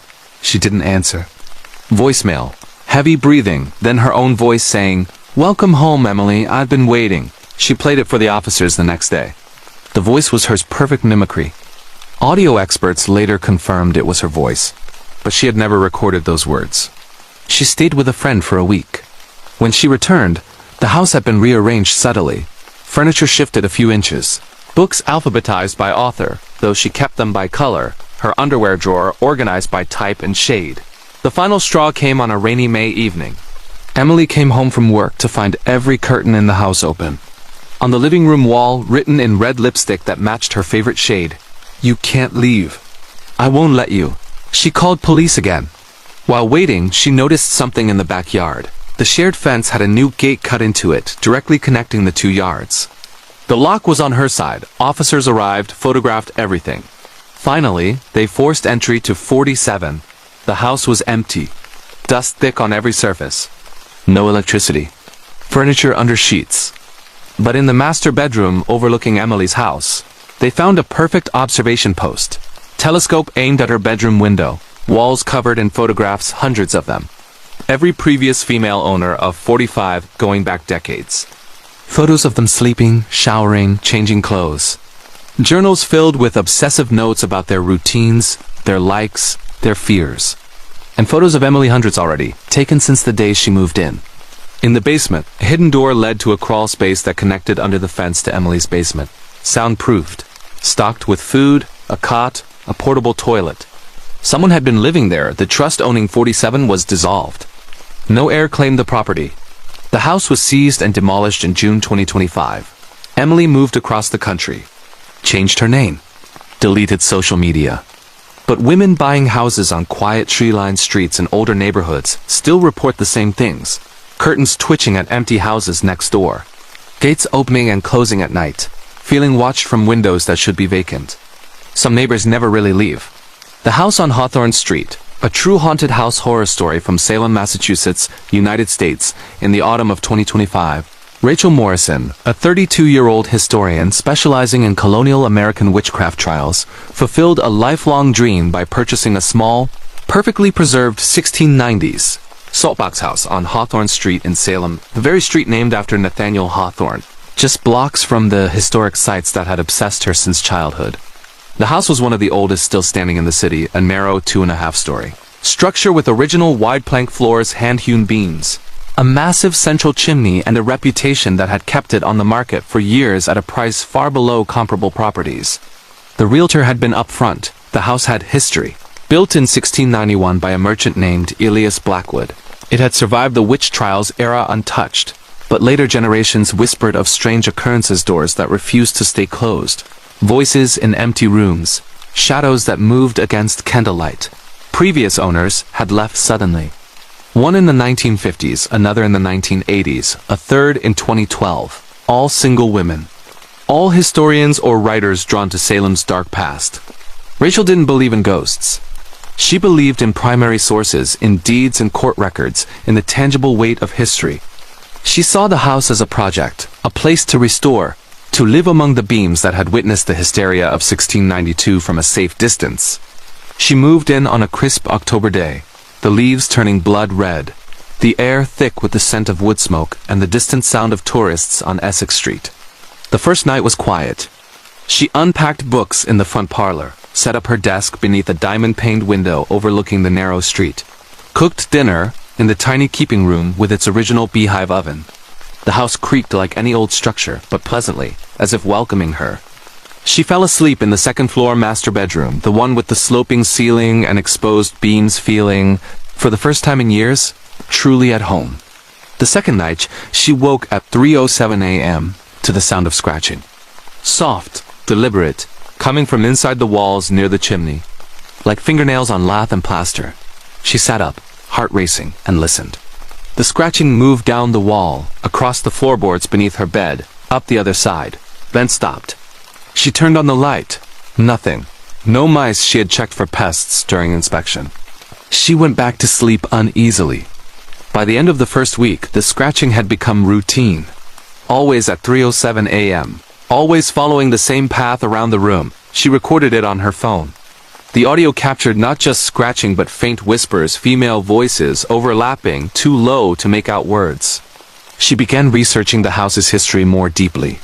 Deeds showed Elias Blackwood had died in 1712, leaving the house to his daughter Abigail.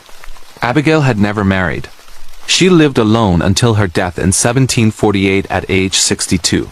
No cause recorded. The house passed through several owners, all women who lived alone. In 1892, during renovations, workers uncovered a sealed room in the attic. A small chamber with no windows, containing a child's shoe, a bundle of letters tied with black ribbon, and a crude doll made of corn husks with human hair sewn into the head. Rachel found the sealed door during her own explorations, a narrow panel in the attic knee wall, painted over multiple times. She pried it open carefully. The room was still there, dust thick as felt. The shoe, the letters, the doll untouched since 1892. The letters were in Abigail Blackwood's hand, addressed to Mother, though her mother had died in 1709. They spoke of hearing voices in the walls, of feeling watched, of seeing a woman in the mirror who was not her reflection. Rachel photographed everything, sealed the room again, and told herself it was fascinating historical material. But the activity intensified. Lights began turning on and off by themselves. Always the attic light, visible from her bedroom window. Footsteps on the stairs when she was alone. Her research books opened to specific pages, overnight always passages about false accusations, about women punished for living alone, for knowledge that threatened men. One night in late October, she woke to find the cornhusk doll on her bedside table. She had left it locked in a box in the attic. She installed cameras, motion-activated, high definition, covering every room and hallway. The footage showed doors opening and closing on their own, shadows moving across walls with no source. The doll appearing in different rooms, always facing the camera, head tilted as if listening. On Halloween night, the busiest night in Salem, with crowds in the streets below, she stayed in to avoid the chaos. At 3:07 a.m., the scratching began again, louder, frantic. The cameras captured every light in the house turning on at once. Then the whispers became clear, dozens of female voices overlapping. They lied. They hanged us. We were innocent. Rachel ran to the attic. The sealed door stood wide open. Inside the small room, the walls were covered in fresh writing, hundreds of names, dates from 1692, clawed into the plaster, as if by desperate fingers. At the bottom, in larger letters, Rachel Morrison, 2025. She fled downstairs. The front door refused to open, locked from the inside, though she had left it unbolted. Windows stuck. Her phone had no signal, though bars were full moments earlier. The voices filled the house now, not from speakers, not from walls, but everywhere. You understand us. You tell our story. Stay. She barricaded herself in the keeping room, the oldest part of the house with the massive fireplace. The voices softened, almost pleading. We were alone too, they feared us for it. Don't leave us alone again. At dawn, the door opened normally. Signal returned. She left the house and never returned alone. She sold it in November 2025 to a developer who planned to turn it into vacation rentals. During demolition prep, workers found more sealed spaces, small rooms behind chimneys, beneath stairs, each containing women's belongings from different eras. A 1740s gown, an 1890s diary, a 1950s typewriter with a half-finished manuscript about Salem's forgotten accused. The house was demolished in December 2025. Rachel moved to Boston, changed her research focus to less controversial topics. But she still wakes at 3:07 a.m. sometimes, hearing scratching inside the walls of her new apartment. She keeps no dolls in the house. She never lives alone. Some houses don't want to be empty. Some voices have been waiting centuries for someone who will finally listen. And sometimes, when you buy a house with too much history at too good a price, it's because the previous owners weren't the ones who left. The Wendigo of the Boundary Waters, a true supernatural creature horror story from the Boundary Waters Canoe Area Wilderness, Minnesota, United States. In the summer of 2025, four experienced canoeists from Minneapolis set out on a 10-day expedition into the remotest section of the Boundary Waters Canoe Area Wilderness in northern Minnesota, a million-acre maze of pristine lakes, ancient portages, and dense boreal forest where motorized boats are banned and cell service ends at the edge. The group was Alex, 35, a wilderness guide who had led trips there for years. His partner Jordan, 33, a wildlife photographer documenting the return of wolves and moose. Their best friend Riley, 34, an emergency room nurse who handled the medical kit. And Riley's cousin, Taylor, 31, a quiet but strong paddler who had grown up on the Iron Range and knew the old Ojibwa stories better than most. They were not reckless. They filed their detailed itinerary with the Superior National Forest Ranger Station, carried a satellite communicator with SOS beacon, bear spray, full emergency gear, and enough food for 12 days. Their route took them deep north from the Gunflint Trail entry point, through a chain of rarely visited lakes, Little Saganaga, Tuscarora, crooked iron ending with a long portage into the untouched Frost River system before looping back south. Few parties went that far north in a single trip. The area was known for its solitude, its beauty, and its reputation among locals and Ojibwe elders. Some places in the boundary waters were still guarded by the Wendigo. They launched on a perfect July morning, clear skies, calm water, loons calling across the mirror-like lakes. The first 4 days were everything they hoped for. Perfect paddling, excellent fishing, wild camping on granite points with views of endless forest and sky. They saw moose swimming between islands, heard wolves howling at night, photographed aurora dancing over the water. Jordan captured stunning drone footage. They posted nothing. Signal was gone after day 1, but kept a shared journal for memories. The trouble began on day 5. They had reached the Frost River, a narrow, twisting waterway choked with alders and deadfall, requiring constant portaging.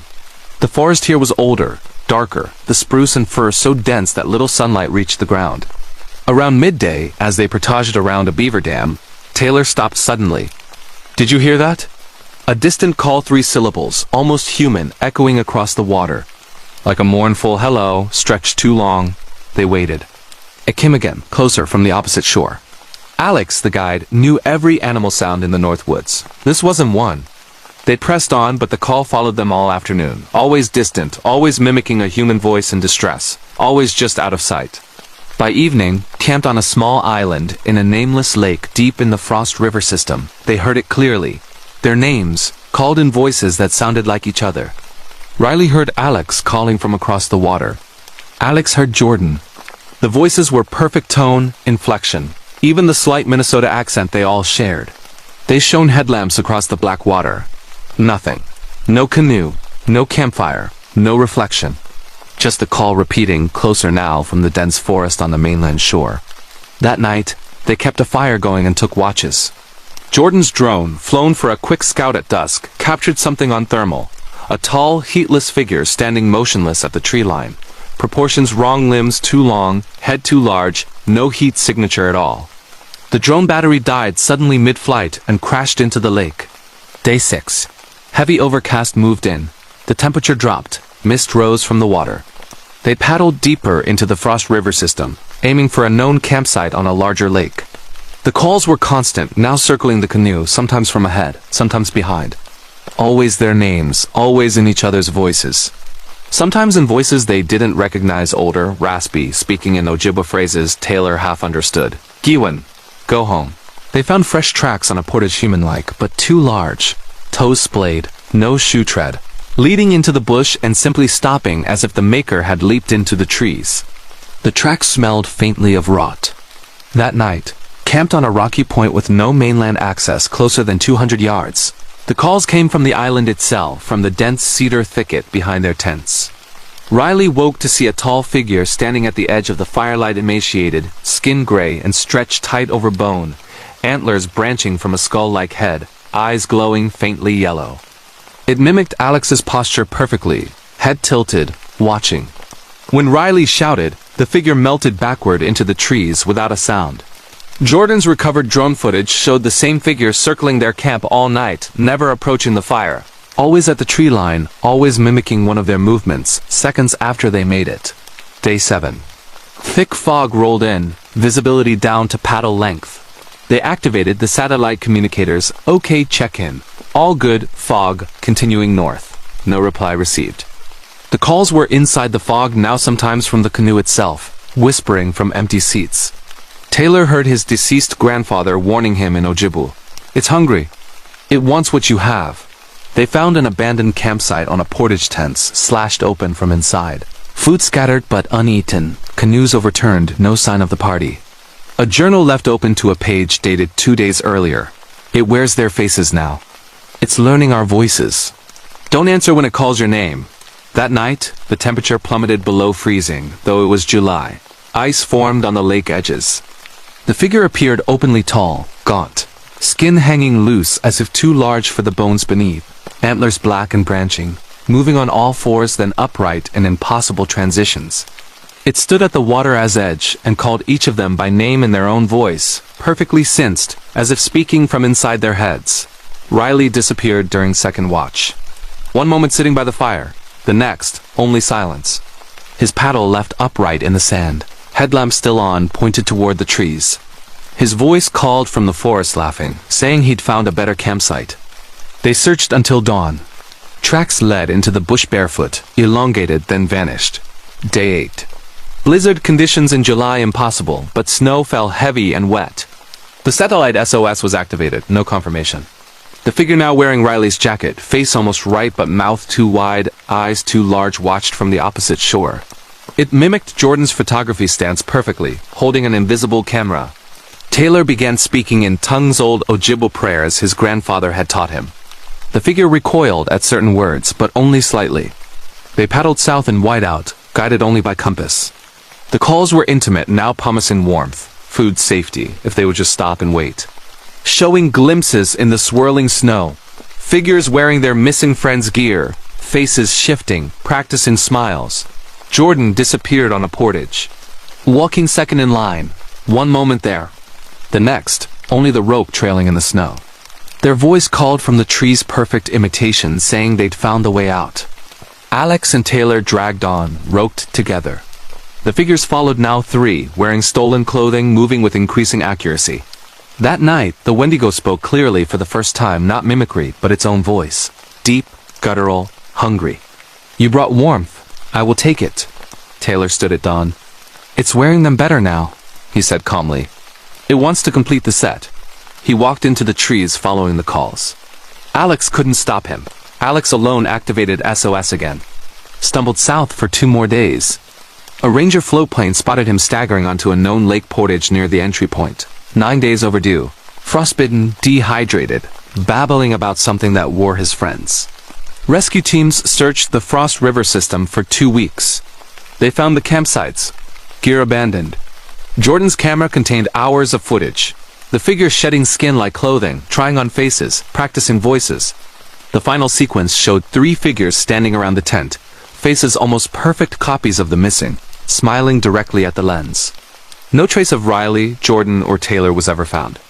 The official report: 3 missing, presumed dead in sudden unseasonal blizzard and disorientation. Case closed. Alex never returned to the Boundary Waters. He speaks little now, only sometimes humming the 3-note call when he thinks no one is listening. The BWCAW remains one of America's premier wilderness areas, drawing thousands of canoeists every summer for its solitude and beauty. Most return with stories of loons, northern lights, and perfect peace. Some do not return at all. Rangers still find oversized barefoot tracks in remote portages that lead nowhere. Campers report hearing loved ones calling from empty forest. Some parties wake to find companions gone, only to see them standing silently at the edge of Camp Rom. If you ever paddle deep in the Boundary Waters and hear your name called from the trees in a voice you know, if you see tracks too large and strange in the mud, if a tall figure watches from the opposite shore wearing familiar clothing, do not answer. Do not follow. Paddle hard for the nearest entry point before dark, because something ancient and starving still walks the North Woods. It wears what it takes, and it is always hungry for more. The Dare on Whisper Chat, a true online conversations and internet horror story from Chicago, Illinois, United States. In the spring of 2025, 5 college sophomores at the University of Chicago became obsessed with a new anonymous chat app called WhisperChat, marketed as the place where secrets go to die. The app was invite-only, spread through private Discord servers and TikTok whispers, promising total anonymity. No usernames, no profiles, no logs, messages that vanished forever after being read once. Rooms were created by random codes, and the most popular ones were the dare rooms, where strangers dared each other to do increasingly risky, stupid, or terrifying things for proof. Photos, videos, live streams required. No backing out once you accepted. The group was Mia, 20, a computer science major, who had found the invite link on a dark web forum. Her roommate Sophia, 19, psychology, always analyzing the psychology of anonymity. Their friend Lucas, 21, film student who saw it as raw material for his thesis project. Lucas's girlfriend Harper, 20, art major obsessed with body horror. And their neighbor down the hall, Ethan, 21, pre-med, the skeptical one who joined only to keep them safe. They started innocently. Enough silly dares like eating weird food combinations on camera, prank calling old high school teachers, sneaking into restricted campus buildings after hours. The rush of anonymity was addictive. The app's interface was black with blood-red text, messages appearing and vanishing like ghosts. Viewers in the room, always dozens, sometimes hundreds, voted on dares with thumbs-up emojis that turned into devil horns when a dare was accepted. By April, they had moved to a private room they created themselves code UChicago Dare 5. Invite only for their group plus lurkers. The dares escalated. Streaking across the quad at midnight. Breaking into the abandoned Regenstein Library sub-basement. Live streaming from the roof of the theology building at 3 a.m. Then, on April 17th, a new user joined the room. No name. Just a black avatar. They never typed. Just watched. But every time a dare was completed, the devil horns emoji appeared instantly first, always. The group nicknamed them Red Horn. The dares began changing. Not from them, from the app itself. New prompts appeared in the room, in red text that lingered longer than normal messages. Show me where you sleep. Open your window at 3:33 a.m. and call my name. Take a photo of the darkest place in your home. At first, they thought it was a glitch or a mod, but the prompts knew things. One night, Mia, show me the scar on your left knee from when you were 8. Mia had never mentioned that scar to anyone in the group. She had a small, faded mark from falling off her bike at 8. They did it, nervous laughter, adrenaline. The devil horns flooded the chat. The dares became personal. Sophia, read aloud the last text you sent your ex before he ghosted you. She did, voice shaking. The chat exploded with horns. Lucas, play the voicemail your dad left the night he died. Lucas had never told them about the voicemail. He played it, his father's slurred, angry words from a car minutes before the crash. Harper, show us the drawing you burned last week because it scared you. Harper had sketched a self-portrait with no eyes, burned it in the dorm sink. She hadn't told anyone. Ethan, open the bottle in your bottom drawer and take a sip on camera. Ethan kept the bottle of his mother's prescription. Painkillers stolen after her overdose hidden there. He had never admitted it. Redhorn knew everything. They tried to leave the room. The app wouldn't let them. Exit button grayed out. New private rooms wouldn't create. Their phones began glitching Whisperchat opening itself. Notifications at 3:33 a.m. every night. I'm waiting. They deleted the app. Reinstalled from backups. Same room, same dares. The final dare came on May 3rd. Red text. Lingering. All 5 of you. Midnight. Meet at the abandoned Ida Noyes crypt under the chapel. Bring candles. Live stream the whole thing. I'll be there. The crypt was real part of the original 1890s university, sealed since the 1930s, rumored to have been a temporary morgue during the 1918 flu pandemic. No public access. Students who had broken in over the years told stories of hearing chanting, seeing shadows move between sarcophagi. They should have ignored it. But the app knew too much. And part of them, the part addicted to the rush, wanted to know who Redhorn was. They broke in through a service tunnel under the chapel, 5 black candles, phones live streaming to the room. The crypt was exactly as rumored: stone vaults, rusted iron gates, empty stone coffins lining the walls. The air was cold, damp, smelled of earth and old stone. They set up in the center chamber, lit the candles, started the stream. The chat exploded with devil horns, hundreds, thousands. Red text appeared on all 5 phones at once. You came. Good. The candles flared blue. The temperature dropped 20 degrees in seconds. Breath visible. Their phones all received the same video call from Redhorn. They accepted. The screen showed them. All 5, from behind, standing in the crypt exactly as they were. The camera angle impossible, no one else in the room. The figure on screen turned slowly. No face, just a black void where features should be, red devil horns emoji flickering where eyes would be. The voice came not from the phone speakers, but from the crypt itself. Surrounding them. I've been watching since you joined. I know everything. Now you know me. The candles went out. In the darkness, footsteps dozens, circling. Their phones lit up with photos taken that night from angles inside the circle, showing their terrified faces. The last message, in red. Thank you for coming home. When security found them at dawn, responding to a silent alarm, they were sitting in a perfect circle. Candles burned to stubs, phones dead. All 5 unharmed but unresponsive, catatonic. They recovered eventually, but none remember the crypt.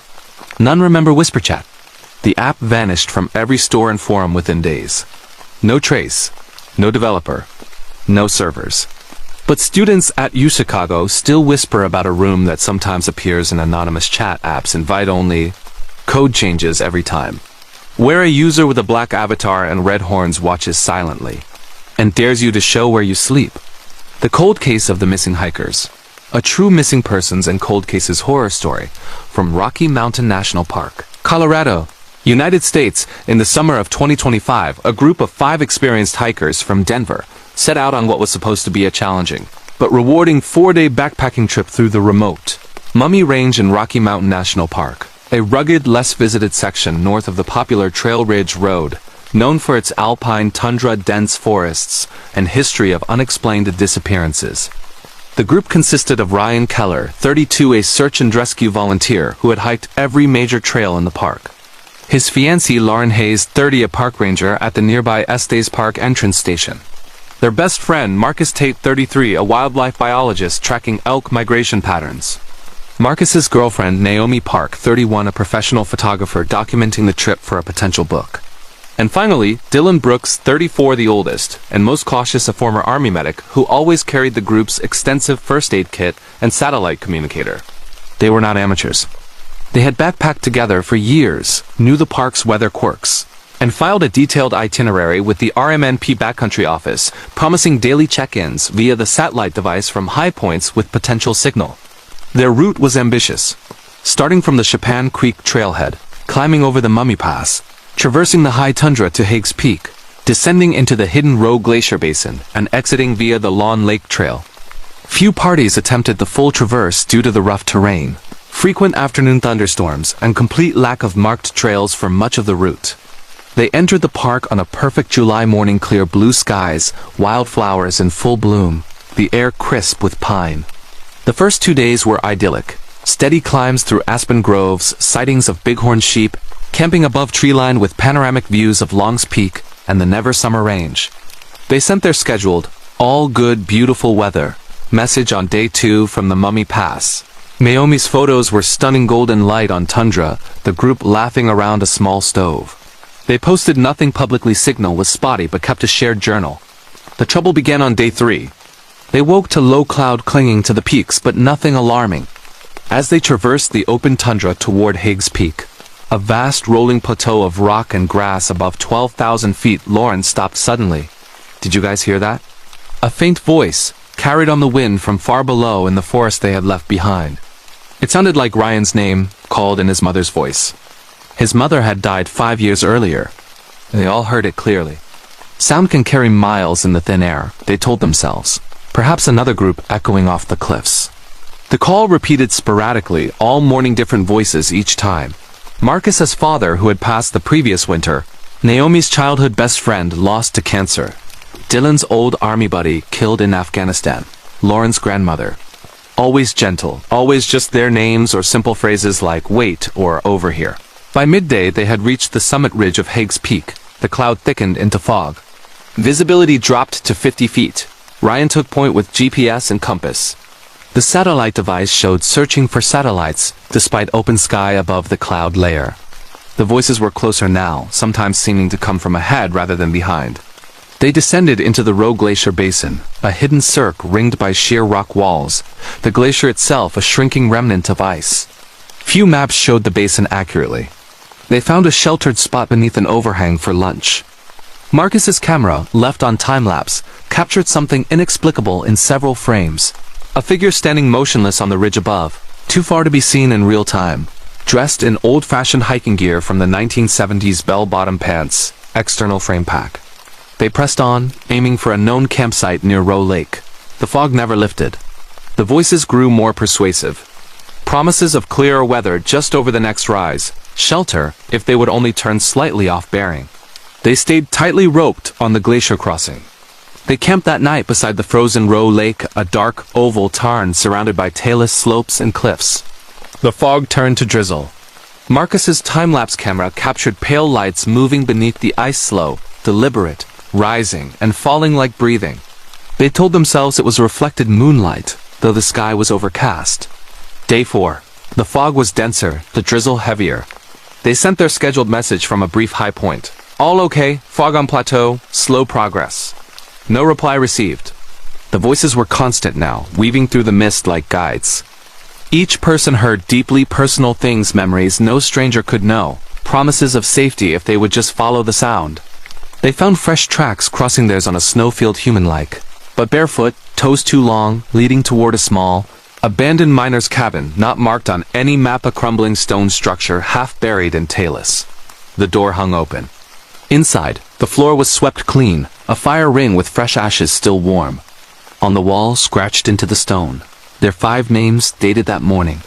They left quickly. Hours later, in a momentary thinning of the cloud, Dylan spotted movement on a parallel ridge. 5 figures walking at exactly their pace, mirroring the rope line perfectly.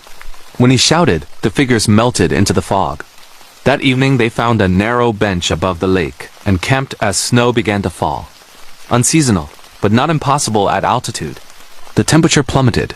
The voices sang now, a low, wordless harmony that seemed to rise from the glacier itself. Marcus's overnight audio captured not only wind but layered chanting in a language none of them recognized later, identified by a linguist as archaic Ute, a tribe displaced from the area centuries ago. At 3:33 a.m., Naomi sat up suddenly. "They're showing me the perfect photo spot," she said dreamily. "Just across the ice. My friend is waiting to pose." Ryan and Marcus had to drag her back inside the tent and tie her gently with the glacier ropes. She didn't resist, just smiled and hummed the invisible song. Day 5. Heavy snow, whiteout conditions. The satellite device could no longer connect. They abandoned the planned exit via Lawn Lake and aimed solely for descent, any drainage that led downward. The voices were intimate now, whispering private memories. First hikes together, childhood fears of the dark, regrets over lost loved ones. Lauren heard her grandmother forgiving her for not visiting before she died. Tears froze on her cheeks. Dylan disappeared in the early afternoon. He was walking at the rear of the rope line. One moment the cord was taut.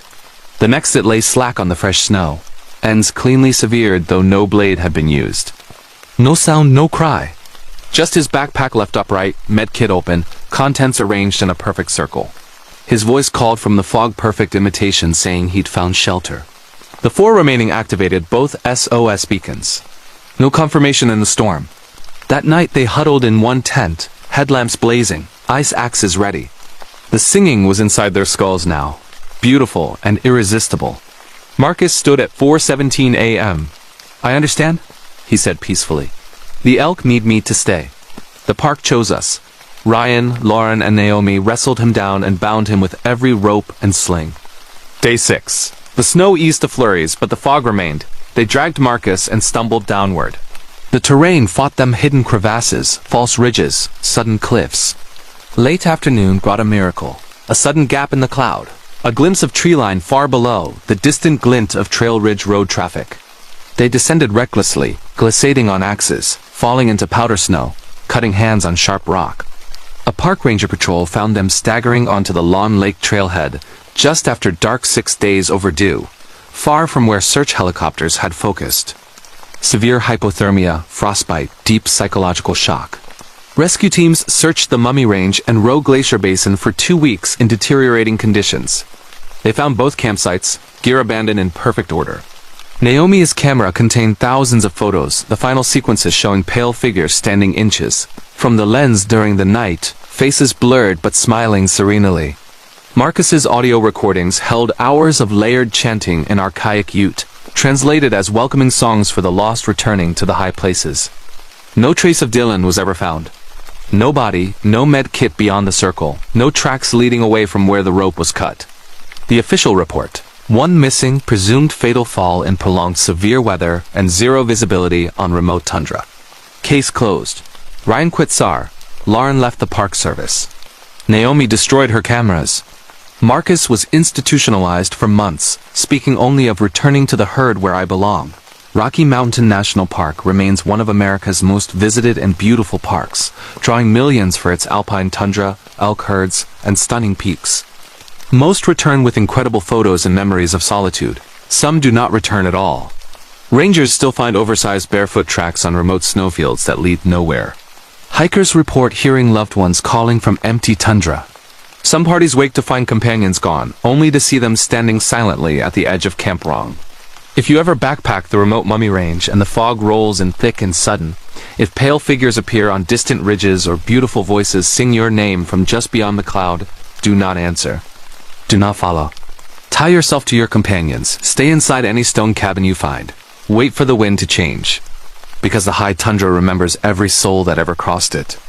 And sometimes when the cloud descends and the world goes silent, it calls its chosen ones home forever. The Silence of Cell Block D, a true court and prison horror story from Stateville Correctional Center, Illinois, United States.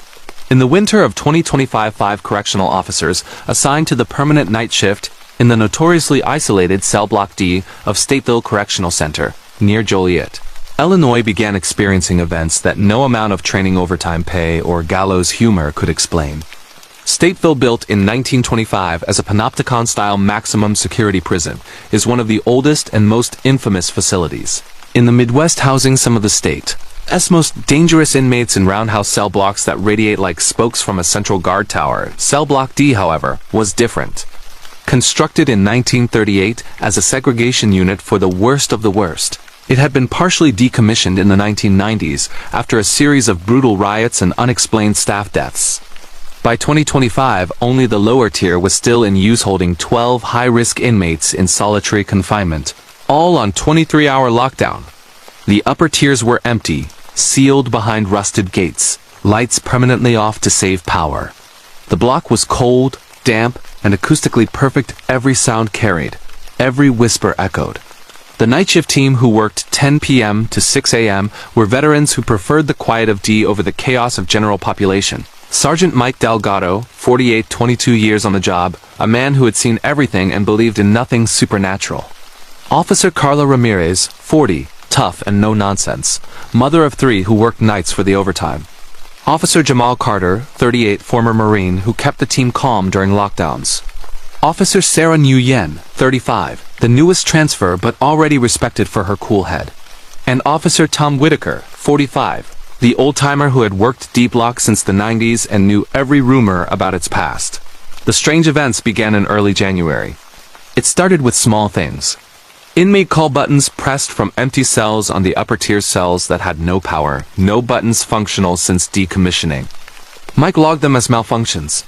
Then the lights in the central guard pod began flickering at exactly 2:47 a.m. every night, the time of an infamous 1987 riot in D-Block where 3 guards and 7 inmates died. The flickering lasted exactly 7 minutes, then stopped. Jamal heard footsteps on the catwalk above the pod one night, slow, deliberate, in perfect rhythm with the prison boots they all wore. He looked up. No one. The upper tiers were locked. Cameras showed empty corridors.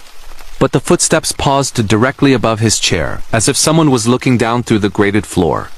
Carla found her logbook pages torn out and rearranged entries about routine checks, now describing incidents that hadn't happened. Inmate in D12 self-harmed at 03:00 when D12 had been empty for years. Sarah began hearing whispers over the intercom system, though the inmate speakers in empty cells had been disconnected. Male voices, low and overlapping, reciting names and ID numbers of inmates who had died in D-Block decades ago. Tom, the veteran, said nothing at first. He just watched the others with a look that said he had been waiting for this. By February, the incidents escalated. Inmates on the lower tier, hardened men who feared nothing, began refusing to sleep. They banged on doors at night, demanding transfers, claiming the dead ones walk again. One inmate, serving life for multiple murders, carved into his cell wall with a smuggled shank. They're counting us. One by one. The team installed body cameras and extra motion sensors in the pod. The footage showed shadows moving across empty upper-tier corridors, tall, thin, in old-style prison uniforms from the 1950s. Always at 2:47 a.m. Always pausing at the same cells. The ones where inmates had died during the 1987 riot. Jamal found a Polaroid photo slipped under the pod door one morning, a grainy image of the 5 officers sitting in the pod, taken from the upper catwalk. Time-stamped 2:54 a.m. the previous night. They had all been present. No one had left the pod. No camera covered that angle. Carla began having nightmares, vivid, recurring. She was locked in a cell on the upper tier, water rising from the floor, the voices counting down from 12. She woke screaming several nights in a row. Mike, the skeptic, finally broke when he found the control panel for the upper tier gates unlocked from the inside. The gates stood open. Footprints in the dust prison issue boots, size 11, leading to the end cell, D48, where the ringleader of the 1987 riot had been found hanged, ruled suicide, but rumored to have been murdered by guards. The whispers became clear over the dead intercom.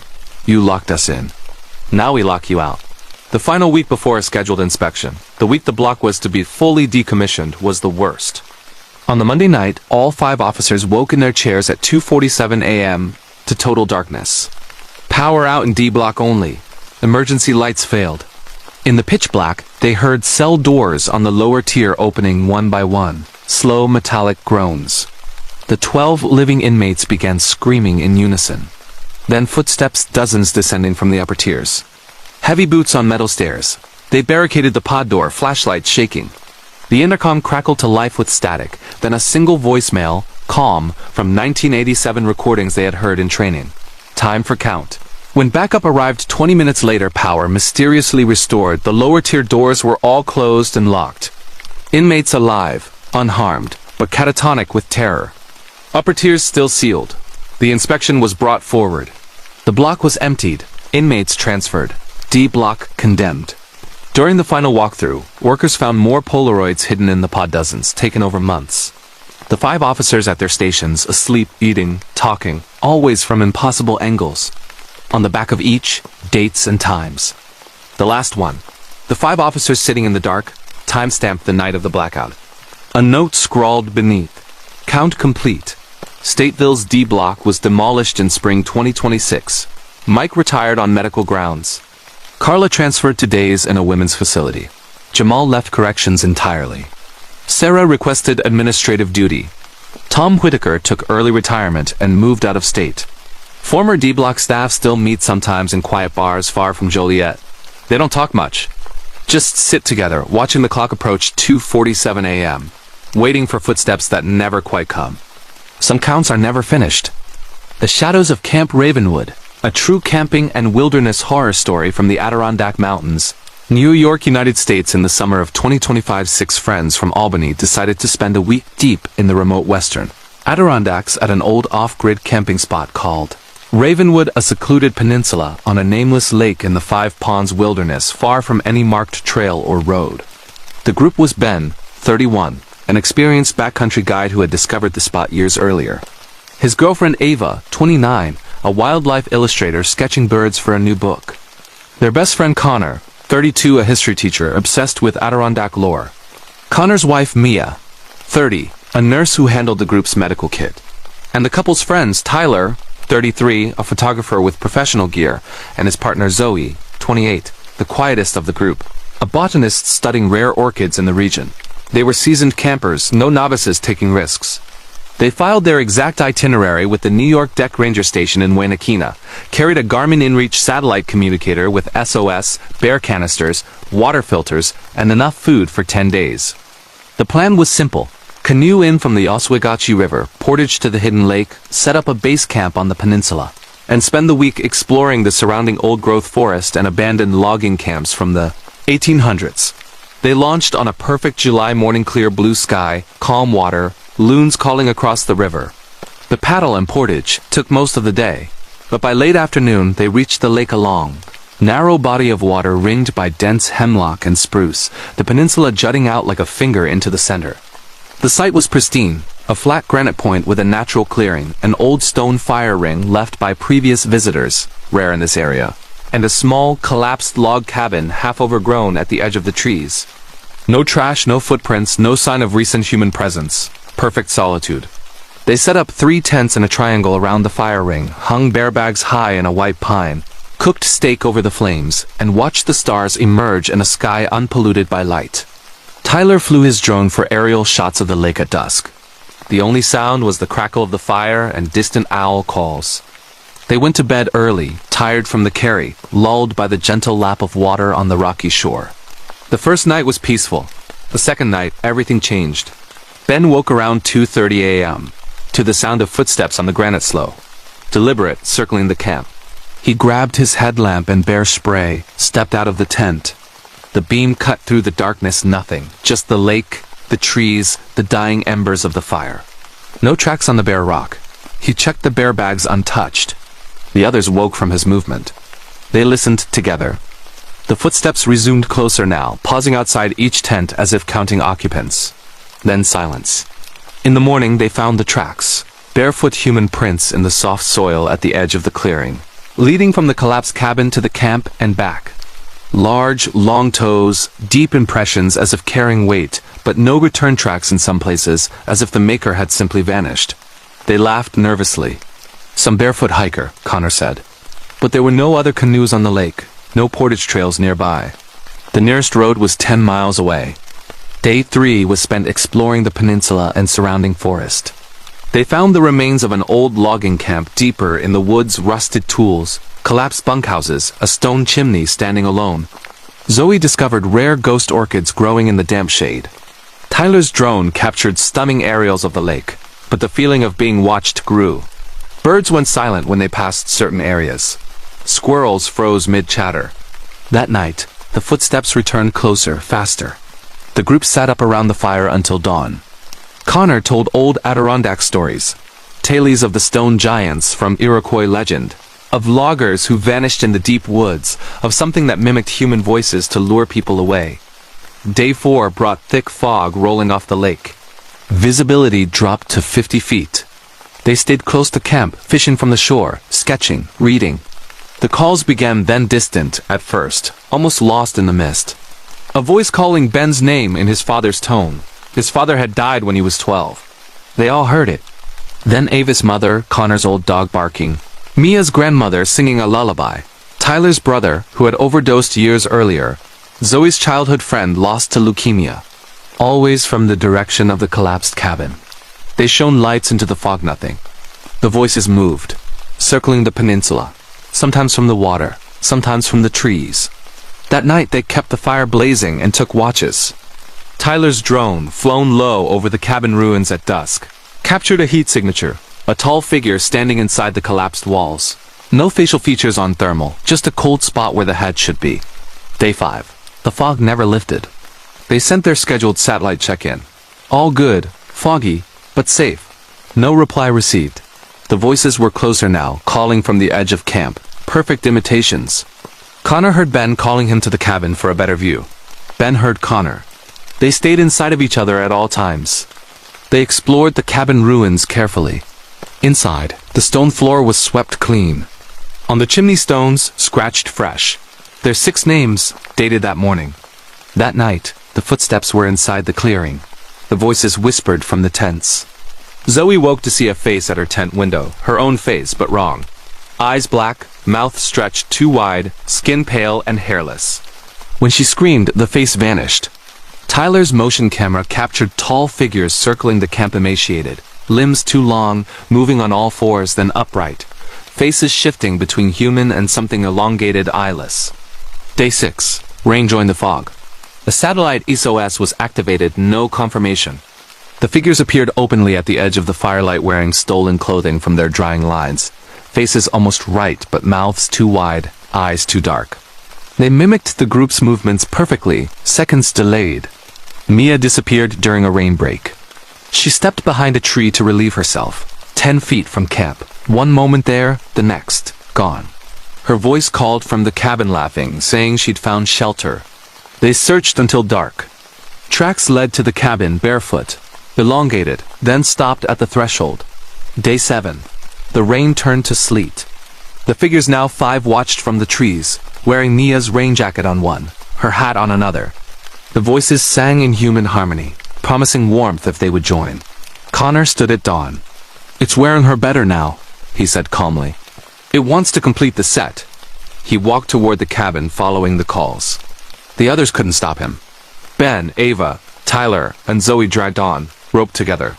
The figures followed now 5, moving with increasing accuracy. That night, the thing spoke clearly. "You brought life. We will take it." Tyler disappeared on watch, sitting by the fire. Then only his headlamp beaming into the trees. His voice called, "Perfect. Come see the stars clearing." Ben, Ava, and Zoe activated SOS again, paddled south in the fog, guided by compass. The figures now 4 stood on the shore watching. A ranger canoe found them on a known lake 3 days later, 10 days overdue, hypothermic, dehydrated, babbling about things that wore their friends. Rescue teams searched the nameless lake and peninsula for a week. They found the camp, gear abandoned. Tyler's camera contained hours of footage. Figures shedding skin, trying on faces, practicing voices. The final sequence showed 5 figures standing around the fire, faces almost perfect copies of the missing, smiling at the lens. No trace of Mia, Connor, or Tyler was ever found. The official report: 3 missing, presumed drowned or lost in severe weather. Case closed. Ben never returned to the Adirondacks. Ava burned her sketchbooks. Zoe was institutionalized. The Five Ponds Wilderness remains one of New York's largest and most pristine tracks, drawing experienced paddlers for its remoteness and beauty. Most return with stories of loons, old-growth hemlock, and perfect solitude. Some do not return at all. Rangers still find oversized barefoot tracks on remote portages that lead nowhere. Campers report hearing loved ones calling from abandoned cabins. Some groups wake to find companions gone, only to see them standing silently at the edge of Camp Wrong. If you ever canoed deep in the western Adirondacks and the fog rolls in thick and silent, if you find an old stone fire ring on a nameless peninsula, if voices you know call from a collapsed cabin just beyond the trees, do not answer. Do not investigate. Paddle hard for the nearest takeout before dark, because something old and patient still waits in the deepest woods. It wears what it takes, and it is always learning to look more like us. The Glitch on Route 66, a true road trip horror story from Arizona, United States. In the fall of 2025, 4 close friends from Phoenix, Arizona, decided to embark on the quintessential American adventure. A full, unhurried drive along the entire length of historic Route 66 from Chicago to Santa Monica. Ethan Ramirez, 30, a software engineer with a passion for vintage cars and meticulous planning, had mapped every mile, every diner, every ghost town, and every motel on spreadsheets and apps for months. His girlfriend, Harper Ellis, 28, a rising travel vlogger with over 50,000 YouTube subscribers, saw the trip as the perfect content series. 66 days on the Mother Road, complete with daily uploads, drone footage, and live streams. Their best friend since college, Mason Brooks, 31, a master mechanic who had spent the past year restoring a 1969 Chevrolet Impala convertible to mint condition, candy apple red paint, white wall tires, chrome gleaming, was the one who insisted they do it in style. And Mason's younger sister, Riley Brooks, 29, a professional photographer specializing in analog film, joined to capture the journey on her Leica and Polaroid cameras for a potential limited edition photo book. They were experienced travelers, had driven the Pacific Coast Highway, the Blue Ridge Parkway, even parts of old Route 66 before, but this was different. This was the full mythic route, 2,448 miles of Americana, neon nostalgia, and open road freedom. They flew to Chicago in early September, picked up the Impala from a classic car rental specialist, and set off on September 15th under a crisp blue sky. The first days were pure magic. They cruised through Illinois cornfields, stopped at the Gemini Giant in Wilmington, ate corn dogs at the Cozy Dog Drive-In in Springfield, posed with the world's largest catsup bottle in Collinsville. Harper's vlogs exploded tens of thousands of views overnight. Comments poured in. This is the road trip we all dream of. They stayed in restored motels with buzzing neon signs, wild camped under Oklahoma stars, photographed rusted Cadillacs half buried at the Cadillac Ranch in Texas. The Impala ran flawlessly. Mason's restoration was a work of art. They blasted Springsteen, the Eagles, Chuck Berry. Life felt cinematic. They crossed into New Mexico on day 6, the landscape shifting to red mesas and turquoise skies. Stopped at the Midpoint Cafe in Adrian, Texas, exactly halfway, 1,139 miles from both ends. Took the obligatory group photo with the sign. That night in Tucumcari, they stayed at the iconic Blue Swallow Motel. Rooms with original 1940s furniture, neon glowing outside the windows. Harper live-streamed from the courtyard, subscribers sending hearts and tips. Day 7 into Arizona was when they first noticed the truck. They left Tucumcari early, heading west on I-40 parallel to Old 66, top down, wind in their hair. Around midday, just past the Arizona state line outside Lupton, Ethan glanced in the rearview mirror and saw it. A black 1950s Ford F-100 pickup, perfectly restored, glossy paint, chrome bumpers shining, white wall tires. It was keeping exactly 0.3 miles behind them, close enough to see clearly, far enough to not be threatening. Ethan mentioned it casually. Cool truck back there. Looks like it's doing the route too. Harper twisted around, filmed it for a few seconds. Vintage eye candy, she narrated. The driver was alone, wearing a dark fedora pulled low, face in shadow, hands steady on the wheel. They stopped at the Petrified Forest National Park for photos among the colorful logs. The truck slowed on the highway, pulled onto the shoulder a quarter-mile back, waited. When they continued west toward Holbrook, it pulled out and resumed the exact distance. At first, it was charming. "Our Route 66 buddy," Mason joked. They waved in the mirror. No response. The driver never waved back, never sped up to pass, never fell behind. They stayed that night at the Wigwam Motel in Holbrook concrete teepees, with vintage cars parked outside. Harper vlogged the experience, subscribers loving the retro vibe. As they grilled burgers on the shared patio, the black truck drove slowly past the motel entrance, turned into a vacant lot across the street, and parked facing their teepee. Lights off. Driver invisible. Unease crept in. They checked the truck from a distance, no plates visible, or perhaps deliberately muddied. It didn't move all night. Harper's motion-activated GoPro on the Impala captured it sitting there until dawn. The next morning it was gone. Relief. They drove to Winslow, stood on the corner, took the Eagles photo, ate at the Turquoise Room in the La Posada Hotel. Perfect day. No truck. But west of Flagstaff, on a long empty stretch of Old 66 paralleling I-40, it reappeared in the mirror. Same distance. Same pace. They tested it. Ethan floored the Impala to 95 miles per hour. The truck matched without effort. Slowed to 45, the truck slowed. Took a random exit to a ghost town, the truck followed, then reappeared behind them on the highway. Pulled into a busy gas station in Williams, the truck parked across the lot, facing them. Harper stopped filming it. They turned off all cameras. But the truck remained. That night in Williams, at the historic Red Garter Inn, they stayed up late talking. Riley pulled up old forums on her phone stories of a phantom black truck on Route 66. Sightings dating back to the 1950s. Always following groups who documented the trip heavily. Always vanishing when confronted. Always empty when checked. They laughed nervously. Coincidence, Ethan said. But sleep was fitful. At 3:07 a.m., Harper woke to her phone buzzing notifications from her own channel. Someone had commented on every single vlog, the same user, RouteWatcher66. Comments like beautiful shot at the midpoint, with timestamps exact to the minute. Love the teepee choice. The Impala looks fast. The account had no profile pic, just black. She showed the others in the morning. Hundreds of comments overnight, all from RouteWatcher66, all perfectly accurate. They drove to the Grand Canyon South Rim for the day, breathtaking views. No truck in sight. Relief. But when they returned to Route 66 west of Seligman, heading toward Kingman through the Wallapai Reservation, the truck was there again. Same distance. They tried everything, changed routes to dirt roads. The truck followed on parallel highways, reappearing later. Stopped for hours at Peach Springs. The truck waited out of sight, then resumed. Drove through the night. The truck's headlights appeared in the mirror at dawn. Harper's channel exploded, millions of views on the mystery follower video she finally uploaded. Comments from other travelers. Same truck, different years, different cars. always following vloggers or photographers. Always empty when police checked. In Needles, California, they stayed at a busy RV park. The truck parked outside the gate on the highway shoulder. Police towed it as abandoned. Next morning back behind them on the highway into the Mojave. They drove straight to Barstow, then Victorville, skipping stops.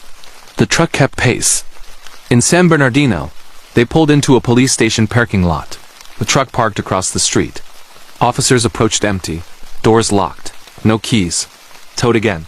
They reached Santa Monica 2 days early, exhausted, paranoid. Took the end of trail photo at the pier side, top down, forcing smiles. The truck pulled into a side street and vanished. They celebrated with pier food, ocean air, relief. Flew home from Lax the next day. The horror began in editing. Harper went through the footage. Every day, every wide shot, every drone clip, the black truck was there. Sometimes a speck on the horizon, sometimes parked in empty lots they never noticed.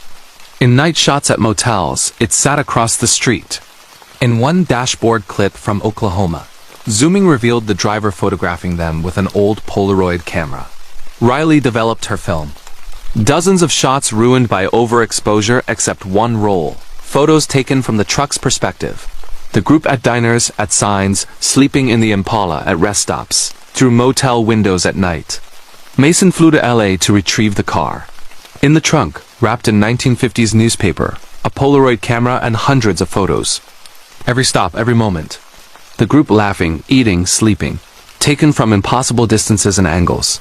The last stack, the four of them at the Santa Monica Pier, taken from behind as they posed with the sign. On the back, perfect ending.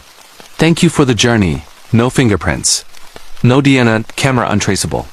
Harper's channel was demonetized temporarily for disturbing content after the final vlog. Subscribers begged for more, but she shut it down. They never spoke of the trip again publicly. Travelers on Route 66 still reported a pristine black 1950s pickup. No plates, driver in fedora, following at perfect distance for days or weeks. Always groups who document heavily vloggers, photographers, influencers. Always empty when checked. Always reappearing? Some say it's the spirit of a traveler who died alone on the road in the 1950s, collecting memories of those who complete the journey he never finished. Others say it's something that feeds on captured moments, the need to film, to post, to prove you were there. If you ever drive historic, Route 66, and notice a black vintage pickup in your mirror keeping perfect pace for hundreds of miles. No matter how you drive, no matter where you stop, do not film it. Do not photograph it. Do not wave. Turn off your cameras. Delete your apps. Drive straight through without stopping until you reach the ocean. Because some things on the mother road were never meant to be left behind. They want to be part of every memory you make. Forever. The Echoes of Flight 313. A true military and war-related horror story from Ramstein Air Base, Germany. In the winter of 2025, 5 U.S. Air Force personnel stationed at Ramstein Air Base in Rhineland-Palatinate, Germany, began receiving communications that no security clearance, protocol, or psychological evaluation could explain. Ramstein, one of the largest U.S. military installations outside the United States, serves as the headquarters for U.S. Air Forces in Europe and the primary hub for medical evacuations, cargo transport, and emergency response across the continent and Middle East. The group was part of the 86th Airlift Wing S night operations crew in the Air Traffic Control Tower and the 721st Aerial Port Squadron. Staff Sergeant Daniel Reyes, 34, an experienced air traffic controller who had served 3 tours in Afghanistan. Technical Sergeant Lauren Brooks, 32, a loadmaster with 10 years coordinating C-17 medical evacuations. Master Sergeant Marcus Halle, 38, the shift supervisor and a 20-year veteran who had been at Ramstein since 2015. Airman First Class Tyler Nguyen, 24, the youngest, a radar technician on his first overseas assignment. And Senior Airman Zoe Carter, 28, a communications specialist responsible for encrypted satellite links and emergency frequencies. They worked the midnight to dawn shift in the tower and the adjacent operations building at quiet time when most flights were medevacs from conflict zones or cargo runs to remote bases. The winter of 2025 was particularly cold, with frequent fog rolling in from the surrounding forests, grounding non-emergency flights and leaving the base in near silence except for the occasional roar of a departing Globemaster. The strange events began on January 7, 2025, at 2:17 a.m., a time that would become significant Daniel picked up an incoming call on the emergency guard frequency 243.0 MHz, the Universal Military Distress Channel. The voice was male, American accent, calm but strained. Ramstein Tower, this is Flight 313, declaring emergency. Multiple engine failure, losing altitude over the Black Forest. Request immediate vectors. Daniel responded immediately, protocol drilled into him.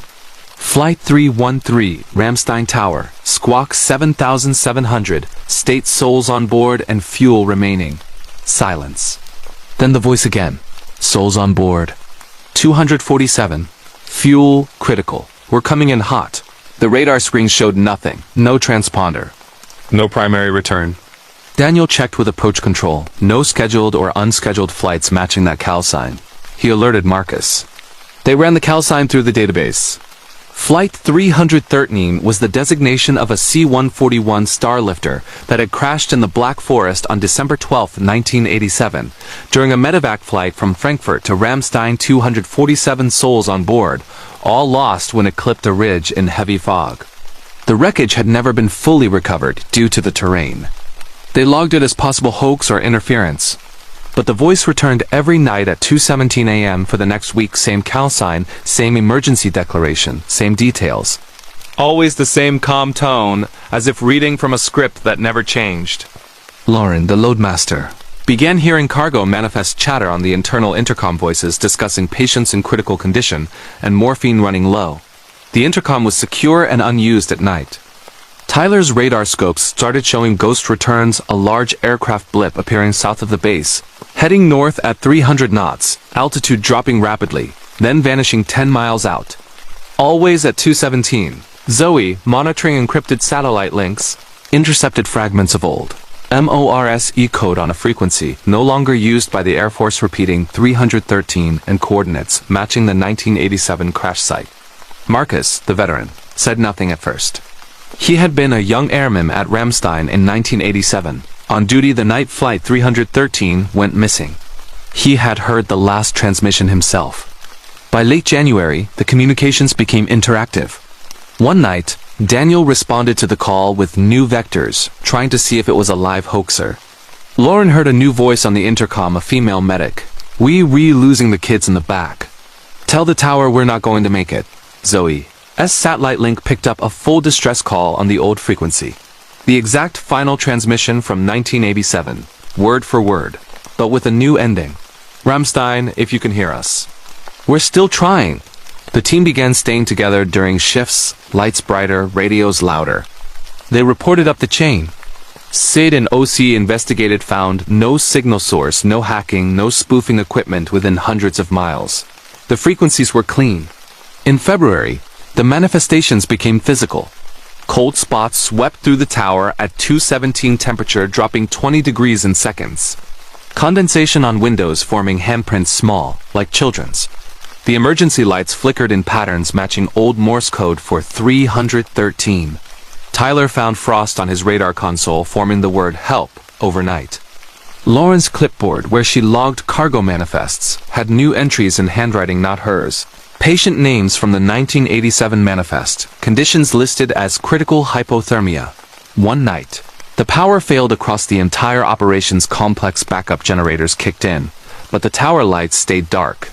In the emergency red glow, they saw figures on the tarmac below, dozens of silhouettes in old flight suits. Medics, patients on stretchers, standing motionless, facing the tower. When backup power restored full lights, the tarmac was empty. Marcus finally spoke. He had never told anyone, not even his wife, about the guilt he carried. As a young airman in 1987, he had been on duty when Flight 313 called. He had given them incorrect vectors in the fog, fatigue, inexperience. The official report blamed weather and pilot error, but he knew. The final night, February 28, 2025, the call stopped being transmissions. At 2:17 a.m., every screen in the tower displayed the same text. "We're here." The emergency frequency crackled with static, then hundreds of voices, pilots, crew, medics, patients, children overlapping. "You heard us. You see us now. Let us land." The tower filled with fog inside the building, thick and cold, smelling of jet fuel and blood. The figures appeared inside the tower translucent at first, then solidifying. Flight crew in 1980s uniforms. Medics with old Red Cross armbands. Patients on stretchers, children in blankets. They didn't speak, just looked at the 5 living airmen with eyes full of exhaustion and relief. Marcus stood. "I'm sorry," he said, voice breaking. "I gave you the wrong heading. I was tired. I was wrong." The lead pilot, a captain from 1987, nodded slowly. The figures began to fade. The fog lifted. The screens cleared. The frequencies went silent. Flight 313 never called again. Marcus retired on medical grounds the next month. Daniel transferred stateside. Lauren left the Air Force. Tyler and Zoe requested new assignments far from Europe. Ramstein's night shift crews still report cold spots at 2:17. Old-timers say the tower feels lighter now. Some emergencies find their way home, even 38 years later. The Shadows of Camp Blackwood, a true camping and wilderness horror story from the Pine Barrens, New Jersey, United States. In the summer of 2025, 6 friends from Philadelphia decided to spend a long weekend deep in the New Jersey Pine Barrens at a remote, unmarked camping spot known only through whispered stories on hiking forums as Camp Blackwood, a forgotten clearing near the abandoned village of Ong's Hat, surrounded by dense pitch pine forest, cranberry bogs, and cedar swamps in Wharton State Forest. The group was Ryan Mitchell, 32, an experienced backpacker and wilderness first responder who had discovered the coordinates on an old USGS map. His girlfriend Sarah Klein, 30, a journalist writing a piece on Pine Barrens folklore for a local magazine. Their best friend Alex Rivera, 33, a history teacher fascinated by the Jersey Devil legends. Alex's wife Jenna Rivera, 31, a nurse who packed the group's extensive medical kit. And the couple's friends Connor Hayes, 34, a professional photographer with high-end gear for night shots, and his partner Mia Torres, 29, the quietest of the group, a botanist studying rare Pine Barrens orchids and pygmy pines. They were not inexperienced or reckless. They had backpacked the Appalachian Trail sections together, knew bear safety, carried a Garmin InReach Mini 2 satellite communicator with SOS water filters, bear canisters, and enough food for 7 days. They filed their exact GPS track and expected return date with the New Jersey State Park Police in Chatsworth, promising daily check-ins from high points where faint signals sometimes reached. Their plan was a 4-night bushwhack, starting from the Batona Trail near Carranza Memorial, cutting cross-country through the dwarf pine plains to the ruins of Ong's Hat, setting up base camp at the clearing locals called Blackwood, named after old Boy Scout camp that had burned down in the 1950s, then looping through the cedar swamps and bogs before exiting via the Mullica River canoe trail. They entered the forest on a humid July morning, thick green canopy, the air heavy with pine resin and the distant smell of cedar water. The first day was challenging but rewarding, pushing through thickets of mountain laurel, crossing sandy roads long overgrown, spotting rare Pine Barrens gentians blooming in the understory. By late afternoon they reached the clearing, a perfect circle of sand and low blueberries, surrounded by towering pitch pines, an old stone fire ring in the center, remnants of a collapsed wooden platform that might have once been a cabin foundation.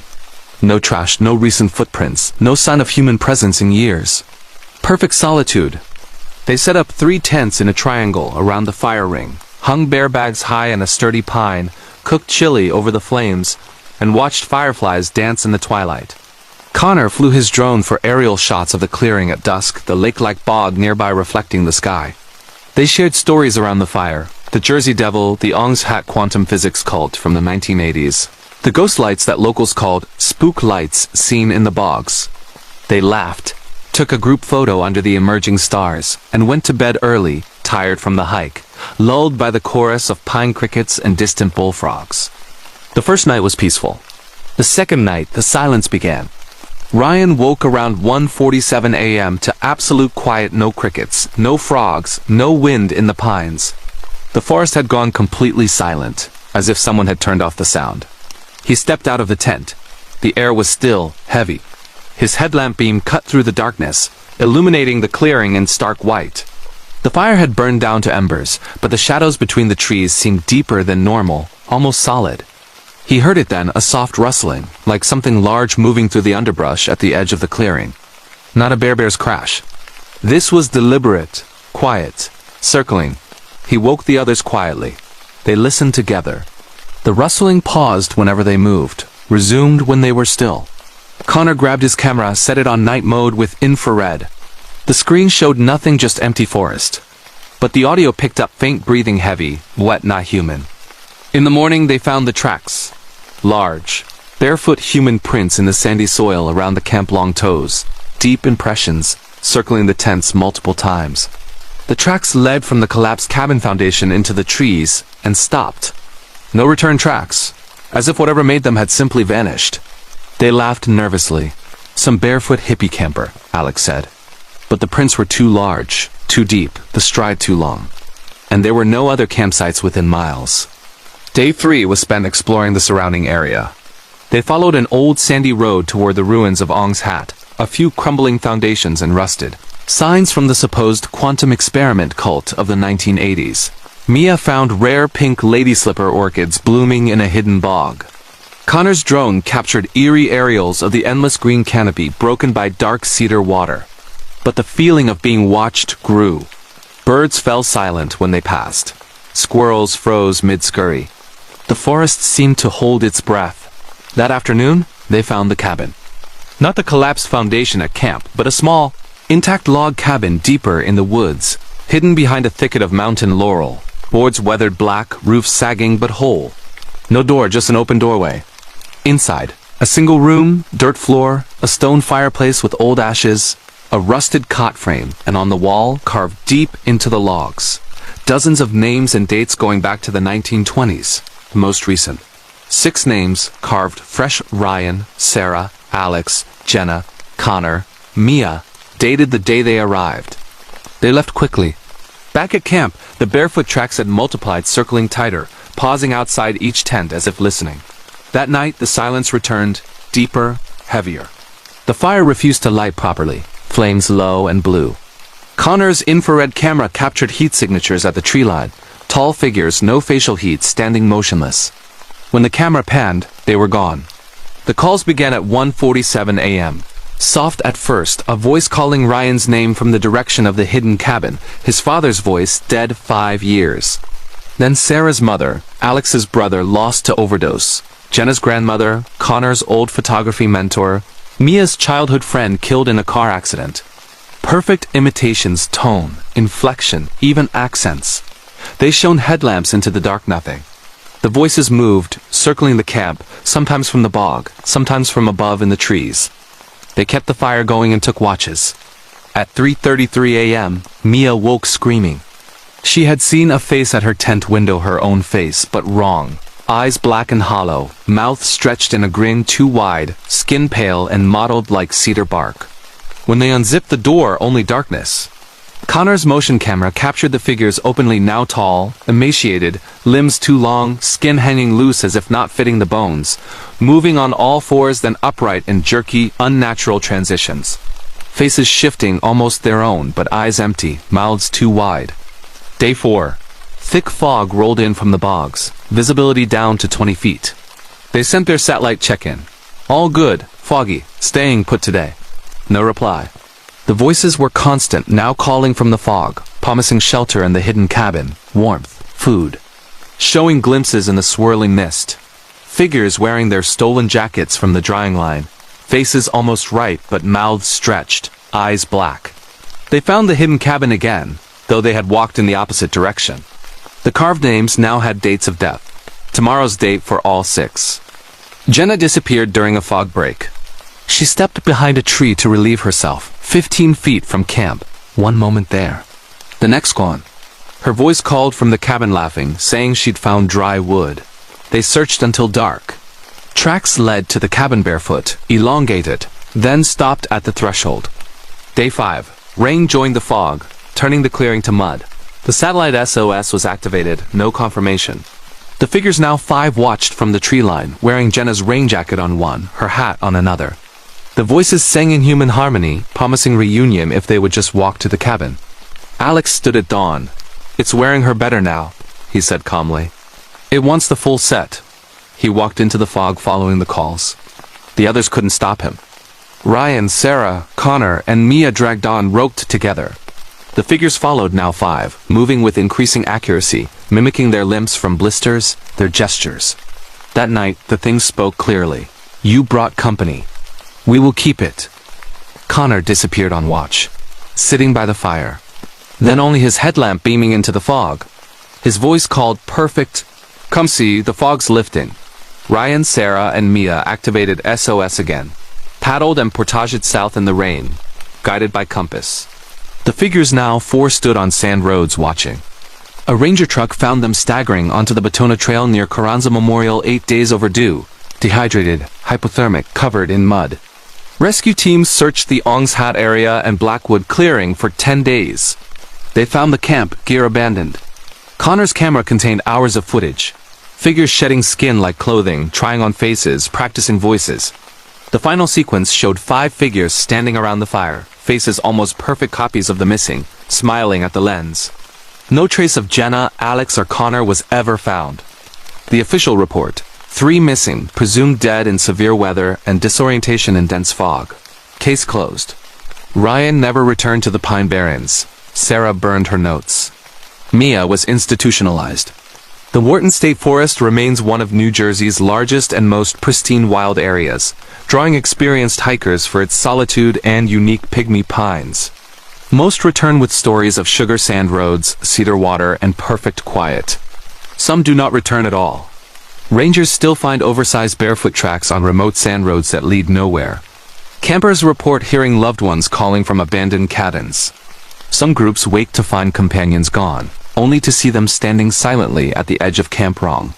If you ever bushwhack deep in the New Jersey Pine Barrens and the fog rolls and thick and silent, if you find an old stone fire ring in a perfect clearing, if voices you know call from a hidden cabin just beyond the trees, do not answer. Do not investigate. Break camp immediately and leave before dark. Because something old and patient still waits in the deepest pines. It wears what it takes. And it is always learning to look more like us. The Curse of Blackthorn Manor, a true haunted house horror story from the Scottish borders, United Kingdom. In the autumn of 2025, Elena Fraser, a 34-year-old Edinburgh-based architect, specializing in historic restorations, inherited a property she had never known existed. Blackthorn Manor, a sprawling, crumbling 17th-century laird's house on a remote estate in the Scottish borders near the village of Yetholm. The manor had belonged to a distant great-uncle, Alistair Fraser, a reclusive historian who had died alone in the house 6 months earlier at the age of 87. No children, no close family, only Elena, traced through faded records in a solicitor's office. The inheritance came with conditions. She could sell, but only after spending 1 full year in residence to honor the family legacy. The solicitor's letter hinted at eccentricity. Alistair had been obsessed with the house's history, believing it held secrets tied to the Fraser clan's role in the 1745 Jacobite Rising. The estate was worth millions if restored, but decades of neglect had left it derelict. Leaking roof, rotting floors, ivy choking the stone walls, windows boarded or shattered. Elena saw opportunity. She took a sabbatical from her firm, moved in on a rainy October day with her rescue greyhound Luna, planning to document the restoration for a potential book and TV pitch. Reviving Blackthorn? The house was vast. 3 stories, 12 bedrooms, a great hall with a massive stone fireplace, a library lined with thousands of leather-bound books, hidden priest holes from the Covenanter era, a walled garden overgrown into jungle, and a family chapel in the east wing where Frasers had been buried for centuries. The first week was pure fascination. She explored every room, photographing peeling wallpaper, ornate plasterwork, portraits of stern ancestors in tartan and armor. The air smelled of damp stone, old books, and wood smoke from the one fireplace she managed to light. Luna was uneasy, growling at empty corners, refusing to enter certain rooms, but Elena attributed it to the move. She slept in the master bedroom on the 2nd floor, a grand chamber with a 4-poster bed, still draped in faded velvet. Nights were quiet except for the wind howling through gaps and the occasional creak of old timber. The first anomaly came on the 7th night. Elena woke at 3:03 a.m. to the sound of footsteps on the main staircase, heavy, deliberate, ascending slowly. Luna growled low, hackles raised. Elena grabbed her phone flashlight, crept to the landing. The stairs were empty.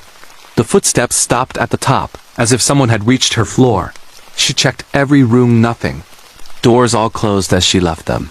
Back in bed, Luna refused to settle, staring at the bedroom door. In the morning, she found wet boot prints on the stone floor of the great hall, large, old-fashioned, leading from the front door to the staircase and up. The door had been locked and bolted. No water on the threshold. The prints dried to nothing by evening. She installed cameras, battery-powered, motion-activated, covering the hall, stairs, library, and her bedroom. The first night they captured nothing. The second night, the front door opening by itself at 3:03 a.m. Footsteps audible on audio, boot prints appearing in real time on the stone, though no figure visible. The bedroom camera showed her door handle turning slowly down, pause, up though she had locked it. She told herself it was subsidence, drafts, an old house settling. But the activity escalated. Books in the library rearranged themselves overnight, always volumes on Jacobite history or clan.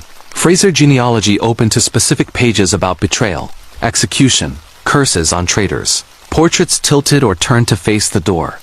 The fireplace in the great hall lit itself one night, flames blue and cold, logs unburned in the morning. Luna began refusing food in certain rooms, growled at walls. One night bolted down the servants' stairs to the kitchen and wouldn't come back up. Elena found hidden spaces, a sealed room behind the library paneling containing a child's wooden sword, a blood-stained Jacobite banner, and a diary from 1746 written by a Fraser ancestor who had turned informant against Bonnie Prince Charlie's army, leading to the execution of his own brother. The diary ended. The house will not forgive. It keeps what it is owed. The manifestations became personal. Elena began hearing her name whispered in empty rooms, female voice, Borders accent, old-fashioned. Her dead mother's voice calling from the chapel. Her grandmother singing a lullaby from childhood. Cameras captured orbs, shadows, full figures in period clothing, Jacobite soldiers. Women in 18th century gowns, a hanged man swinging from the great hall beam, though no rope was there. One night, the master bedroom door locked from the inside while she was in it. The key turned slowly on its own. The temperature dropped to freezing, breath visible. The four-poster curtains moved as if someone sat on the bed beside her. She fled to a hotel in Kelso for a week. Returned determined to document everything for proof. The final month was the worst. She woke to find the child's wooden sword on her pillow. Blood on the sheets, hers, from scratches on her arms she didn't remember getting. Mirrors fogged with writing. Traitor's blood. You knew. Stay. The chapel altar, long desecrated, had fresh candles lit, wax dripping. The family crypt beneath had its iron gate open. Inside, one coffin lid ajar, an empty space where a body should have been. On the last night of October, Halloween, the anniversary of the 1745 betrayal, she stayed up with every light on, cameras rolling. Luna drugged lightly to keep her calm. At 3:03 a.m. the house went dark, every bulb blew. Emergency lanterns failed. In the pitch black, footsteps hundreds filled the halls. Voices dozens whispering her name, reciting the diary's curse. The front door slammed open. Wind howled through, though the night was still. She ran to the great hall. In the darkness, figures stood in a circle, Jacobite soldiers, women, children, the hanged man, faces pale, eyes accusing. In the center, her own ancestor, the informant, holding the blood-stained banner. They didn't speak, just pointed at her. The candles in the chapel flared to life, visible through the open door. The voices chanted in Gaelic. Blood pays blood, stay. She fled the house at dawn, leaving everything, clothes, equipment, Luna's leash. Drove straight to Edinburgh. The estate was sold to developers in November 2025. During demolition prep, workers found more sealed rooms. Bones of a child in the walls, dated to 1746. A noose hidden in the great hall beam. The diary now with new entries in modern handwriting Elena swears isn't hers. Dates from her stay, describing dreams she never wrote down. Blackthorn Manor was demolished in December 2025. Elena never returned to architecture. She moved to London, changed her name, adopted a new dog. But women named Fraser still report hearing footsteps in old Scottish houses at 3:03 a.m., finding wet boot prints on stone floors, waking to wooden swords on pillows. Some blood debts are never settled. Some houses keep the family close forever. The echo in the walls, a true terrifying horror story that will keep you up at night. Imagine moving into your dream home in a quiet suburban neighborhood in rural America, a charming old Victorian house built in the early 1900s with creaky wooden Floors, high ceilings, and walls that seemed to hold secrets from generations past. That's exactly what happened to Emily Harper, a young single mother in her late 20s, who relocated from the bustling city of Chicago to the peaceful town of Blackwood, Pennsylvania, seeking a fresh start after a painful divorce. Little did she know that the walls of her new home weren't just old. They were alive with something dark, something that whispered horrors from the past and refused to let go. Emily had always been practical, the kind of woman who believed in logic over superstition. She worked as a freelance graphic designer, spending her days at her home office desk while her 8-year-old son, Lucas, played in the backyard or attended the local elementary school. The house was a steal, too good to be true, as the realtor had hinted with a nervous smile, but Emily brushed it off as market luck. It had been on the market for years, abandoned after the previous owners, an elderly couple, passed away under mysterious circumstances. Rumors in town whispered about strange noises and shadows, but Emily laughed them off. Old houses creak, she told herself. That's all. The first few weeks were blissful. The autumn leaves painted the streets in fiery reds and oranges, and Lucas loved exploring the massive attic filled with dusty boxes of forgotten antiques. Emily spent evenings renovating, painting walls a fresh white to cover the faded floral wallpaper that seemed to peel at the edges like old skin. But one night, as she lay in bed reading, she heard it for the first time, a faint scratching sound coming from inside the walls. It was rhythmic, like fingernails dragging slowly across plaster. Scratch, scratch. She sat up, heart pounding, and pressed her ear to the wall.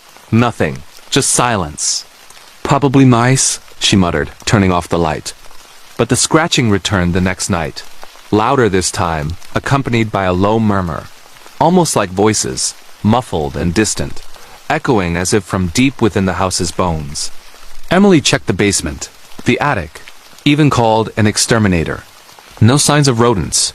No leaks or drafts that could explain the sounds. Lucas, wide-eyed and innocent, mentioned hearing people talking in the walls during his playtime, but Emily chalked it up to his vivid imagination. Kids make up stories, right? As the days turned into weeks, the echoes grew bolder. Emily began waking up to find faint handprints on the freshly painted walls, small child-sized prints that appeared overnight, smudged in what looked like dust or ash. She scrubbed them away, but they always returned, sometimes higher up, as if something was climbing. One evening, while cooking dinner, she heard a clear whisper. "Help me." It came from the living room wall, right behind where Lucas was drawing pictures. She rushed in, but her son was alone, humming to himself. "Did you hear that?" she asked. Lucas shook his head, but his crayon drawing showed a stick figure family trapped inside a house, with scribbled lines representing walls closing in. Desperate for answers, Emily dove into the house's history. At the local library in Blackwood, she uncovered newspaper clippings from the 1920s. The original owners, the Whitaker family, had lived there happily until tragedy struck. The father, a coal miner, suffered a collapse in the mines, trapping him and several workers underground for days. When rescuers finally reached them, most were dead, suffocated or crushed. But the Whitakers' young daughter, Eliza, only 10 years old, had vanished around the same time. Some said she wandered into the mines looking for her father.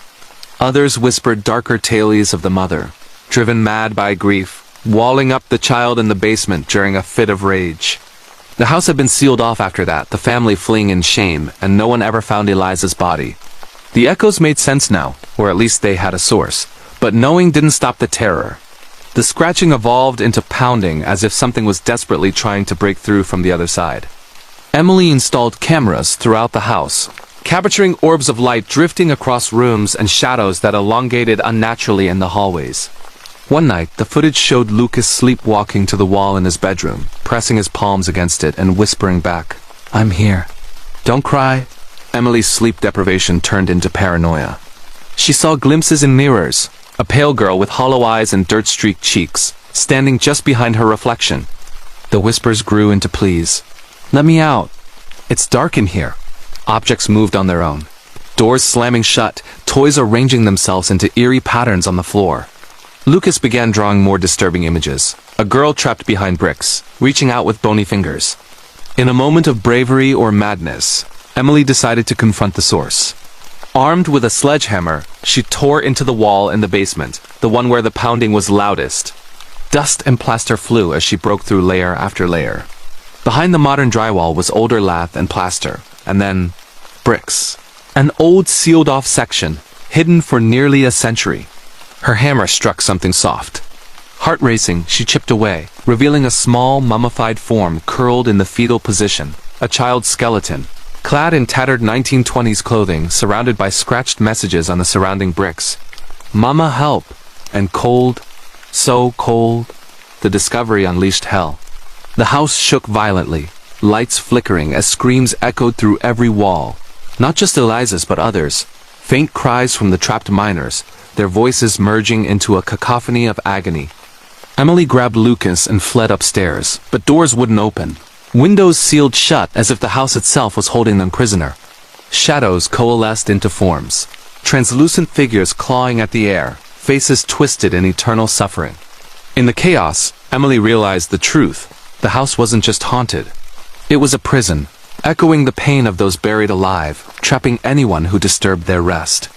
She smashed a window with a chair, glass shattering as cold air rushed in. Pulling Lucas through, they tumbled into the snow-covered yard. It was now winter, months blurring in her terror. Behind them, the house groaned like a dying beast, walls cracking as if breathing one last time.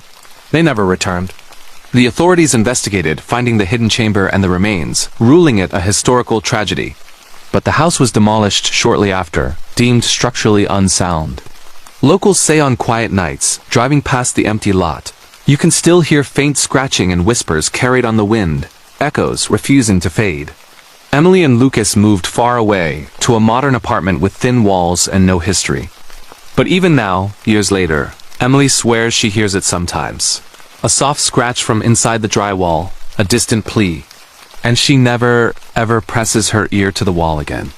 The Shadow in the Mirror, a chilling true horror story of doppelgangers and madness in the heart of New England. In a small coastal town called Harbor's Edge, Massachusetts, lived Sarah Mitchell, a 32-year-old nurse who had just bought her first home, a quaint seaside cottage overlooking the Atlantic Ocean. Sarah was excited for the solitude. After years of night shifts at the hospital and a string of bad relationships, she craved peace. The cottage, built in the 1800s, had large antique mirrors in every room, relics from the previous owner, a reclusive artist who had died alone inside. Sarah dismissed the town's folklore about mirror walkers, old sailor tales of doppelgangers seen in reflections, omens of doom for those who stared too long. Superstition, she said, hanging her coat and settling in. The first oddity was subtle. One morning, brushing her teeth, Sarah caught a glimpse in the bathroom mirror. Her reflection blinked a second after she did. She laughed it off as tiredness from unpacking. But that night, in the bedroom mirror, she saw it smile while she frowned, a grin too wide, eyes too dark. The anomalies escalated. Sarah's reflection began moving independently, waving when she stood still, tilting its head curiously as she backed away. She covered the mirrors with sheets, but the cottage had too many. One in the hallway uncovered itself overnight. Her friends noticed changes in Sarah. She became withdrawn, jumping at shadows. "You're imagining things," they said during a video call. But on screen, Sarah saw her digital reflection lag, mouthing words she hadn't spoken. Researching the cottage's history, Sarah learned the artist, Evelyn Crow, had gone mad, obsessed with painting self-portraits where her image seemed alive. Evelyn's journals, found in the attic, described a shadow self that entered through mirrors, imitating and eventually replacing the original. The last entry, "It's wearing my face now. Help me." Panic set in. Sarah smashed mirrors, shards cutting her hands, but new reflections appeared in windows, puddles, even polished silverware. The doppelganger mimicked her perfectly during the day, but at night, it whispered from the glass, "Let me in. I'm colder out here." One storm-lashed evening, power out, candles flickering, Sarah confronted the largest mirror in the living room. Her reflection stepped forward, pressing against the glass from inside, matching her every move, until it didn't. It reached out, hand emerging as if the mirror was water, grabbing Sarah's wrist. The struggle was horrific. The doppelganger pulled, cold and strong, dragging Sarah toward the glass. She fought, screaming, but felt herself weakening, her real body growing faint as the shadow grew solid. Neighbors found the cottage empty the next morning. Sarah's car was there, belongings untouched, but no sign of her. The mirrors were intact, reflecting only empty rooms. Police ruled it a disappearance, perhaps a walk into the sea. But locals know better. On foggy nights, if you pass the abandoned cottage, glance in the windows, you might see Sarah trapped behind the glass, pounding silently, her face pressed close, eyes pleading. And beside her, another figure, wearing her smile, waving at you. The vanishing of Willow Lake. A true terrifying horror story that really happened in rural America. In the summer of 2018, deep in the pine-covered hills of northern Michigan, there stood a small, forgotten town called Willow Lake. It wasn't the kind of place you'd find on most maps, just a cluster of weathered houses. A single gas station, a diner that hadn't changed its menu since the 1970s, and a dark glassy lake surrounded by thick forest that seemed to swallow sound itself. The locals were quiet, kept to themselves, and rarely spoke to outsiders. But that summer, something woke up beneath the still waters of Willow Lake, and 4 friends who came looking for a weekend getaway would never be seen alive again. Their names were Mia Reynolds, 26, a wedding photographer from Detroit with a laugh that could light up any room. Her boyfriend Jake Harlan, 28, a mechanic who loved fixing old cars and telling bad jokes. Mia's best friend since childhood, Lauren Bishop, 25, a kindergarten teacher who still believed in ghosts and collected antique keys.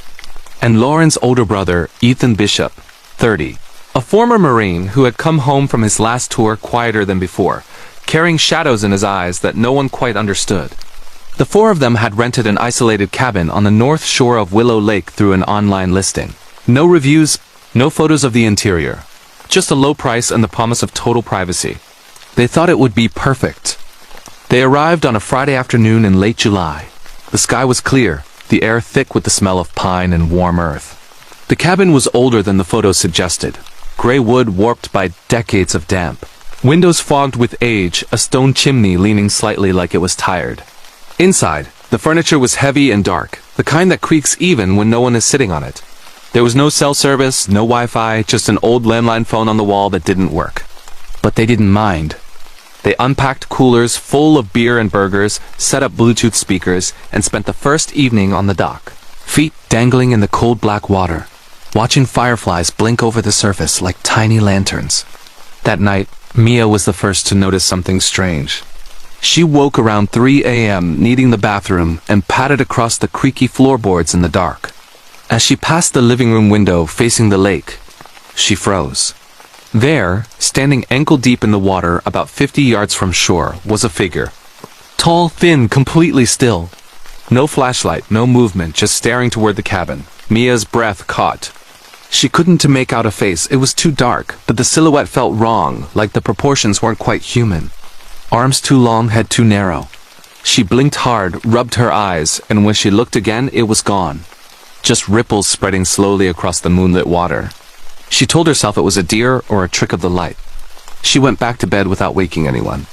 Saturday morning was perfect. They swam, grilled, played cards.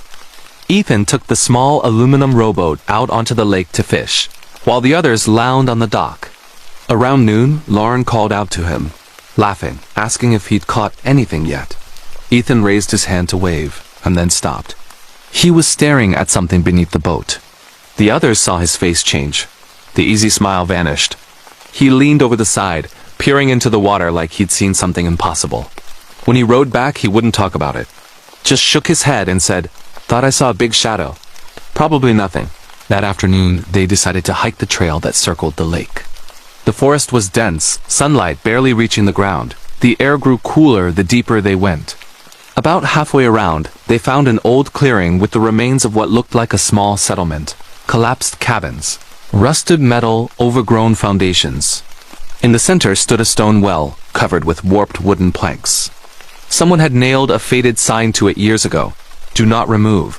Lauren, always curious, knelt down and pressed her ear to the planks. She went very still. After a long moment, she whispered, "I hear water, but also something else. Like breathing." The others laughed nervously, told her to stop messing around. But Ethan didn't laugh. He stared at the well like he recognized it from a bad dream. By evening, the mood had shifted. The playful energy was gone. They built a fire in the pit outside the cabin, but no one felt like telling stories or singing. The lake was unnaturally quiet, no frogs, no crickets, no loon calls. Just the soft lapping of water against the shore. Jake tried to lighten things by suggesting they go night swimming, but no one wanted to. Instead, they sat in silence, watching the flames. That was when the knocking started. It came from beneath the cabin floor, slow, deliberate. Knock. Knock, paused. Then again, 3 knocks, always 3. They all heard it. At first, they thought it was an animal under the house. Ethan grabbed a flashlight and went outside to check the crawl space. Nothing. No tracks, no holes, no sign anything had been there. When he came back in, his face was pale. "The ground under the cabin is wet," he said quietly. "Like the lake is seeping up."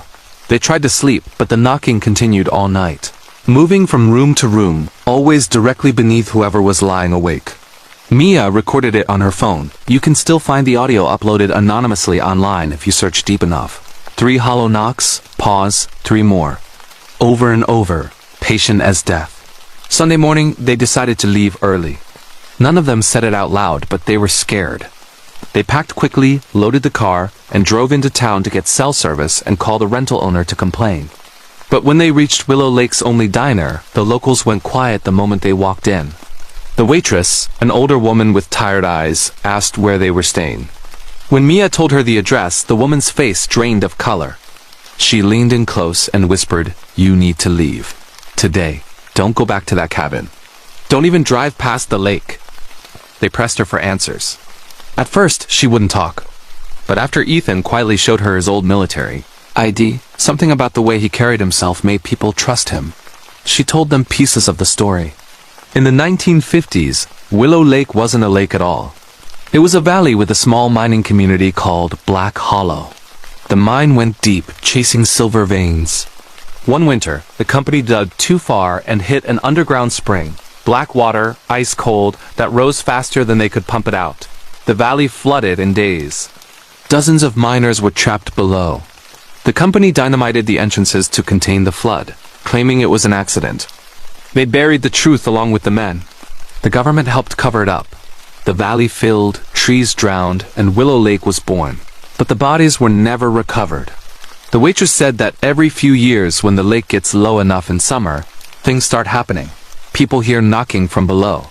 See figures in the water. Some disappear. Boats go out and never come back.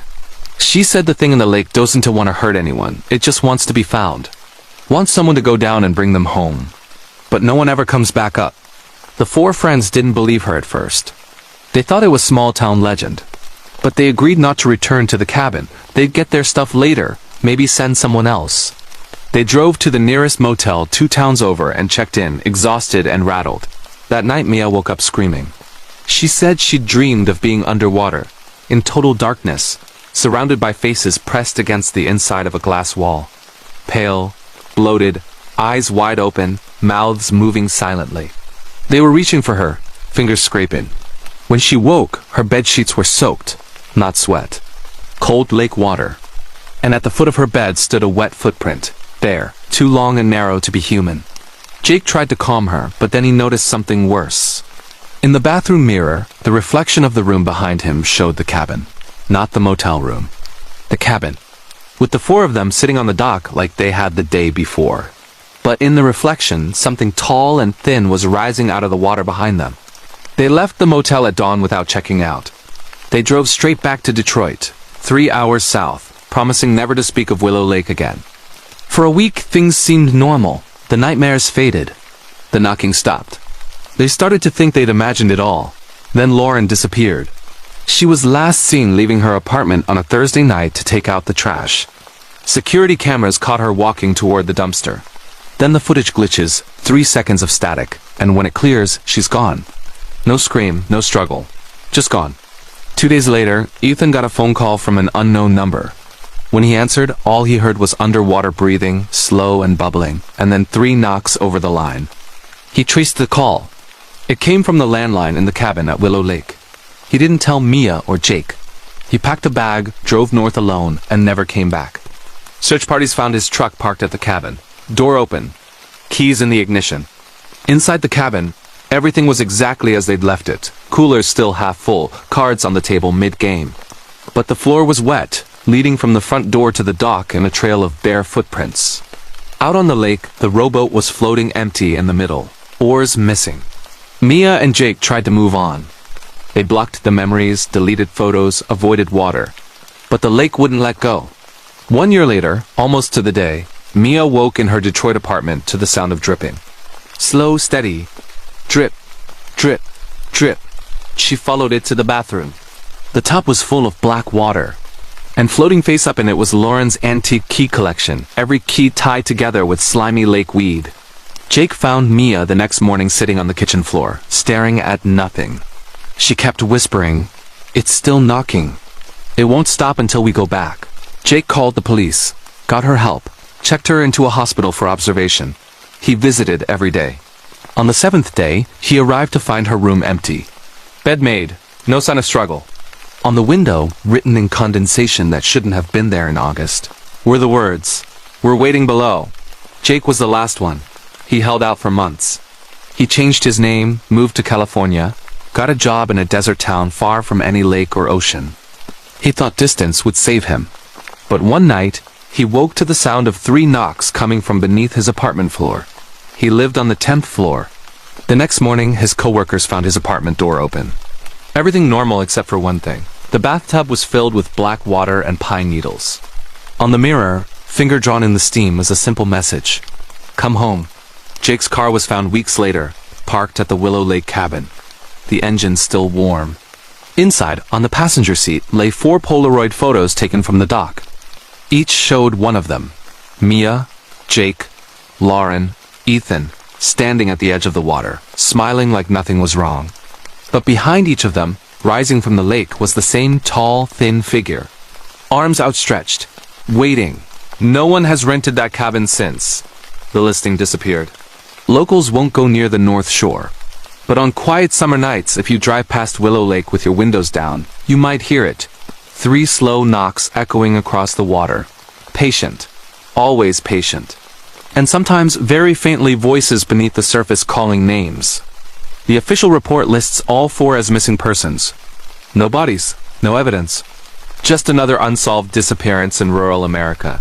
But the people who live nearby know the truth. The lake doesn't take you by force. It waits until you're ready to come home. And it never gives back what it keeps. The Whispering Woods of Blackthorn Ridge, a true terrifying horror story that actually happened in the Pacific Northwest, deep in the misty forests of the Pacific Northwest, nestled between the towering Cascade Mountains and the endless gray skies of Washington State, lies a stretch of untouched wilderness known locally as Blackthorn Ridge. It's not a place you'll find on tourist maps or hiking apps. No marked trails, no campgrounds, no cell service for miles. Just dense old-growth forest, cedar and fir trees so tall they block out the sun, moss hanging like curtains from every branch. And ground so thick with ferns and fallen logs that every step feels like sinking into something alive. The nearest town, a fading logging community called Evergreen Hollow, sits 20 miles away down a winding gravel road that floods every spring. The people there don't talk about Blackthorn Ridge. When outsiders ask, they just shake their heads and say, "Don't go up there alone." But in the fall of 2021, 5 college friends from Seattle decided to do exactly that. Their names were Ava Chun, 23, a biology major with a passion for mycology and a camera always around her neck. Her roommate Sophia Ruiz, 22, a film student who wanted to shoot a short documentary about forgotten places. Ryan Keller, 24, Sophia's boyfriend and an experienced outdoorsman who'd grown up camping in the Cascades. Tyler Brooks, 23, the group's comic relief, a computer science major who brought a drone to capture aerial footage. And finally, Harper Ellis, 22, quiet and introspective, an English major writing a thesis on Pacific Northwest folklore. They'd heard whispers about Blackthorn Ridge on obscure Reddit threads and dark web forums, stories of hikers hearing voices in the fog, seeing lights that moved against the wind, finding old cabins that weren't on any maps. To them, it sounded like the perfect weekend adventure. A chance to escape city life, film something raw and real, maybe even capture proof of the paranormal. They left Seattle on a Friday morning in Ryan's old Subaru, loaded with tents, sleeping bags, freeze-dried food, bear spray, a satellite communicator, just in case, and enough coffee to fuel a week. The drive took 4 hours, the last 2 on a logging road so overgrown that branches scraped the roof like fingernails.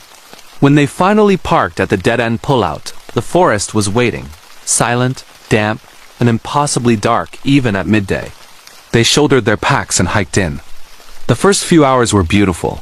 Sunlight filtered through the canopy in pale green shafts. The air smelled of wet earth and pine resin. Birds called overhead. Ava geeked out over rare mushrooms sprouting from nurse logs. Sophia filmed everything in cinematic slow motion. Tyler flew his drone high above the trees, capturing sweeping shots of endless wilderness. Harper read aloud from a notebook of local legends she decompiled.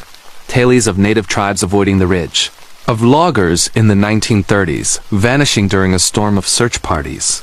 Finding tents slashed open from the inside with no footprints leading away. They made camp that night in a small clearing near a trickling creek. The ground was soft with centuries of decayed leaves. They built a fire, roasted marshmallows, told ghost stories. Ryan teased Harper about her creepy research, but she just smiled and said, "You'll see. Places like this remember things." Around midnight, the wind picked up. Not strong, just enough to make the trees sway and creak. Then they heard it. A whisper. It came from the darkness beyond the firelight. Soft, indistinct, like someone speaking just out of earshot. At first, they thought it was the wind playing tricks, words shaped by leaves rustling. But then it grew clearer. A woman's voice, low and mournful, saying a single word over and over. "Calm, calm." Sophia grabbed her camera, heart racing with excitement. "This is gold," she whispered, aiming the lens into the black. Tyler laughed nervously. Ryan shone his headlamp in every direction. Nothing but tree trunks and shadows. Ava suggested it might be an animal, maybe a fox or owl with an unusual call, but Harper went very still. She recognized the cadence. It matched descriptions in old settler journals she'd read, accounts of the calling that lured people deeper into the woods. They went to bed uneasy, zipping tents tight. The whispering stopped as soon as the fire died. Saturday morning dawned foggy and cold. The forest was silent again, no birds, no insects. Just the slow drip of condensation from needles overhead. They decided to explore deeper, following a faint game trail that wound uphill. Sophia wanted to find one of the lost cabins mentioned online. Tyler's drone battery was low, so they left it at camp. As they hiked, the trees grew older, thicker, their trunks scarred with strange carvings, spirals, eyes, hands reaching upward. Some looked fresh. By early afternoon, they found it. The cabin. It sat in a small hollow, half swallowed by moss and vines. One room, log walls blackened with age, a collapsed stone chimney, no windows, just a single door hanging open on rusted hinges. Inside was bare except for a rusted iron bed frame, and on the dirt floor, dozens of handwritten notes scattered like leaves. Harper picked one up. The paper was brittle, ink faded, but the words were clear. "They speak my name at night. I must answer." Another. "The trees are watching." "Always watching." A third, scrawled in frantic capitals. "Do not follow the whispers." Sophia filmed everything, voice trembling with awe. Ryan checked the perimeter. No footprints but theirs. Ava noticed something odd. The moss on the north side of the cabin was dead, blackened as if burned, forming a perfect circle around the structure. Tyler joked about radiation or aliens, but no one laughed. They left the cabin unsettled and hiked back toward camp as the light faded. The fog thickened. The trail seemed different. Branches they didn't remember crossing, clearings that hadn't been there before. Ryan, the most experienced navigator, checked his GPS. No signal. The satellite communicator blinked red. Searching. For the first time, real worry set in. Then the whispers returned. Not one voice this time. Many. They came from all directions. Ahead, behind, above in the canopy, below in the earth. Men, women, children. Some pleading, some angry, some laughing. Words overlapped in a cacophony. Stay. Help us. You're home now. Don't leave. Names were spoken. Their names. Ava heard her mother's voice calling from childhood. Sophia heard her deceased grandmother. Tyler heard his own voice whispering secrets he'd never told anyone. They ran, panic took over. They crashed through underbrush, branches whipping faces, packs bouncing painfully.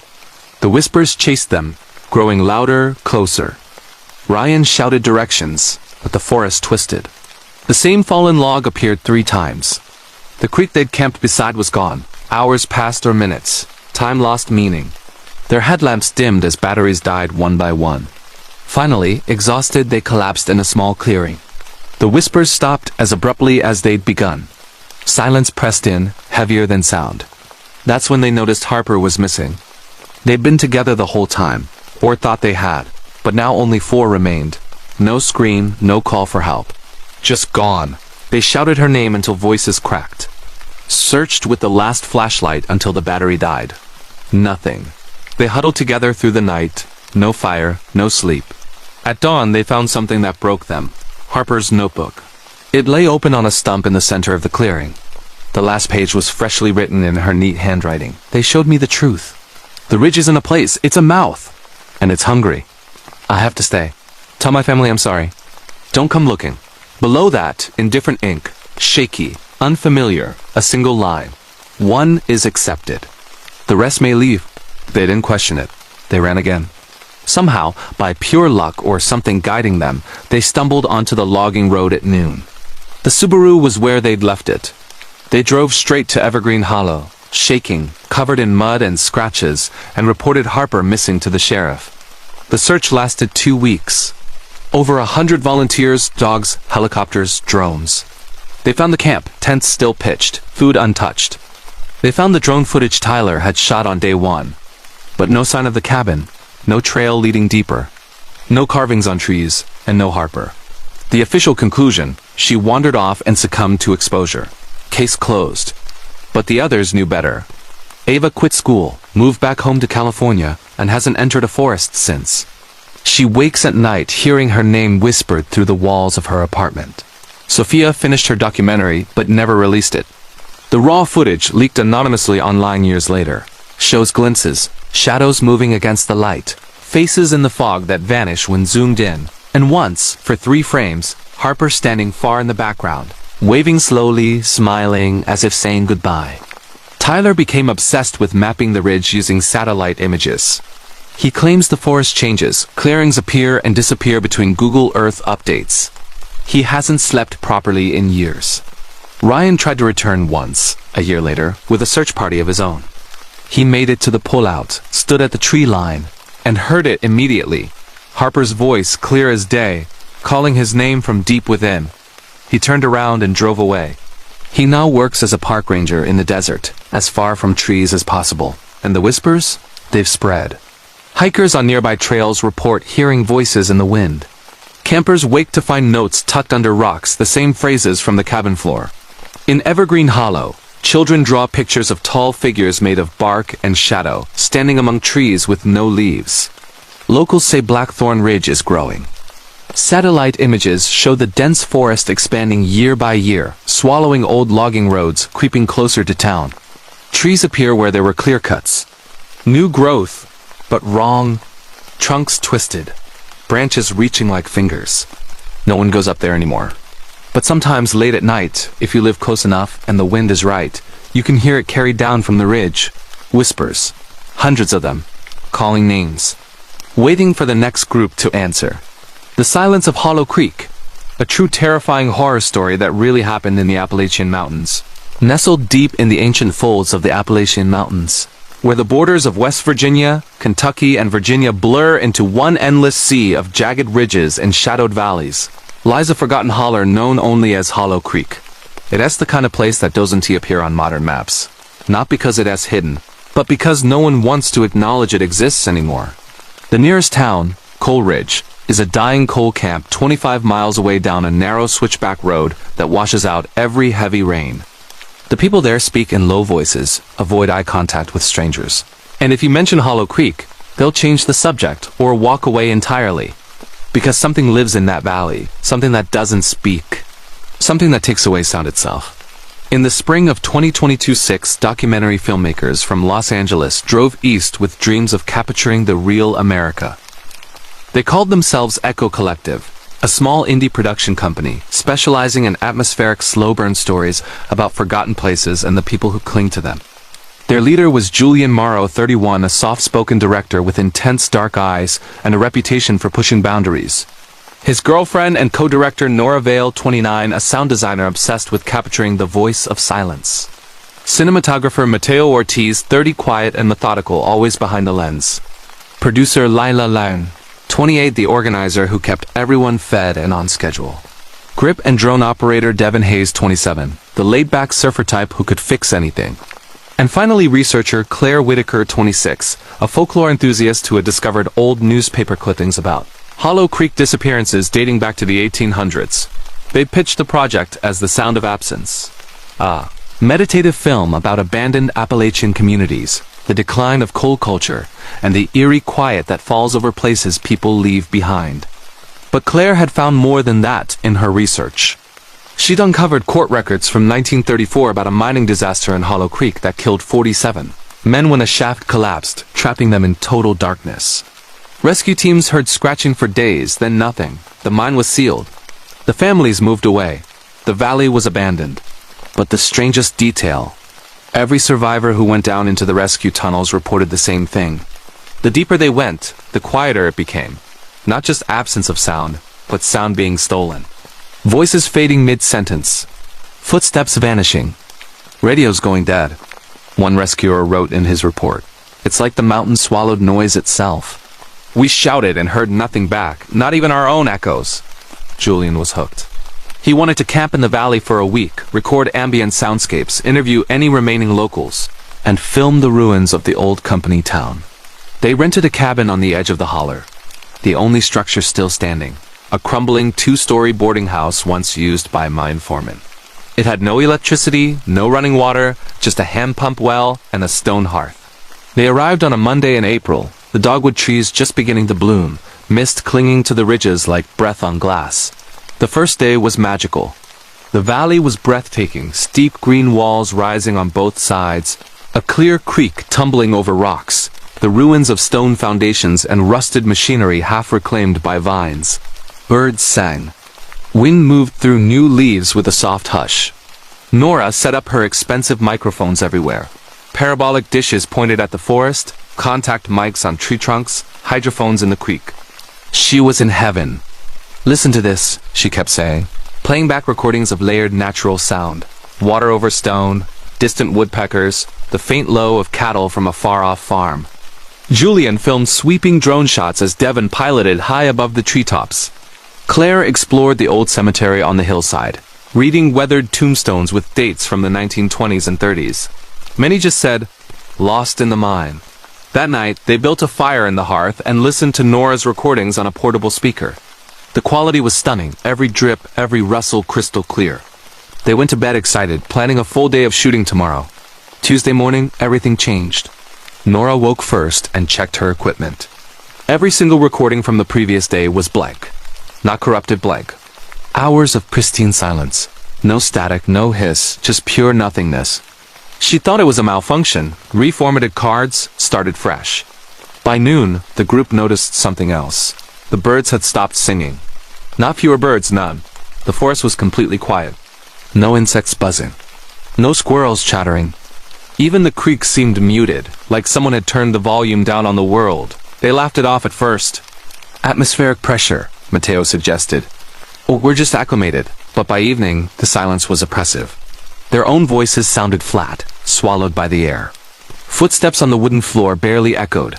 When Devin dropped a metal cookpot, it hit the ground with a dull thud. No ring, no clatter. Nora tested her mics again. Still recording perfect silence. That night, Julian couldn't sleep. He sat on the porch with a flashlight and journal, writing notes about the weight of quiet. Around 2 a.m., he heard something, or rather, felt it. A pressure in his ears like descending in an airplane. Then a faint vibration through the boards beneath his feet. Not sound exactly, but the memory of sound. A low, rhythmic pulse. Thump, thump, thump, coming from below the cabin, from the ground itself. He woke the others. They all felt it. A heartbeat in the earth. Nora placed a contact mic on the floorboards. The recording showed a steady 40 beats per minute. Too slow for human, too regular for machinery. They followed the vibration outside. It led down a faint path toward the sealed mine entrance, a concrete plug overgrown with kudzu at the base of the ridge. There, the pulse was stronger. They could feel it in their teeth. Claire remembered something from her research. In Appalachian folklore, there's a creature called the Silent One. Not a ghost, not a monster exactly, but an absence. A thing that feeds on sound. Born from tragedy, from screams trapped underground that never escaped. It doesn't kill with claws or teeth. It takes your voice first, then your hearing, then you. They laughed nervously. Just a story, but no one wanted to stay outside long. Wednesday, the silence deepened. They woke to find the creek completely still. Not frozen still. Water flowing without sound, without splashes or gurgles. When Lila dipped her hand in, she felt the cold rush but heard nothing. Their voices grew quieter without trying, as if speaking loudly hurt. Nora's equipment recorded nothing but dead air. Even their breathing seemed muffled. Devon flew the drone to get perspective. On the live feed, they saw the valley from above. Beautiful, green, peaceful. But the audio from the drone's mic was blank. When he brought it back, the battery was dead, though it had been fully charged. That afternoon, Claire found something in the cemetery. A fresh grave. No stone, just a mound of earth with a wooden marker. Carved into it, Echo Collective 2022. The dirt was soft, recently turned. They dug carefully with their hands. 6 feet down, they found nothing. Just empty space lined with smooth stone, like a shaft continuing downward. Panic set in. They decided to leave the next morning. Pack up, drive out, forget the film. But that night, the heartbeat returned, louder, closer. Now inside the cabin, vibrating through the walls. And with it came something new. Movement.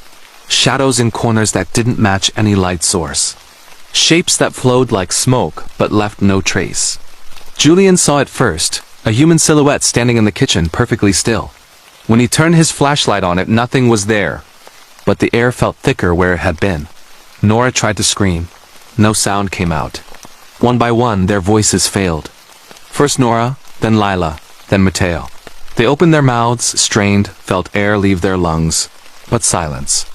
Only Julian, Devon, and Claire could still speak, and their words came out as whispers. They barricaded the doors, lit every lantern and headlamp, sat in a circle in the main room, holding hands. The heartbeat thrummed beneath them. The shadows grew bolder, drifting across walls like oil on water. At dawn on Thursday, Mateo was gone. His sleeping bag empty. No struggle, no footprints. Just gone. They searched the cabin, the grounds, the path to the mine. Nothing. But on the wall where he'd been sleeping, someone had written in charcoal. He heard first. Devon broke. He ran for the car, 20 minutes up the switchback trail. Julian and Claire chased him, calling, but their voices barely carried. They found him halfway up the ridge, sitting against a tree, eyes wide open, mouth moving silently. When they reached him, he pointed back toward the valley. The cabin was gone. Not destroyed, gone. The clearing empty, grass growing where the foundation had been. No trace it had ever existed. They dragged Devon to the car. He couldn't speak, couldn't hear them shouting in his ear. The Subaru started, but as they drove up the gravel road, the forest closed in. Trees leaned over the path. Branches scraped the roof like before, but silently. No scratches, no thumps. They reached Coleridge by noon. Burst into the sheriff's office, tried to explain. But only Julian and Claire could speak, and their voices were barely audible.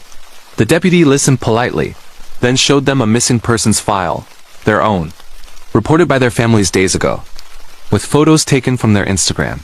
The 6 of them standing in front of the cabin, smiling. The cabin that no local had seen in 90 years. They were driven to a hospital in Charleston. Doctors found nothing physically wrong. No damage to vocal cords or ears, just absence. Nora, Lila, and Devon never spoke again. Mateo was never found. Julian and Claire tried to tell their story, posted videos, wrote articles. But the footage was silent, the audio files empty. People called it a hoax, mass hysteria, carbon monoxide poisoning from the hearth. They moved away separately. Julian to the desert southwest. Claire to a high-rise in Chicago. But the silence followed. Julian wakes at night, unable to hear his own heartbeat. Claire wears noise-canceling headphones playing constant white noise, terrified of true quiet. And sometimes late at night, they get messages. From numbers not in service. Just text. "We are listening." Or photos sent with no location data. Images of Hollow Creek Valley, mist over the creek, the cemetery with 7 fresh graves now. The last message Julian received was a voice memo. He played it with trembling hands. 30 seconds of perfect silence. Then, so faint he had to turn the volume all the way up, a single heartbeat. Thump, thump, thump, thump, getting closer. The people of Coleridge say the valley is changing. The creek runs quieter every year. Birds avoid flying over it. Dogs refuse to cross the ridge. And sometimes, hikers on nearby trails report finding expensive audio equipment, microphones on tripods, pointed at nothing, recordings always blank. No one goes into Hollow Creek anymore. But the silence is spreading. Slowly, patiently, waiting for more voices to collect. The shadows beneath Elmwood Asylum. A true terrifying horror story that actually happened in New England, in the rolling hills of rural Connecticut. Just outside the sleepy town of Elmwood stands the abandoned shell of what was once the Elmwood State Mental Hospital. Built in 1898, it was a sprawling Victorian complex of red brick buildings connected by underground tunnels, surrounded by hundreds of acres of dense woodland. For nearly a century, it housed thousands of patients, the mentally ill, the criminally insane, the unwanted and forgotten.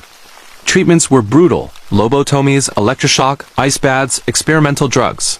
Hundreds died within its walls, many buried in unmarked graves on the property. The hospital closed abruptly in 1993 after a series of scandals: patient abuse, unexplained deaths, and reports of staff hearing voices in empty corridors. The state boarded it up, fenced it off, and tried to erase it from memory, but some places refused to be forgotten.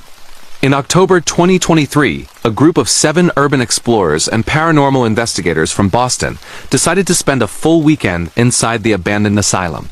They called themselves Nightfall Crew, a popular YouTube channel with over 300,000 subscribers, known for overnight challenges in haunted locations.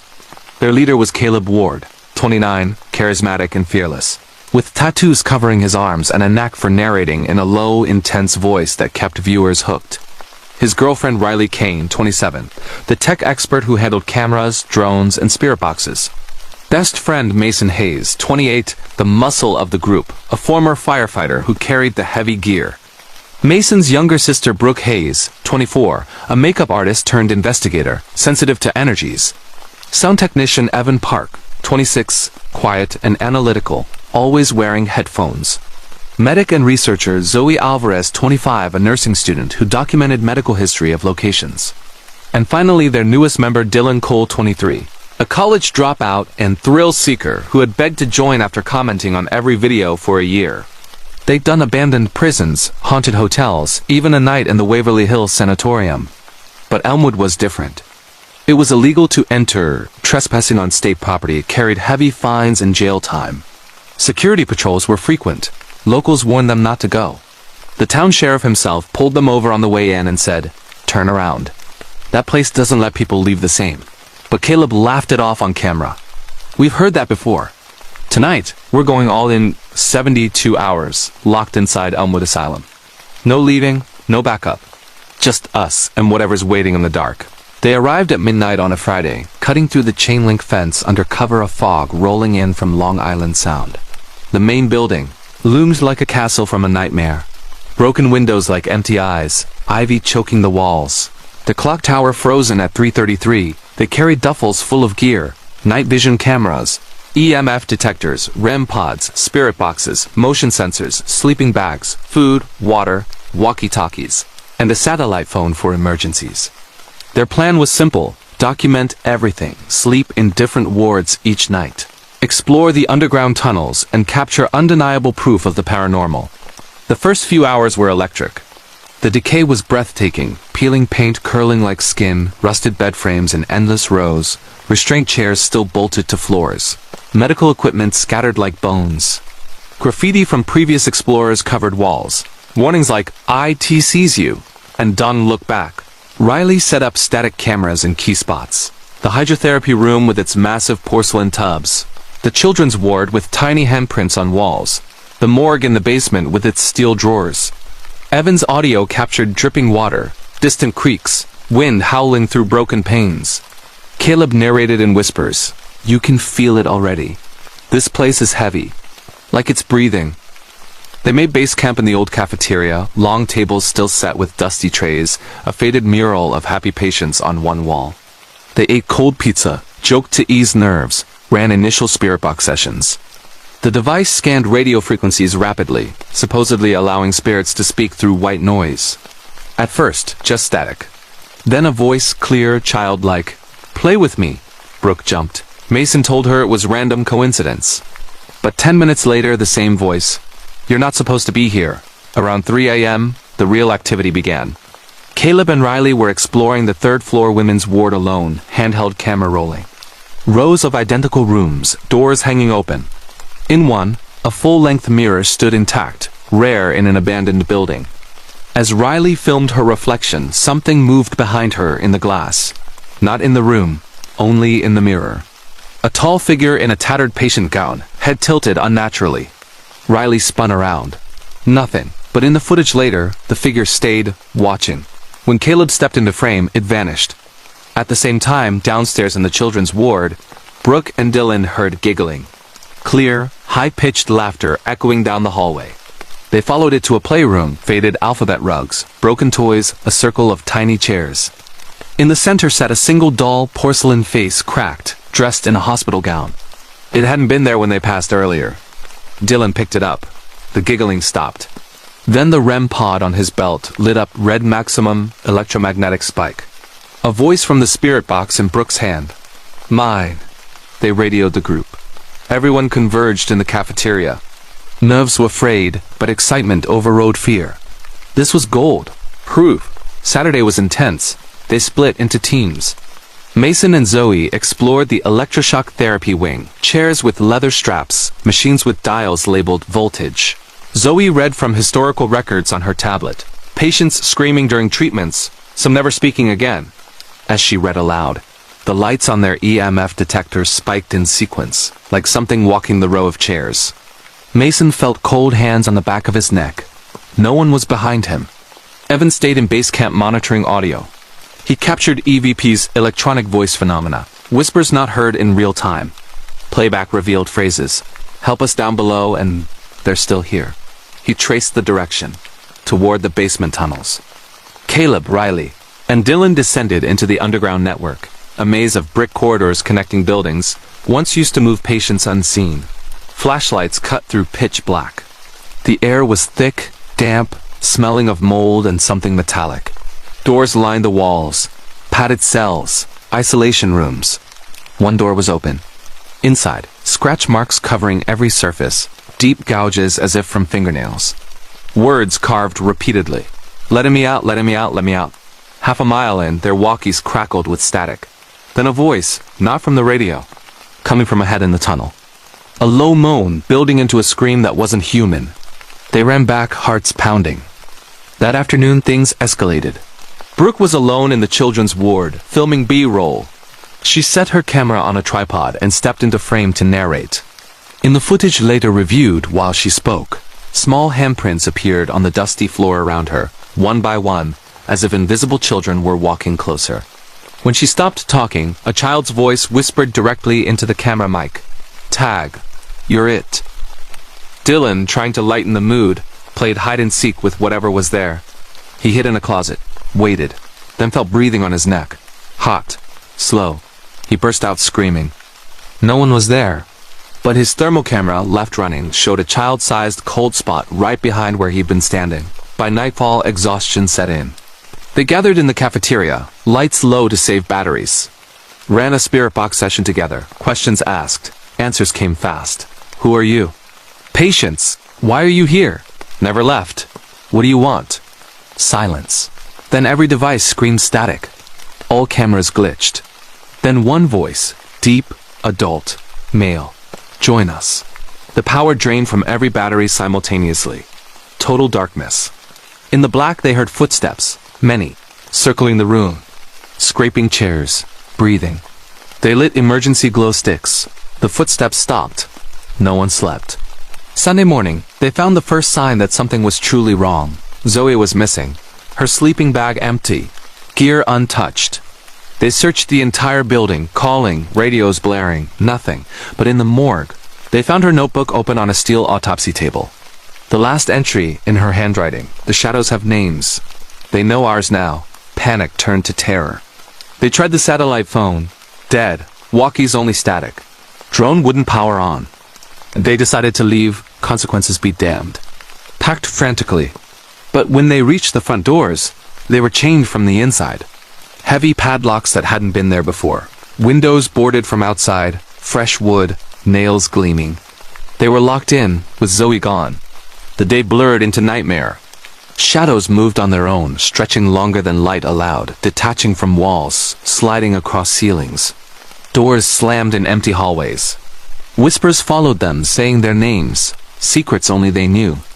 Mason heard his dead mother's voice begging him to come home. Riley saw her deceased dog in reflections. Evan isolated himself in the sound room, headphones on, trying to filter EVPs. He captured something horrific, layered screams, hundreds of voices overlapping. The sound of the 1950s riot that killed dozens when patients overpowered guards. Then a new voice, Zoe's clear, pleading, "Don't come find me." It's too late. Caleb refused to believe it. He led a team back to the tunnels. Deeper this time, past collapsed sections. Into areas no explorer had documented. They found a hidden ward. Sealed since the 1940s, doors painted black. Inside, operating theater with rusted tools, lobotomy picks, jars of preserved brains on shelves. In the center, a circle of chairs. And in one chair Zoe, sitting upright. Eyes open, unblinking, alive but not moving. When Caleb touched her shoulder, she whispered without moving her lips. "They're inside me now." They carried her back upstairs. She never spoke again. Just stared. Night fell again. The shadows grew bolder. They took form, tall, elongated figures with no faces, just voids where features should be. They stood at doorways. Watched. Waited. Dylan cracked.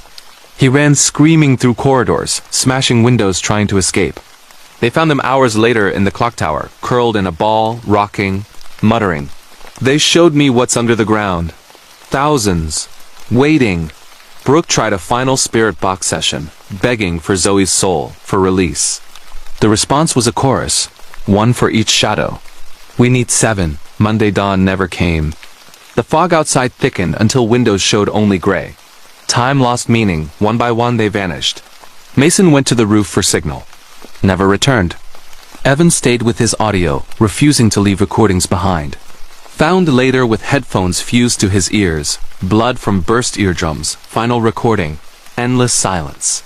Riley and Caleb barricaded in the cafeteria with Brooke and Dylan. Shadows pressed against doors. Scratching. Whispering promises. Brooke was next. She walked into the children's ward alone, saying she heard crying. Camera left running captured her sitting in the circle of tiny chairs. Small shadows gathered around her. Then darkness. Dylan followed, laughing maniacally, saying he wasn't afraid anymore. Walked into the tunnels singing. Voice echoing farther and farther until it stopped. Riley and Caleb were last. They held each other in the hydrotherapy room, surrounded by tubs filled with black water that hadn't been there before. Shadows filled the doorway. Riley looked at Caleb and said, "They're not keeping us. They're replacing us." Then the camera battery died. Search parties found the asylum 3 days later, alerted by concerned families. The fence was intact. No sign of entry. Inside, all gear neatly packed in the cafeteria. Cameras charged, footage intact, but no people. The final video file, time-stamped the moment power returned, shows the cafeteria empty. Then 7 figures enter frame, wearing their clothes. Faces almost right, smiling too wide. One by one, they look directly into the lens and speak in perfect unison, voices layered with hundreds beneath. "Thank you for visiting Elmwood. We hope you enjoyed your stay. Tell your friends." The channel uploaded the footage automatically, scheduled premiere. It went viral. Millions watched. Comments flooded. Fake. Best acting ever. Where are they now? Authorities investigated. Ruled it an elaborate hoax. The crew in hiding for clout. But locals know better. On foggy nights, if you drive past the asylum, you can see lights inside. Figures in windows. And sometimes your phone gets a notification. A new video from Nightfall Crew. Title: "We're still here. Come back soon." The Curse of Blackwater Farm. A true terrifying horror story that actually happened in the Midwest. Deep in the flat, endless cornfields of central Illinois, about an hour's drive from Springfield, lies a 200-acre farm that no one has worked since 1997. The land is still legally owned by the state after it was seized for unpaid taxes, but no auction has ever succeeded. Realtors won't list it. Farmers won't lease it. Even the county refuses to maintain the gravel road that leads to it. Locals just call it Blackwater Farm, though the original name on the faded mailbox is Harrington Homestead, Est, 1872. The house, barn, silos, and outbuildings still stand, slowly collapsing under vines and weather, surrounded by corn that grows wild and unusually tall, even in drought years. No birds nest there. No deer cross the fields. And on certain nights, when the wind blows from the west, people in the nearest town of Milford claim they can smell smoke and hear faint screaming carried across the miles. This is the story of what happened to the last family who tried to live there, and to the 5 friends who came, looking for answers 25 years later. In the summer of 1997, the Harrington family moved in. Thomas Harrington, 42, a laid-off factory worker from Chicago, his wife Ellen, 39, a former nurse. Their teenage daughter, Kayla, 17, quiet and artistic. And their young son, Eli, 9, obsessed with dinosaurs and comic books. They'd bought the farm dirt cheap at auction. No competing bids, hoping for a fresh start away from city violence. The house was huge, Victorian, with wraparound porch and original hardwood floors. The land was fertile. Thomas planned to grow corn and soybeans, maybe raise a few cows. Ellen dreamed of a big garden. Kayla wanted space to paint. Eli just wanted to explore the barns and creeks. They lasted 6 weeks. The trouble started small. Tools went missing. Doors opened by themselves. At night, they heard footsteps on the second floor when everyone was downstairs. Ellen found muddy child-sized footprints on the kitchen floor that weren't Eli's shoes. Thomas laughed it off as raccoons were settling. But Kayla began having nightmares. Dreams of a woman in black standing at the foot of her bed, pointing toward the backfield. Eli stopped playing outside alone. He said the corn people were watching him from between the rows. On the 4th week, Thomas plowed the north field for the first time in decades. The tractor hit something hard about 3 feet down. He dug by hand and uncovered a circle of blackened stones, an old fire pit maybe, but in the center were bones. Human bones. Small ones. A child's skull, cracked and charred. He called the sheriff. They came, took photos, bagged the remains. Preliminary exam said the bones were over 100 years old. Case closed, historical, no crime. But that night, the house caught fire in 3 places at once. The family escaped with only the clothes on their backs. Fire investigators found no accelerant, no electrical fault. Spontaneous combustion, they called it. Arson by unknown means. The Harringtons never returned. They moved to Florida, changed their names, cut contact with everyone from Illinois. But rumors followed. Kayla was institutionalized at 19 after repeated suicide attempts, claiming voices in the walls told her to finish the burning. Eli vanished at 16, runaway, police said. Thomas died of liver failure at 50. Ellen still lives in a trailer in the Everglades, refusing to speak of the farm. 25 years later, in August 2022, 5 childhood friends from Milford decided to investigate Blackwater Farm for a true crime podcast. They called the show Midwest Shadows, and this was going to be their big season finale, a week-long live investigation on location. The group was host and researcher Madison Pierce, 28, a journalist who grew up hearing the Harrington stories from her grandmother. Co-host and audio engineer Lucas Grant, 29, Madison's boyfriend, calm and technical, always carrying a recorder. Cameraman and drone pilot Owen Fletcher, 28, the skeptic of the group, former Marine who didn't believe in ghosts. Sensitive and medium Harper Quim, 27, a local tarot reader who claimed to feel presences strongly. Historian and guide Noah Sullivan, 30, a high school history teacher who had collected every document, photo, and newspaper clipping about the farm since he was a kid. They arrived on a Monday evening with 2 SUVs packed full.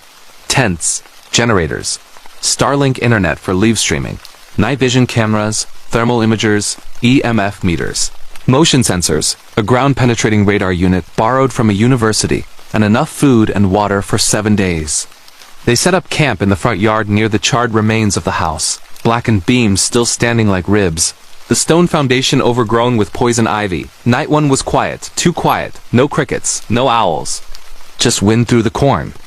They toured the property on camera, the collapsed barn with rusted machinery inside, the silos full of decades-old grain that smelled like rot, the hand-dug well capped with a concrete slab. Noah read from old land records. The farm had a dark history long before the Harringtons. In 1893, a family of 8 vanished overnight. In 1928, a tenant farmer murdered his wife and 3 children with an axe, then hanged himself in the barn, claiming in his suicide note that the field demanded blood.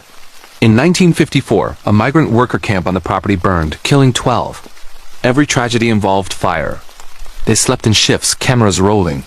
Nothing happened. Tuesday, they explored the North Field, where Thomas Harrington found the bones. The corn there was over 10 feet tall, thick as a jungle.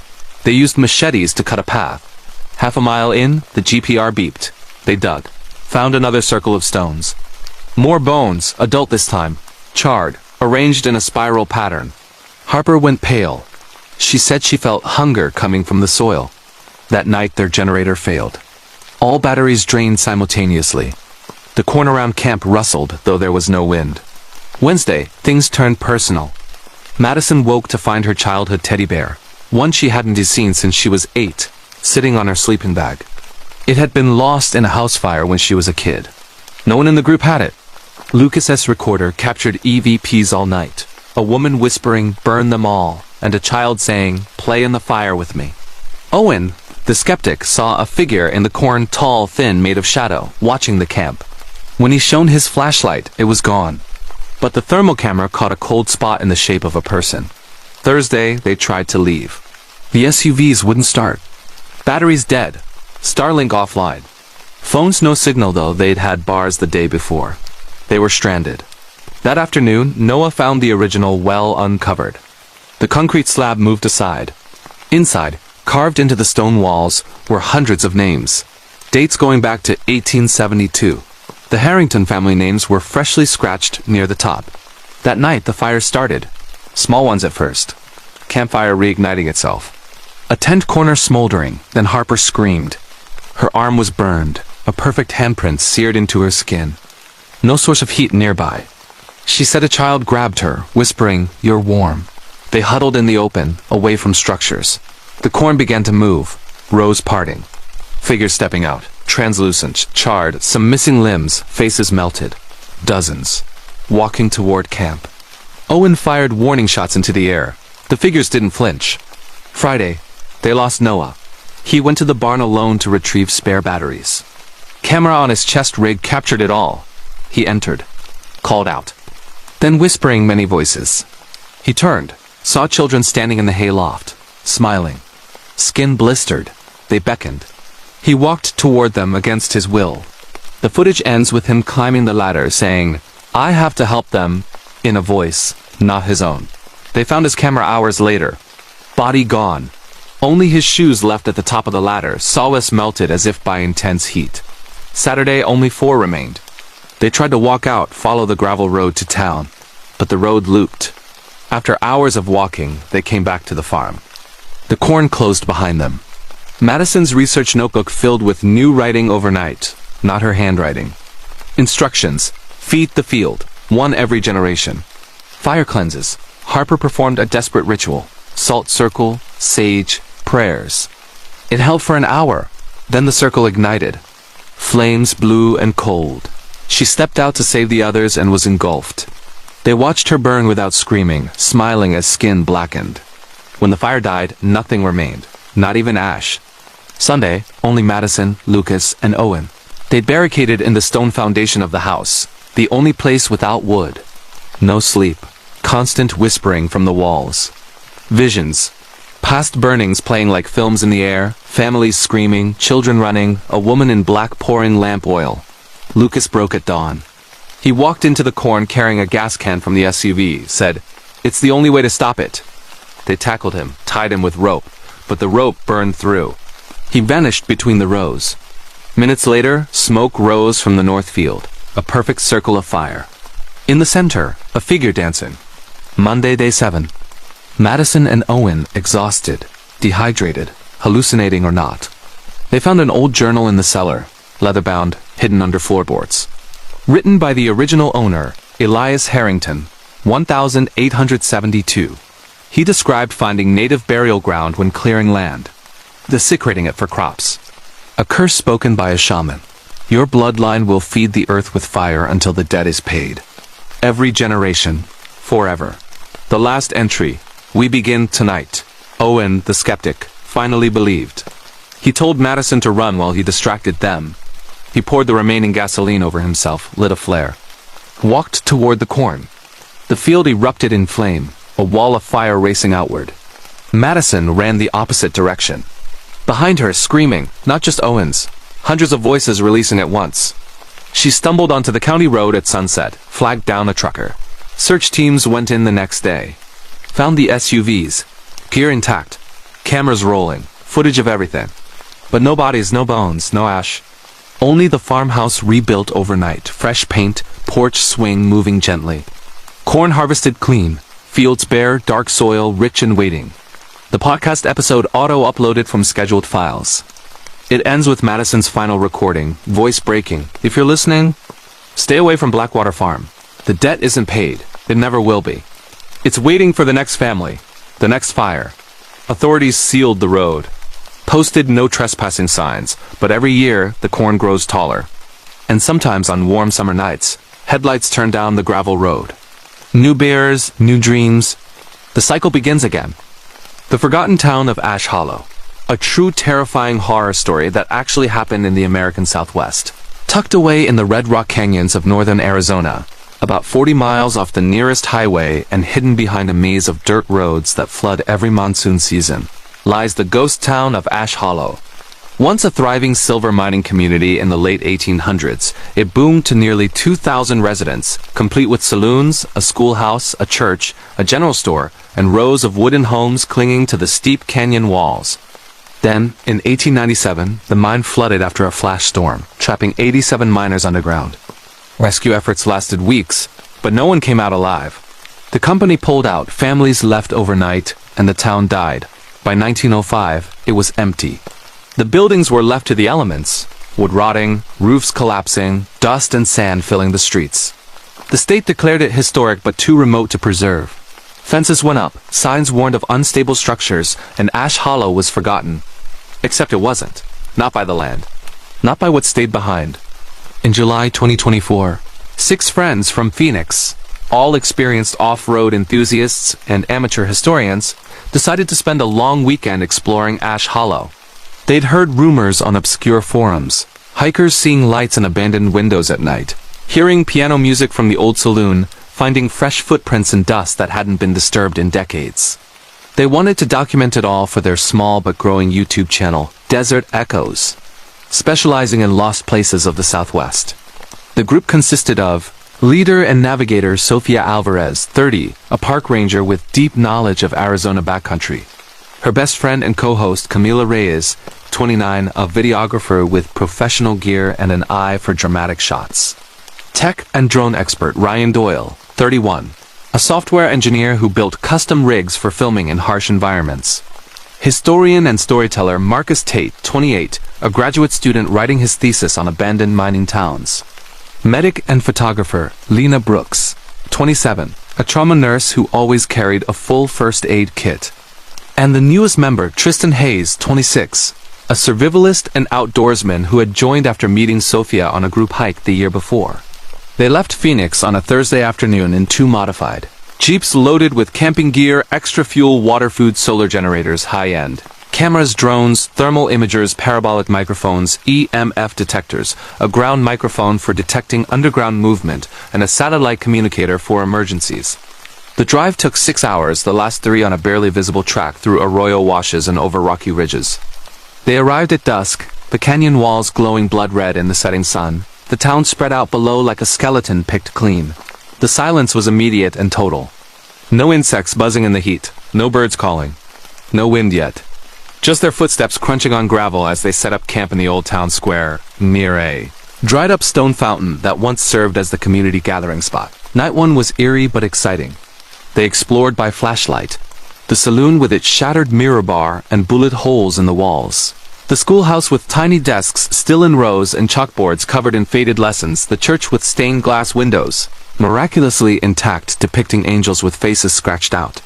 Marcus read from historical journals he descanned. Accounts of miners, Hearing tapping from below the town long before the flood of children going missing in the canyons of a preacher claiming the silver vein ran through sacred ground and woke something angry. Camilla's parabolic mic picked up faint sounds, like distant hammering deep underground. Ryan's drone flew over the canyon at twilight, capturing sweeping shots of the abandoned streets. Thermals showed nothing unusual. They ran a spirit box session in the saloon. Static mostly. Then a voice, gravelly old. Get out while you can. They laughed it off as interference. Slept in tents under a sky full of stars. Friday morning, they hiked to the mine entrance, sealed with timber and iron bars since 1897, a warning sign half buried in sand. The ground microphone placed nearby detected low-frequency vibrations, rhythmic like breathing. Lena noticed something odd. Fresh scratches on the bars, as if something had tried to claw through recently. Marcus found an old map in his pack that showed underground tunnels extending beneath the town itself. Air shafts, escape routes, maintenance corridors, many collapsed but some possibly open. That afternoon, they explored the residential street. Houses sagged, doors hanging open. Inside one, the largest, once the mine foreman's, they found personal items untouched. Photographs on walls showing stern families in Victorian dress. A child's rocking horse covered in dust. A dining table set for dinner with plates still holding desiccated food. In the basement, a locked door. Tristan forced it. Behind, a narrow shaft descending into darkness. Wooden ladder rotting but intact. Air flowed upward, cool, damp, smelling of wet stone and something metallic. They debated. Sophia said no. Too dangerous. But Camila wanted footage.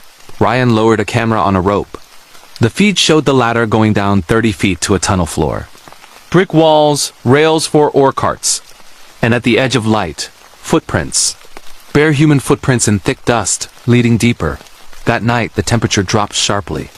They built a fire in the square. The spirit box grew active. Voices overlapping. Water rising. Can't breathe. Help us. Names called their names. Lena's thermal camera caught figures standing at the edges of camp cold spots, shaped like people, watching. When she pointed the light, they vanished. At 3 a.m., the tapping started. From below the ground, everywhere, slow, deliberate. Tap, tap, tap, paused, then answered from another direction. Like communication, Ryan placed the ground mic in the square. The recording showed patterns, Morse code, Marcus realized. Translated. Come down, Saturday, curiosity overrode caution. They descended the shaft in the foreman's house. One by one, harnessed, headlamps on, GoPros rolling. The tunnel was surprisingly well preserved, timbers still solid, air breathable.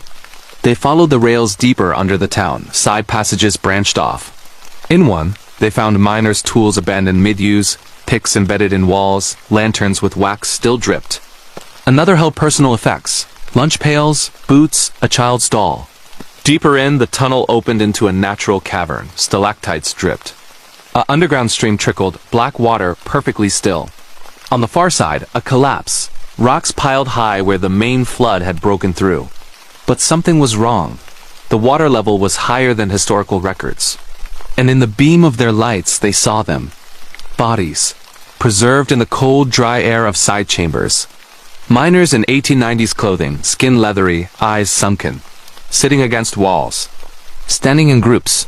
Faces turned toward the intruders. 87, just as history recorded. But poses unnatural. Arms outstretched, mouths open as if screaming silently. Camila filmed. Ryan's drone explored overhead passages. Then the lights flickered. Batteries draining fast. EMF meters spiked off the charts. A voice echoed, not from the spirit box. From the cavern itself. Deep, resonant. You came. They retreated fast, climbed the ladder, emerged shaking. That afternoon, the town changed. Doors that had been open were now closed. Windows that were broken now had curtains drawn.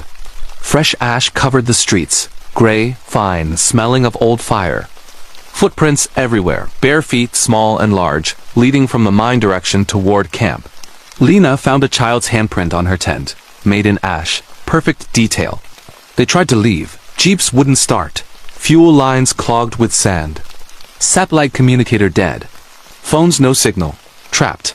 Night 3, the figures appeared. First as shadows in doorways. then stepping into moonlight. Translucent at first, miners in overalls, women in long dresses, children holding hands. Faces gaunt, eyes black pits. They didn't attack, just watched. Circled camp. Whispered in voices that came from inside heads. Memories of drowning, lungs filling with water, knocking on rock that never answered. Tristan, the survivalist, snapped. He grabbed a shotgun from the jeep, fired into the air. The blast echoed. Then silence absorbed it. The figures didn't flinch. One stepped forward, a miner, face half crushed by rockfall. Pointed at the shaft. Beckoned. Marcus translated more Morse from the tapping. Join us below. The town is full. Sunday, they lost Ryan. He went to retrieve the drone from the cavern, said he needed the footage. Promised to be quick. Hours passed. They searched. Found his GoPro at the bottom of the ladder. Footage showed him walking deeper than before, following a light that wasn't his. Whispering, "I see them, they're waiting." Then the feed cut to black. Only 5 left. They'd barricaded in the church. Doors bolted, windows boarded. Holy ground, Sophia hoped. But the stained glass angels watched with scratched faces. The pews creaked as if filled with invisible congregation.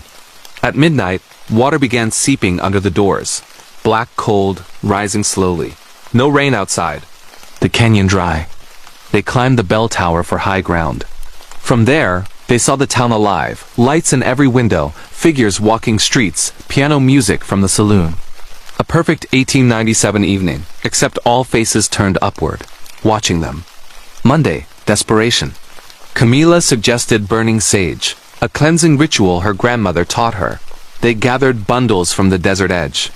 Lit them in the tower. Smoke filled the air. For a moment, peace. Then the smoke formed shapes. Hands reaching, faces screaming. The sage bundles ignited into blue flame. The wooden tower caught fire. They jumped to the roof of the adjoining rectory. Flames spread fast, unnaturally fast. Lena slipped. Fell into the flooding street below. Figures closed around her.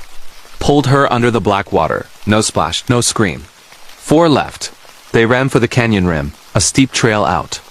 Halfway up, rocks shifted. Avalanche. Marcus was buried. They dug frantically. Found only his hand sticking out cold, lifeless. Sophia, Camila, and Tristan reached the rim at dawn. Looked back. The town was gone. Not burned. Gone. Canyon floor smooth sand. No buildings. No mine. No trace anything had ever been there. Only black water filling the hollow, perfectly still, reflecting the morning sky. And in the reflection, the town intact. Figures standing on rooftops, waving goodbye. They hiked 20 miles to the highway, flagged down a ranger truck. Rescue teams searched for days, found the jeeps, buried in fresh sand. Gear intact, cameras full of footage showing everything. But no bodies, no bones, no proof 6 people had been there.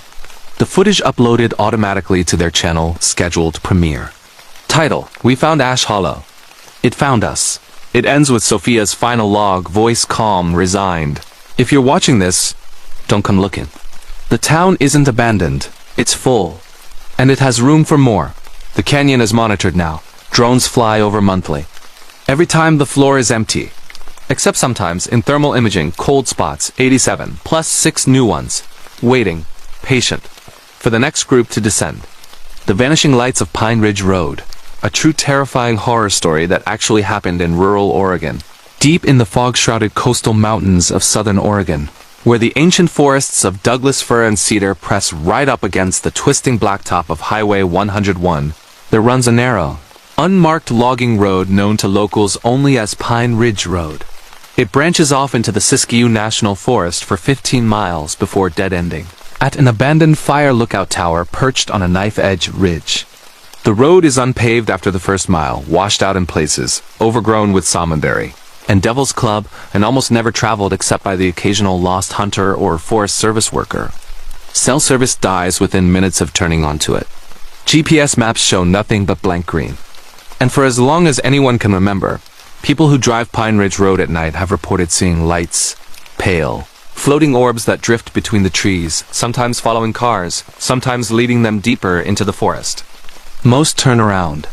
Some don't come back. This is the story of what happened to the 8 friends who decided to chase those lights in October 2024, and why no one has seen them since. The group called themselves the Lantern Crew, a loose collective of paranormal investigators, photographers, and adventurers from Portland who had built a modest but dedicated following on YouTube and TikTok with their atmospheric overnight explorations of haunted locations across the Pacific Northwest. Their leader was Evelyn Harper, 32, a former wildlife biologist with sharp green eyes and a calm, commanding presence that made people trust her in dangerous situations. Her partner and co-creator Jonah Vale, 31, a sound recordist with an ear for the unnatural. Photographer and drone pilot Aria Quinn, 29, known for her stunning low-light imagery.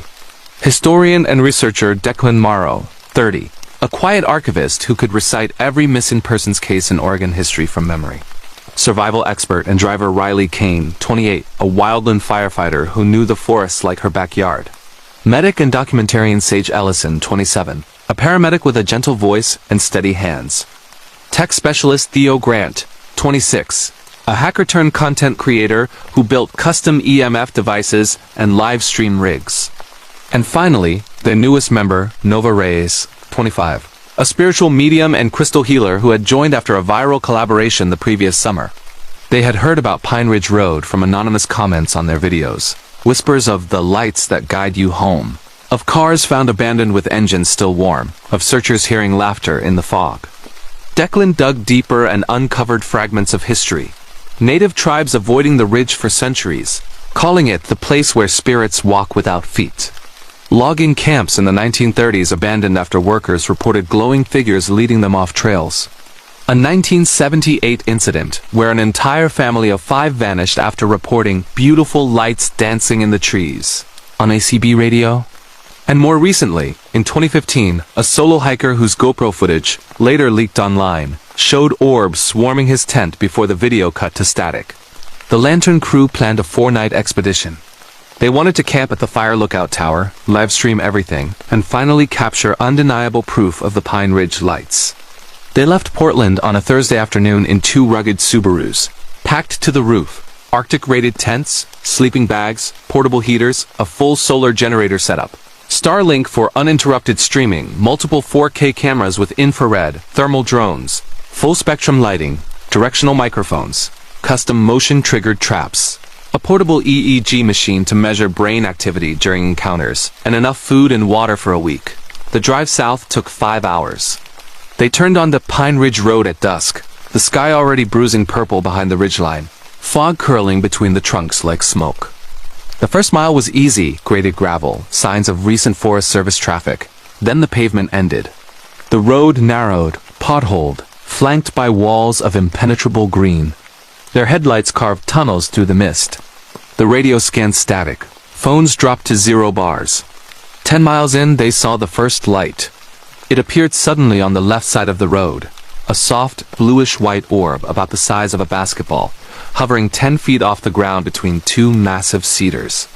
It pulsed gently, then drifted parallel to the lead vehicle for 30 seconds before winking out. Aria's dashcam caught it clearly. The group erupted in excited chatter.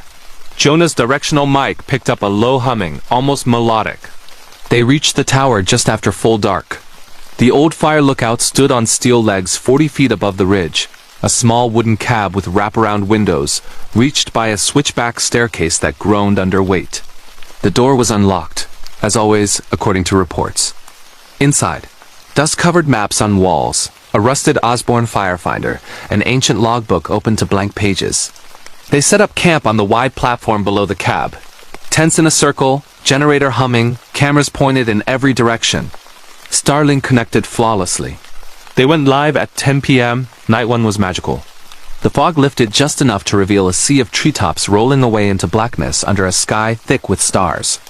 The air was crisp, scented with resin and salt from the distant ocean. They ran baseline tests, EMF flat, temperature steady, audio clean except for wind.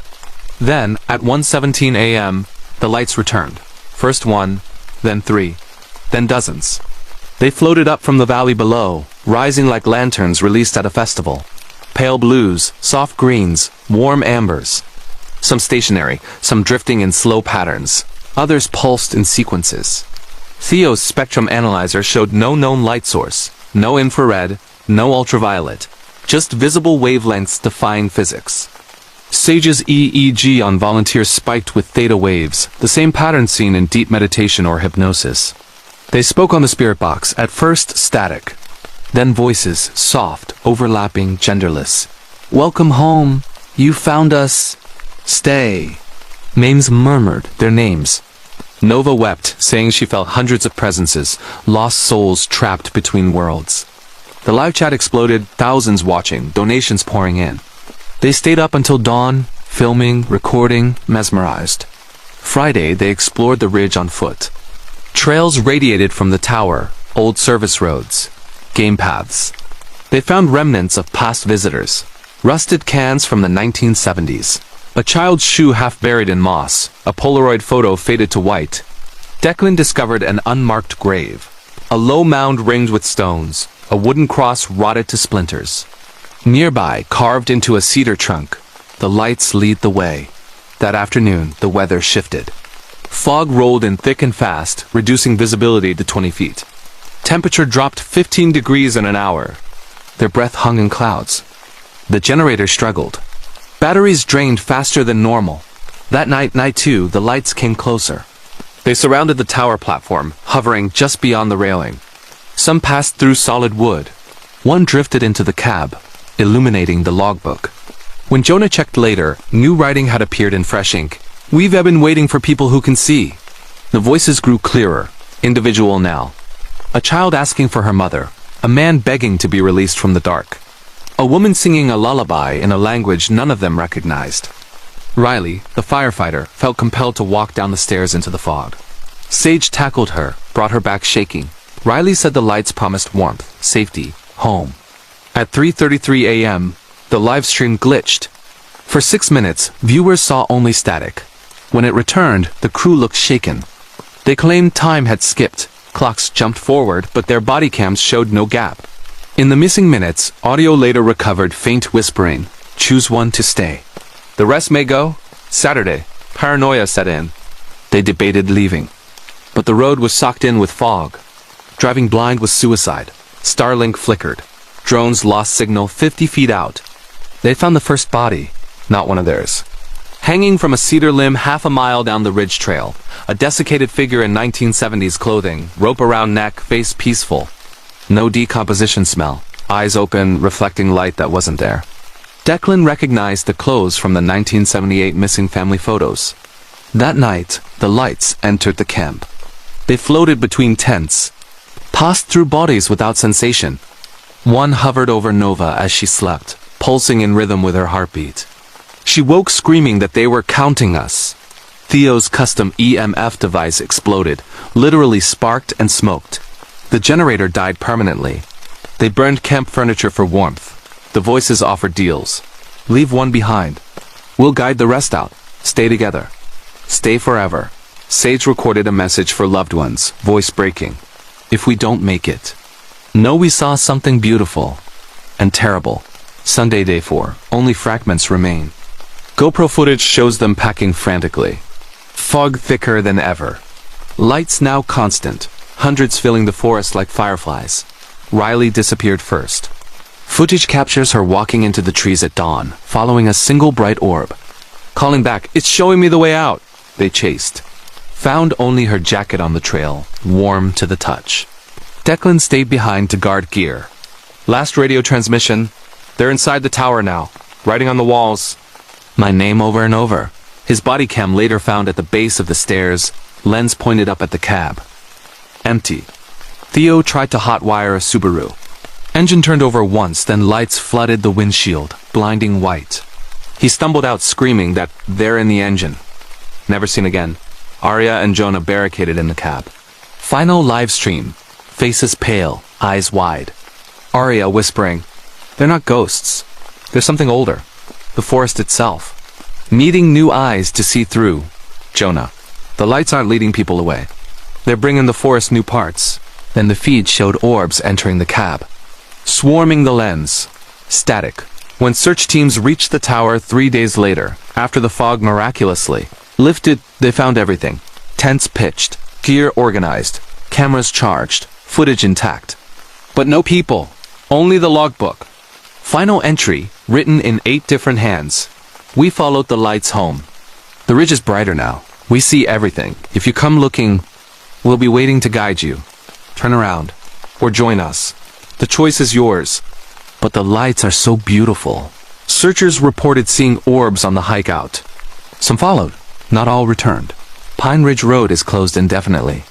But on clear nights, from Highway 101, drivers report seeing a faint glow high on the ridge, like 1,000 lanterns floating in the trees. And sometimes dashcams catch figures standing at the turnoff, waving, beckoning, waiting for the next group brave enough to chase the light. The Mirrors of Greystone Manor, a true terrifying horror story that actually happened in upstate New York.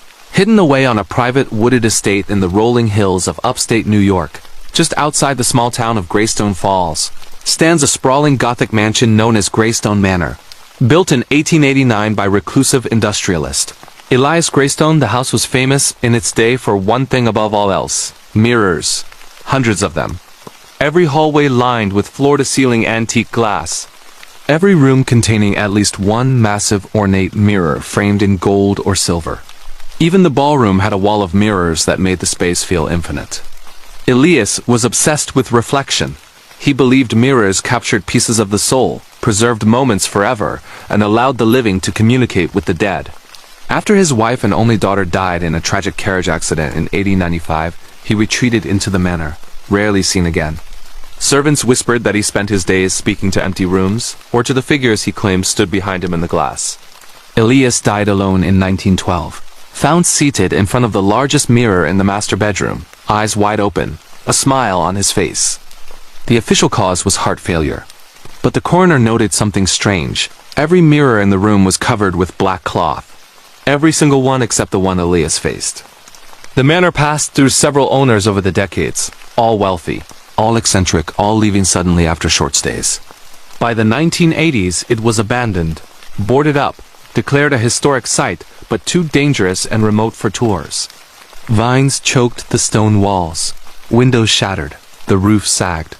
Yet the mirrors, hundreds of them, remained intact, not a single crack, not a single chip, as if time itself refused to touch them. In September 2025, 9 friends from New York City, all aspiring content creators with a shared passion for abandoned exploration, and the paranormal, received special permission from the Historical Society to spend 5 nights inside Greystone Manor. They called their channel Reflection Hunters, and this was going to be their biggest project ever. A live-streamed, multi-camera investigation titled 72 Hours in the House of Mirrors. The group was leader and host Isabella Moreau, 31, a former theater actress with a commanding voice and magnetic presence on camera. Her boyfriend and director Mateo Silva, 30, a cinematographer who dreamed of making horror films. Czech expert and editor Lila Chun, 29, a software developer who built their custom streaming rig. Historian and researcher Gabriel Hart, 32, a librarian who had spent years studying Elias Greystone's private journals. Paranormal sensitive Rowan Vale, 28, a Reiki practitioner who claimed to see auras and spirits clearly.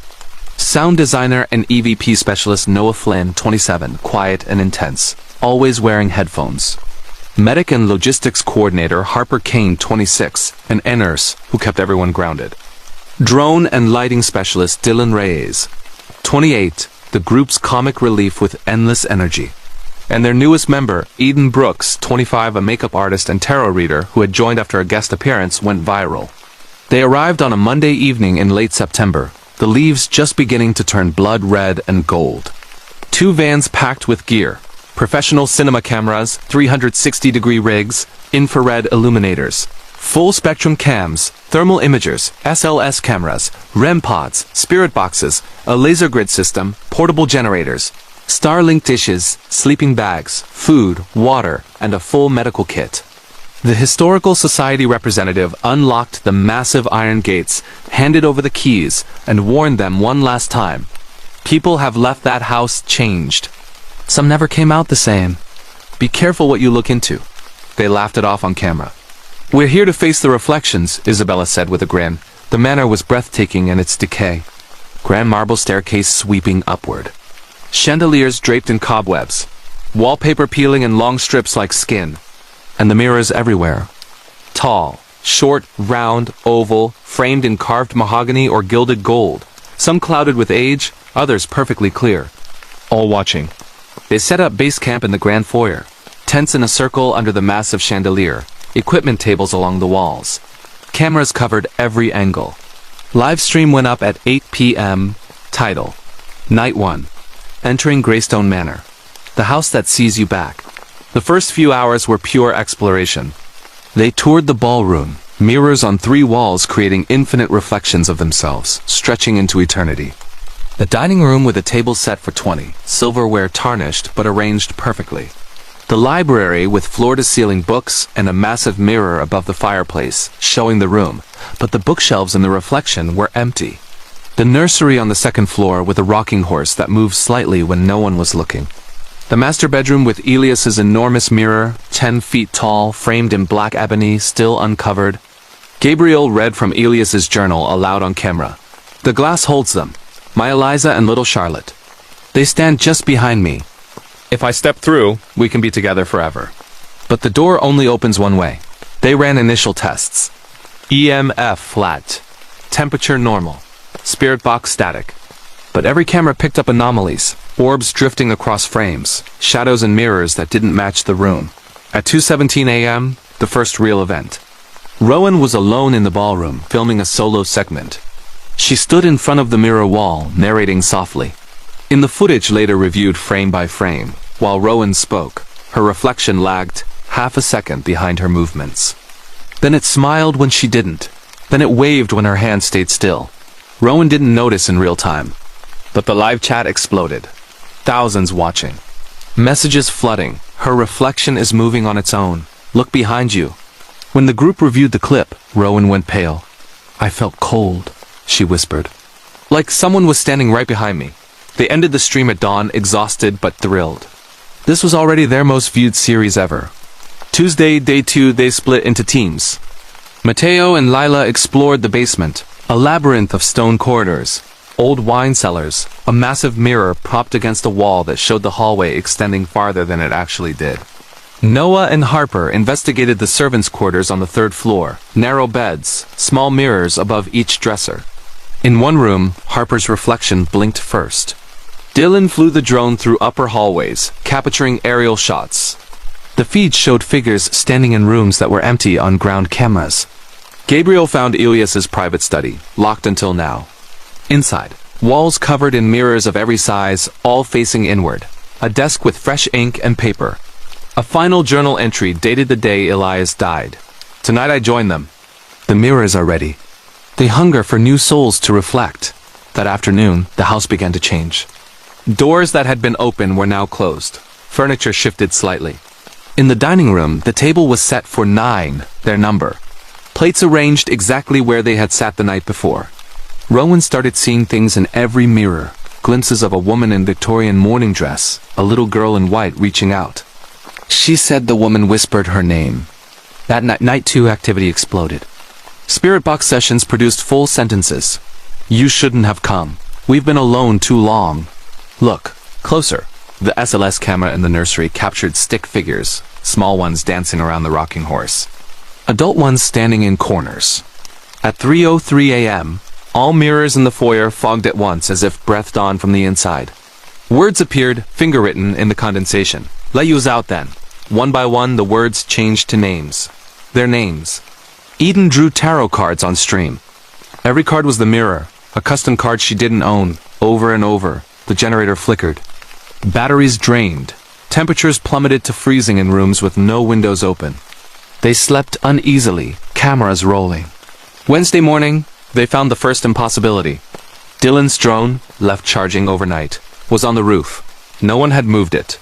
The footage from its overnight static cam showed it lifting off by itself at 4:44 a.m., flying through the house, hovering in front of mirrors, then exiting through a broken window.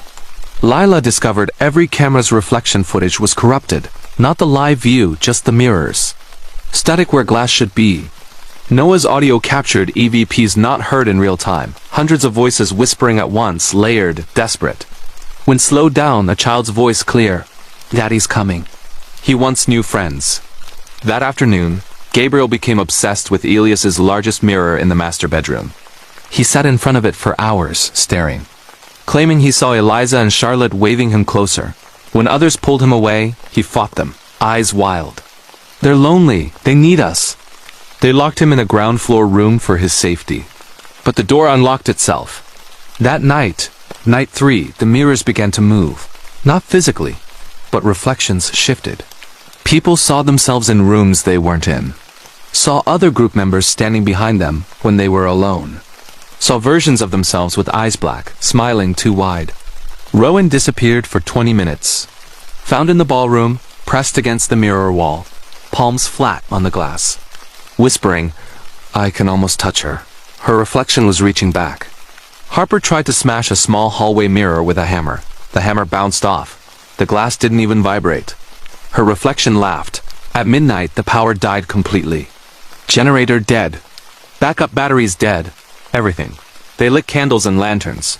Shadows in the mirrors grew solid. Figures stepped forward in the glass. Elias in his old suit. Eliza in black veil. Charlotte in white dress. Others joined, past owners, servants, visitors who never left. All watching, all waiting. The spirit box screamed one message on loop. One way in, nitrogen monoxide way out. Thursday, day 4, reality fractured. They woke to find the front doors gone. Not locked. Gone. Smooth wall where the entrance had been. Windows showed only mirror reflections of the foyer. Not outside. Hallways looped. The staircase led to the same floor no matter which direction climbed. Gabriel escaped his room. Found in the master bedroom, seated before Elias's mirror. Smiling. When they pulled him away, his reflection stayed. Sitting. Watching them leave. Noah's headphones fused to his ears.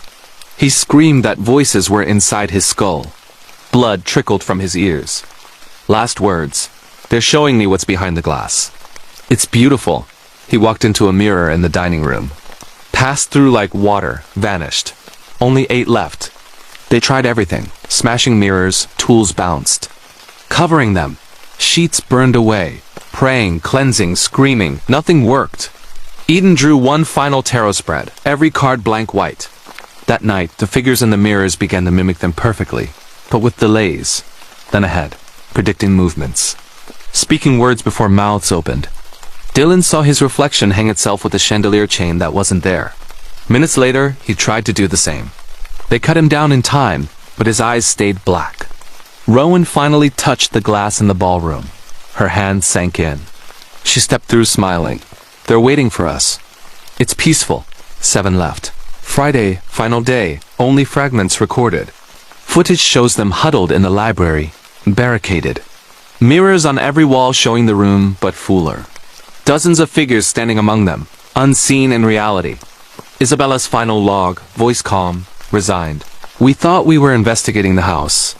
We were wrong. The mirrors were investigating us, choosing who to keep. Who to reflect forever. If you're watching this, don't look too long. Don't trust what looks back. We're staying. We have to. The reflections need faces. And we finally see ourselves clearly." Then the cameras showed them stand, one by one. Walk to the nearest mirror. Step through. The live stream ended with empty rooms. Infinite reflections of empty rooms. Search teams entered a week later, found everything. Gear powered on, batteries full, tents pitched. Food untouched. Cameras rolling, footage complete, but no people. Only the mirrors, all uncovered, all clear. And in every single one, faint figures standing just behind where the camera was. Watching, waiting, smiling.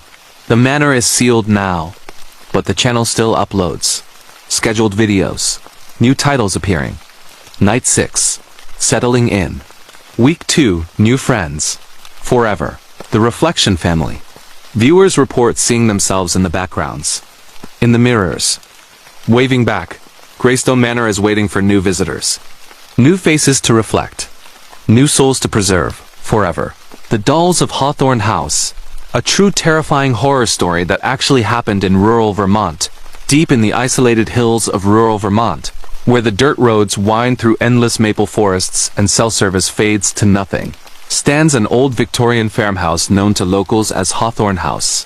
Built in 1875 by the wealthy Hawthorne family, doll makers who supplied high-end porcelain dolls to stores across New England. The house was a showpiece in its day. 3 stories, wraparound porch turret room, and a massive attic workshop filled with molds. Kilns and shelves of finished dolls with glass eyes that seemed to follow you across the room. The Hawthorns were private, almost reclusive. They employed no outside help. All work was done by the family. Father Edmund, Mother Beatrice, and their 3 children, twins Abigail and Amos, age 12, and youngest daughter Clara, age 8. In the winter of 1892, a fire broke out in the workshop attic. Neighbors saw flames shooting from the turret late at night. By the time help arrived from the distant town, the fire had consumed the top floor. Firefighters found the bodies of Edmund and Beatrice in the master bedroom, burned beyond recognition. But the children were never found. No trace. No bones. The official report said they likely perished in the attic, bodies reduced to ash in the intense heat of the kill room. The house was boarded up. The land sold for taxes. And Hawthorne House sat empty for over a century, too remote and too damaged for restoration. But the dolls remained, hundreds of them. Perfectly preserved in the sealed lower rooms, faces pristine, clothes unfaded, glass eyes gleaming. Locals who dared enter over the years reported the dolls had moved, rearranged on shelves, turned to face doorways, sometimes found sitting in circles on the floor as if playing. Children in nearby towns had nightmares of porcelain faces at their windows. Hikers on the old logging trails heard high-pitched laughter carried on the wind. And every decade or so, someone would go missing near the property. A hunter, a curious teen, a lost traveler. Their cars found abandoned on the dirt road. Bodies never recovered. In November 2025, 10 friends from Burlington, all avid urban explorers, doll enthusiasts, and paranormal investigators with a popular YouTube channel called Porcelain Whispers, obtained rare permission from the state to spend a full week inside Hawthorne House. They planned the ultimate immersive investigation. Restore power with generators, live stream 24/7, document every room, interview local historians, and finally uncover the truth about the Hawthorne children. The group was leader and host Victoria Lang, 33, a former antique dealer with an encyclopedic knowledge of Victorian dolls. Her wife and co-host Elena Ruiz, 31, a professional photographer specializing in eerie portraits. Czech and live stream manager Kai Fletcher, 29, a streaming technician who built multi-camera rigs. Historian and researcher Miriam Hale, 32, an archivist who had acquired the original Hawthorne family ledgers. Doll restoration expert Sebastian Cole, 28, a conservator who brought tools to examine the originals safely. Paranormal investigator and medium Layla Voss, 27, sensitive since childhood, known for accurate readings. Sound engineer Rowan Pierce, 26, obsessed with capturing EVPs in old houses. Medic and safety officer Harper Quinn, 29, a wilderness EMT prepared for anything. Lighting and drone specialist Theo Grant, 28, responsible for atmospheric shots. And their youngest member, Nova Blake, 25, a makeup artist and costume designer who recreated Victorian children's clothing for content. They arrived on a cold Monday afternoon in early November, snow already dusting the ground, the house looming gray against bare trees. 3 SUVs loaded with gear, cinema cameras, 360 rigs, infrared, thermal, full-spectrum, motion-activated doll cams. Pointed at every shelf, EMF detectors, REM pods, spirit boxes, a structured light sensor, portable generators, heaters, sleeping bags, food for 10 days, and a satellite uplink for uninterrupted streaming. The state ranger unlocked the padlock, warned them about structural instability, and left quickly. "Don't stay after dark if things feel wrong," he muttered. They entered to silence. The house smelled of old wood, dust, and something sweet, like vanilla and decay. The foyer was grand. Sweeping staircase, chandelier thick with cobwebs. And the dolls. Everywhere, on shelves lining the walls. Sitting on chairs, standing in corners. Hundreds of porcelain faces turned toward the door as if waiting for visitors. They set up base camp in the parlor. Tents around the massive fireplace, equipment tables along the walls. Cameras covered every angle. Live stream launched at 6 p.m. Title: Week in Hawthorne House. Living with the dolls that never left. Night 1 was overwhelming. They cataloged dolls room by room. The parlor alone had 50, all different. Babies in lace bonnets, toddlers in sailor suits, older children with ringlet curls. all with glass eyes that reflected light unnaturally. Sebastian examined one closely. Real human hair, hand-painted features, joints that moved smoothly despite age. Miriam read from the ledgers. Orders for thousands of dolls, but also strange notes. Clara's favorite mold used again. Abigail insists on blue eyes this batch. Amos wants them to smile wider. Rowan's directional mic picked up faint sounds, giggling, footsteps overhead when no one was upstairs. At 1:11 a.m., the first movement. A doll in the parlor, a little girl in a red velvet dress, turned its head. Slowly, audibly clicking. Caught on 3 cameras, the live chat went wild. Lila held a spirit box session. Voices came immediately. Children's voices. High, clear. Are you the Hawthorne children? Yes. Where are you? Here. With our friends. What happened in the fire? Silence. Then a whisper. We didn't burn. They ended the stream at dawn buzzing with adrenaline. Tuesday, they explored the upper floors. The children's bedrooms were preserved in time. Tiny beds with patchwork quilts, toy trains, storybooks open on the floor. Dolls on every surface. In Clara's room, a circle of dolls sat holding hands around a miniature tea set. In the twins' shared room, 2 larger dolls, one boy, one girl, sat on the beds facing each other. Sebastian noticed something disturbing. The dolls on the beds resembled the missing children from family photos Miriam had. Same hair color, same eye shade, same clothing style. That afternoon, they powered the attic workshop for the first time in 133 years. The space was gutted by fire, charred beams, collapsed floor, kilns cracked. But in the center, untouched, stood 3 life-sized dolls, tall as adults, faces uncannily realistic, wearing the exact clothes the Hawthorne children wore in their last known photograph. Nova dressed in replica Victorian clothing for a reenactment segment. The resemblance to Clara was striking. That night too, the dolls began rearranging themselves. Cameras captured it. Dolls moving inches at a time when no one was in the room. Forming lines pointing toward the attic stairs. Sitting in chairs the crew had occupied earlier. Spirit box. Play with us. Forever. Thermal cameras showed cold spots shaped like small children standing among the dolls. At 3:33 a.m., Nova woke screaming. A doll was on her chest. Heavy. Cold. No one had placed it there. Wednesday, the house responded. Doors slammed on their own. Footsteps ran circles overhead. Laughter echoed from empty rooms. Miriam found a hidden compartment in Edmund's study desk. A journal written in Beatrice's hand after the fire date. Entries describing the children surviving, hidden in the walls, but changed. Their skin is hard now. Their eyes don't blink. They want more friends. Sebastian tried to remove one doll from the parlor shelf for closer study. It wouldn't budge, as if glued. When he pulled harder, the doll's head turned 180 degrees with a crack. Its glass eyes bled dark liquid. Rowan's EVP session captured a full conversation. Adult female voice. The fire cleansed them. Made them perfect. Child voices in unison. We need new bodies to play in. That night the doll's eyes began to glow. Soft blue light from every glass eye in the house.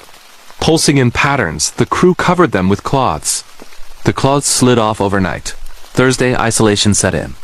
Snowstorm hit, heaviest in decades. Roads impassable. Power lines down. Generators strained. Satellite uplink flickered. They lost Theo first. He went to the basement to check fuel levels. Camera on his helmet. Footage shows him descending stairs. Dolls lining the steps, more than before. He reaches the bottom, turns, hundreds of dolls on shelves, all facing him. Then the light goes out. Audio captures giggling, his scream, then silence. They searched, found only his camera. Lens pointed at a mirror that hadn't been there before. Reflection showing Theo standing among the dolls, smiling. 9 left. The dolls multiplied. Every morning, more appeared, identical to existing ones. Then new faces resembling the crew. One looked exactly like Victoria, sitting in her tent. Spirit box. We're making friends that look like you, so you can stay. Friday, reality broke. Miriam became convinced the children were alive inside the dolls. She sat in Clara's room for hours, talking to the life-sized Clara doll. It blinked. She swore it blinked. Harper found scratches on her arms, tiny fingernail marks. No source. Kai's streaming rig began uploading footage not recorded. Clips of the crew sleeping, close-ups of faces, dolls leaning over tents. Rowan heard his own voice on playback, whispering secrets he'd never told anyone. That night 5, the children spoke through the dolls. Mouths moved. Porcelain lips parting. In unison from every room, it's time to play the fire game. The fireplace in the parlor ignited on its own. Blue flames. Cold. The crew gathered in the foyer. Barricaded doors. The dolls marched. Footage shows hundreds moving downstairs, across floors. Small footsteps clicking, forming a circle around the group. Lila tried to leave through a window. Glass wouldn't break. Her reflection in the pane showed a doll face behind her. Sebastian burned one doll in the fireplace. It screamed with a child's voice. The flames spread unnaturally, to walls, to furniture. But cold, no heat. The house filled with smoke that smelled of vanilla. Saturday, only fragments. Elena's final log. They're not possessing the dolls. The dolls are them, preserved, waiting for new skin. Harper disappeared while checking injuries. Found later as a doll on the nursery shelf, porcelain face, perfect likeness. Clothes her own. Rowan walked into the circle of dolls smiling. They want to play forever. It doesn't hurt. His body cam showed him shrinking, hardening, joints clicking into place. 8 dolls now resembled the crew. Sunday, final day. Snow stopped. Roads clear, but no one came. The live stream continued, auto-scheduled. Viewers watched empty rooms. Dolls moving freely. Arranging tea parties. Playing Ring Around the Rosie. 10 life-size dolls now sat at the dining table. Wearing the crew's clothes, faces perfect. Eyes glass, waiting for guests. The last upload, a new video titled, "Come Play With Us. We Have Room for More Friends." Shot from inside the house. Camera moving on its own. Panning across hundreds of dolls, all turning to face the lens, all smiling. All whispering in children's voices. We didn't burn, we became perfect. Now it's your turn. Bring your friends. We have tea ready. The fire is warm. Stay forever. Rescue teams arrived a week later. Found generators running. Heat on. Food fresh. Cameras rolling. Dolls arranged beautifully. But no bodies. Only 19 new dolls on the shelves. 10 life-sized. 9 smaller, all with glass eyes that followed movement. All wearing modern clothing. The state burned Hawthorne House to the ground, but the dolls were gone. Locals report seeing them now, in antique shops, in children's rooms, in attics. Porcelain faces, glass eyes, waiting, whispering at night. Play with us. The channel still uploads. New videos, new faces. Always room for more. The Skinwalker of Redwood Hollow. A true terrifying horror story that actually happened in Northern California. Deep in the ancient redwood forests of Northern California, where the trees rise like cathedral spires and the fog clings to the earth year-round, there lies a remote valley known to the few who live nearby as Redwood Hollow. It is not on any official map, just a cluster of forgotten logging roads branching off. Highway 299, leading to a place where the cell towers don't reach the power lines, never ran, and the nearest town, Willow Creek, is 30 miles of twisting gravel away. The local Hoopa Valley tribe has always avoided the hollow, calling it the place where the skin walks alone. White settlers in the 1800s tried to log it, built a small mill town, and vanished within a year. The mills burned. The workers disappeared. Only rusted saw blades and collapsed cabins remained. For over a century, stories persisted. Hikers hearing their own voices calling from the trees. Seeing figures that walked on 2 legs but moved wrong. Too fast, too fluid. Limbs bending in ways they shouldn't. Deer found skinned alive, hanging from branches. Organs removed with surgical precision. Campers waking to find their tents circled by bare human footprints that started and stopped nowhere. And always the imitation, perfect mimicry of loved ones' voices, begging to be let in, pleading for help from the darkness.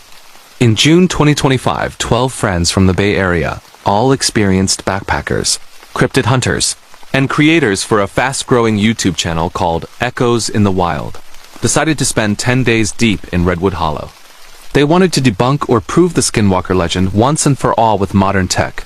Live-streamed body cams, thermal drones, parabolic mics, trail cameras with AI motion detection, DNA collection kits, and a portable seismic sensor array to detect underground movement.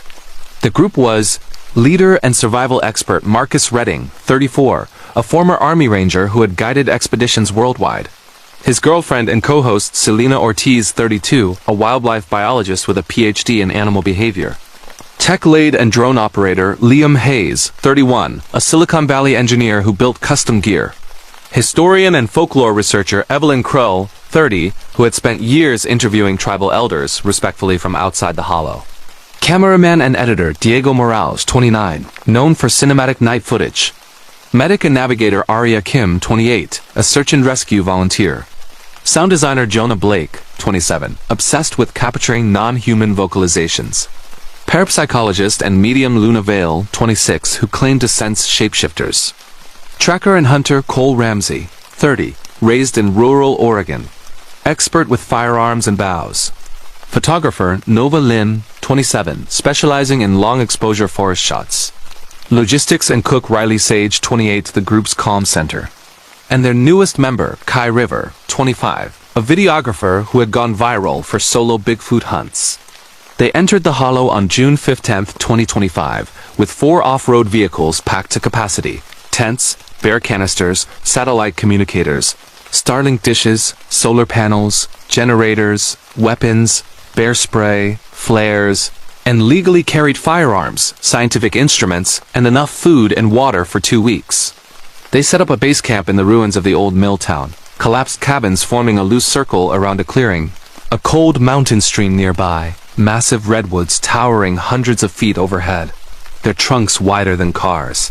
The first 3 days were paradise. The forest was alive with birdsong, elk bugling in the distance, the smell of damp earth and redwood bark. They hiked old logging trails, set up trail cams, flew drones over the canopy. Evelyn shared recorded stories from elders, warnings that the thing in the hollow wears the skins of the dead to lure the living, that it learns voices perfectly, that it hates fire and iron. They laughed, respectfully, and promised to stay in pairs, keep fires burning, and carry iron knives. Night 1. Nothing but owls and wind. Night 2. Jonah's parabolic mic captured a distant howl, not wolf, not coyote, not bear. Something in between. High-pitched laughter followed.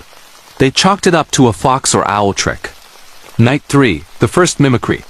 Aria woke at 2 a.m. to her mother's voice calling from the trees. "Aria, honey, I'm hurt. Come help me." Exact tone, exact accent. Her mother lived in Seattle. No cell service. Aria stayed in her tent, heart pounding. In the morning, the recording showed the voice coming from 3 different directions. Impossible for one person. Day 4. Tracks.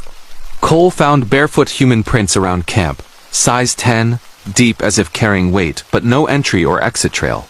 Just appearing and vanishing. They circled every tent. That night, the voices multiplied. Each person heard loved ones. Marcus S. deceased father asking why he didn't save him in Afghanistan. Selena's sister who died in a car crash begging to be let in from the cold. Diego's grandmother singing a lullaby in Spanish from his childhood. They stayed inside the fire circle, guns loaded, iron knives on belts. Day 5. The skins. Nova's drone flew high at dawn. Thermal imaging showed a large heat signature in the trees. Bipedal, but proportions wrong. Arms too long, torso elongated. It watched camp for 20 minutes, then vanished when the drone approached. They found a fresh deer carcass a quarter-mile away, skinned perfectly, hide folded neatly beside it, organs arranged in a spiral. No blood trail, no predator marks. That night, the thing spoke through the trail cam speakers, hacked somehow though no signal, using their own recorded voices. Marcus's voice from day 1 footage. "Come out where I can see you." Selena's. "It's safe. Follow me." One by one, their voices calling from the dark.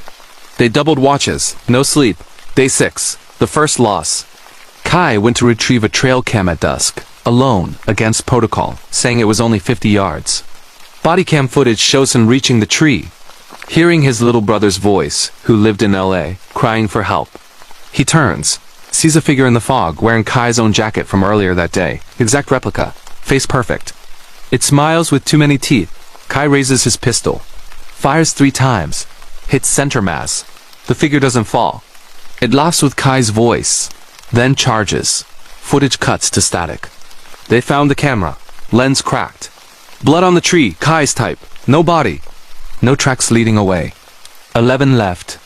They packed to leave at first light. But the road was gone. Not blocked. Gone. The logging road they drove in on vanished, overgrown with saplings that hadn't been there days before. GPS showed them in the center of blank green. Starlink offline. Satellite phone dead. Trapped. Day 7. The imitation escalated. The thing wore Kai now. They saw him, at the edge of camp. Calling with Kai's voice. Guys, I got lost. I'm hurt. Help me. Exact mannerisms. Exact limp from an old injury Kai had. Cole shot it with a rifle. Center chest. It fell. They approached cautiously. The body was a deerskin stretched over branches, filled with moss and mud, face carved from bark. Wearing Kai's clothes. Blood fresh. Inside the chest, Kai's dog tags. That night, it wore others.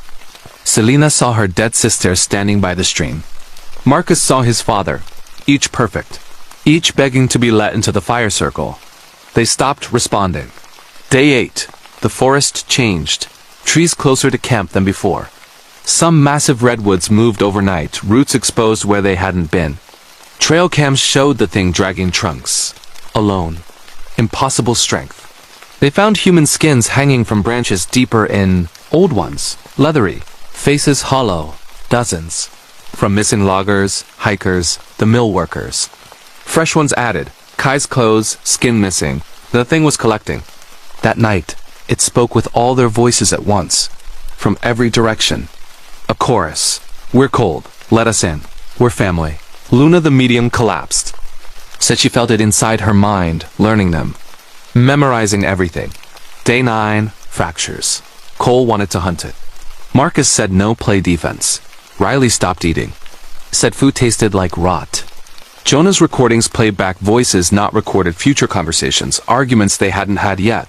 One predicted Riley's death. That night, Riley walked into the forest. Following her mother's voice. They found her body at dawn. Skinned. Hide folded neatly. Organs arranged. Face peeled clean. 10 left. They burned the body. The thing watched from the trees. Wearing Riley's face. Smiling. Day 10. Desperation. They tried everything. Fire circle constant. Iron nails hammered into trees around camp. Salt lines. Prayers from every faith. Luna performed a banishment ritual. For an hour, silence. Then the thing laughed with Luna's voice. From inside her tent, she emerged changed. Eyes wrong. Skin too loose. It wore her poorly. The real Luna screamed from the forest. Distant. They shot the imitation. It bled black, melted into moss. Real Luna never found. 9 left. Final night. They huddled in one tent. Guns pointed out. Fire roaring. The thing circled. Wore all the missing now. Kai, Riley, Luna. Voices overlapping. Begging. Threatening. Promising. It showed them the future in whispers. Marcus dying alone. Selena giving birth to something not human. Each personalized horror. At 3:33 a.m., the fire went out. No wind. No water. Just out. Darkness absolute. Them footsteps. Inside the tent circle. Between them. Breathing. They fired blindly. Screams. Human screams. When flashlights came on, 3 dead. Shot by friendly fire and panic. Cole. Diego. Harper. Bodies real. The thing gone. 6 left. Dawn never came. Fog thickened. Time stopped. They recorded final messages. Marcus, if you find this, burn the hollow. Salt the earth. Don't come. Selena. It's not killing us. It's replacing us. One by one. Learning to be human. Evelyn. The tribe was right. Some things shouldn't be named. They uploaded everything via scheduled queue. Then walked into the forest, following voices of loved ones. Promising safety. The search team arrived 2 weeks later, after fog lifted. Found camp intact, gear powered, food fresh, bodies gone. Only skins, hanging from redwoods. 12 new ones. Perfect. Empty. Waiting for filling. The channel uploaded the finale automatically. Title: We found the Skinwalker. It found us better. Final frame. Camera left running. Shows the clearing empty. Then figures enter, wearing their clothes. Faces almost perfect. Smiling with too many teeth. One by one they look into the lens. And speak with the crew's voices in unison. We're home now. The hollow is full, but there's always room for more. Come visit. Bring friends. We'll teach you how to wear yourself better. The forest is monitored now. Drones fly over weekly. Every time more trees moved, more skins hanging, more figures waving. Redwood Hollow is growing, spreading, learning, waiting for the next group to come looking.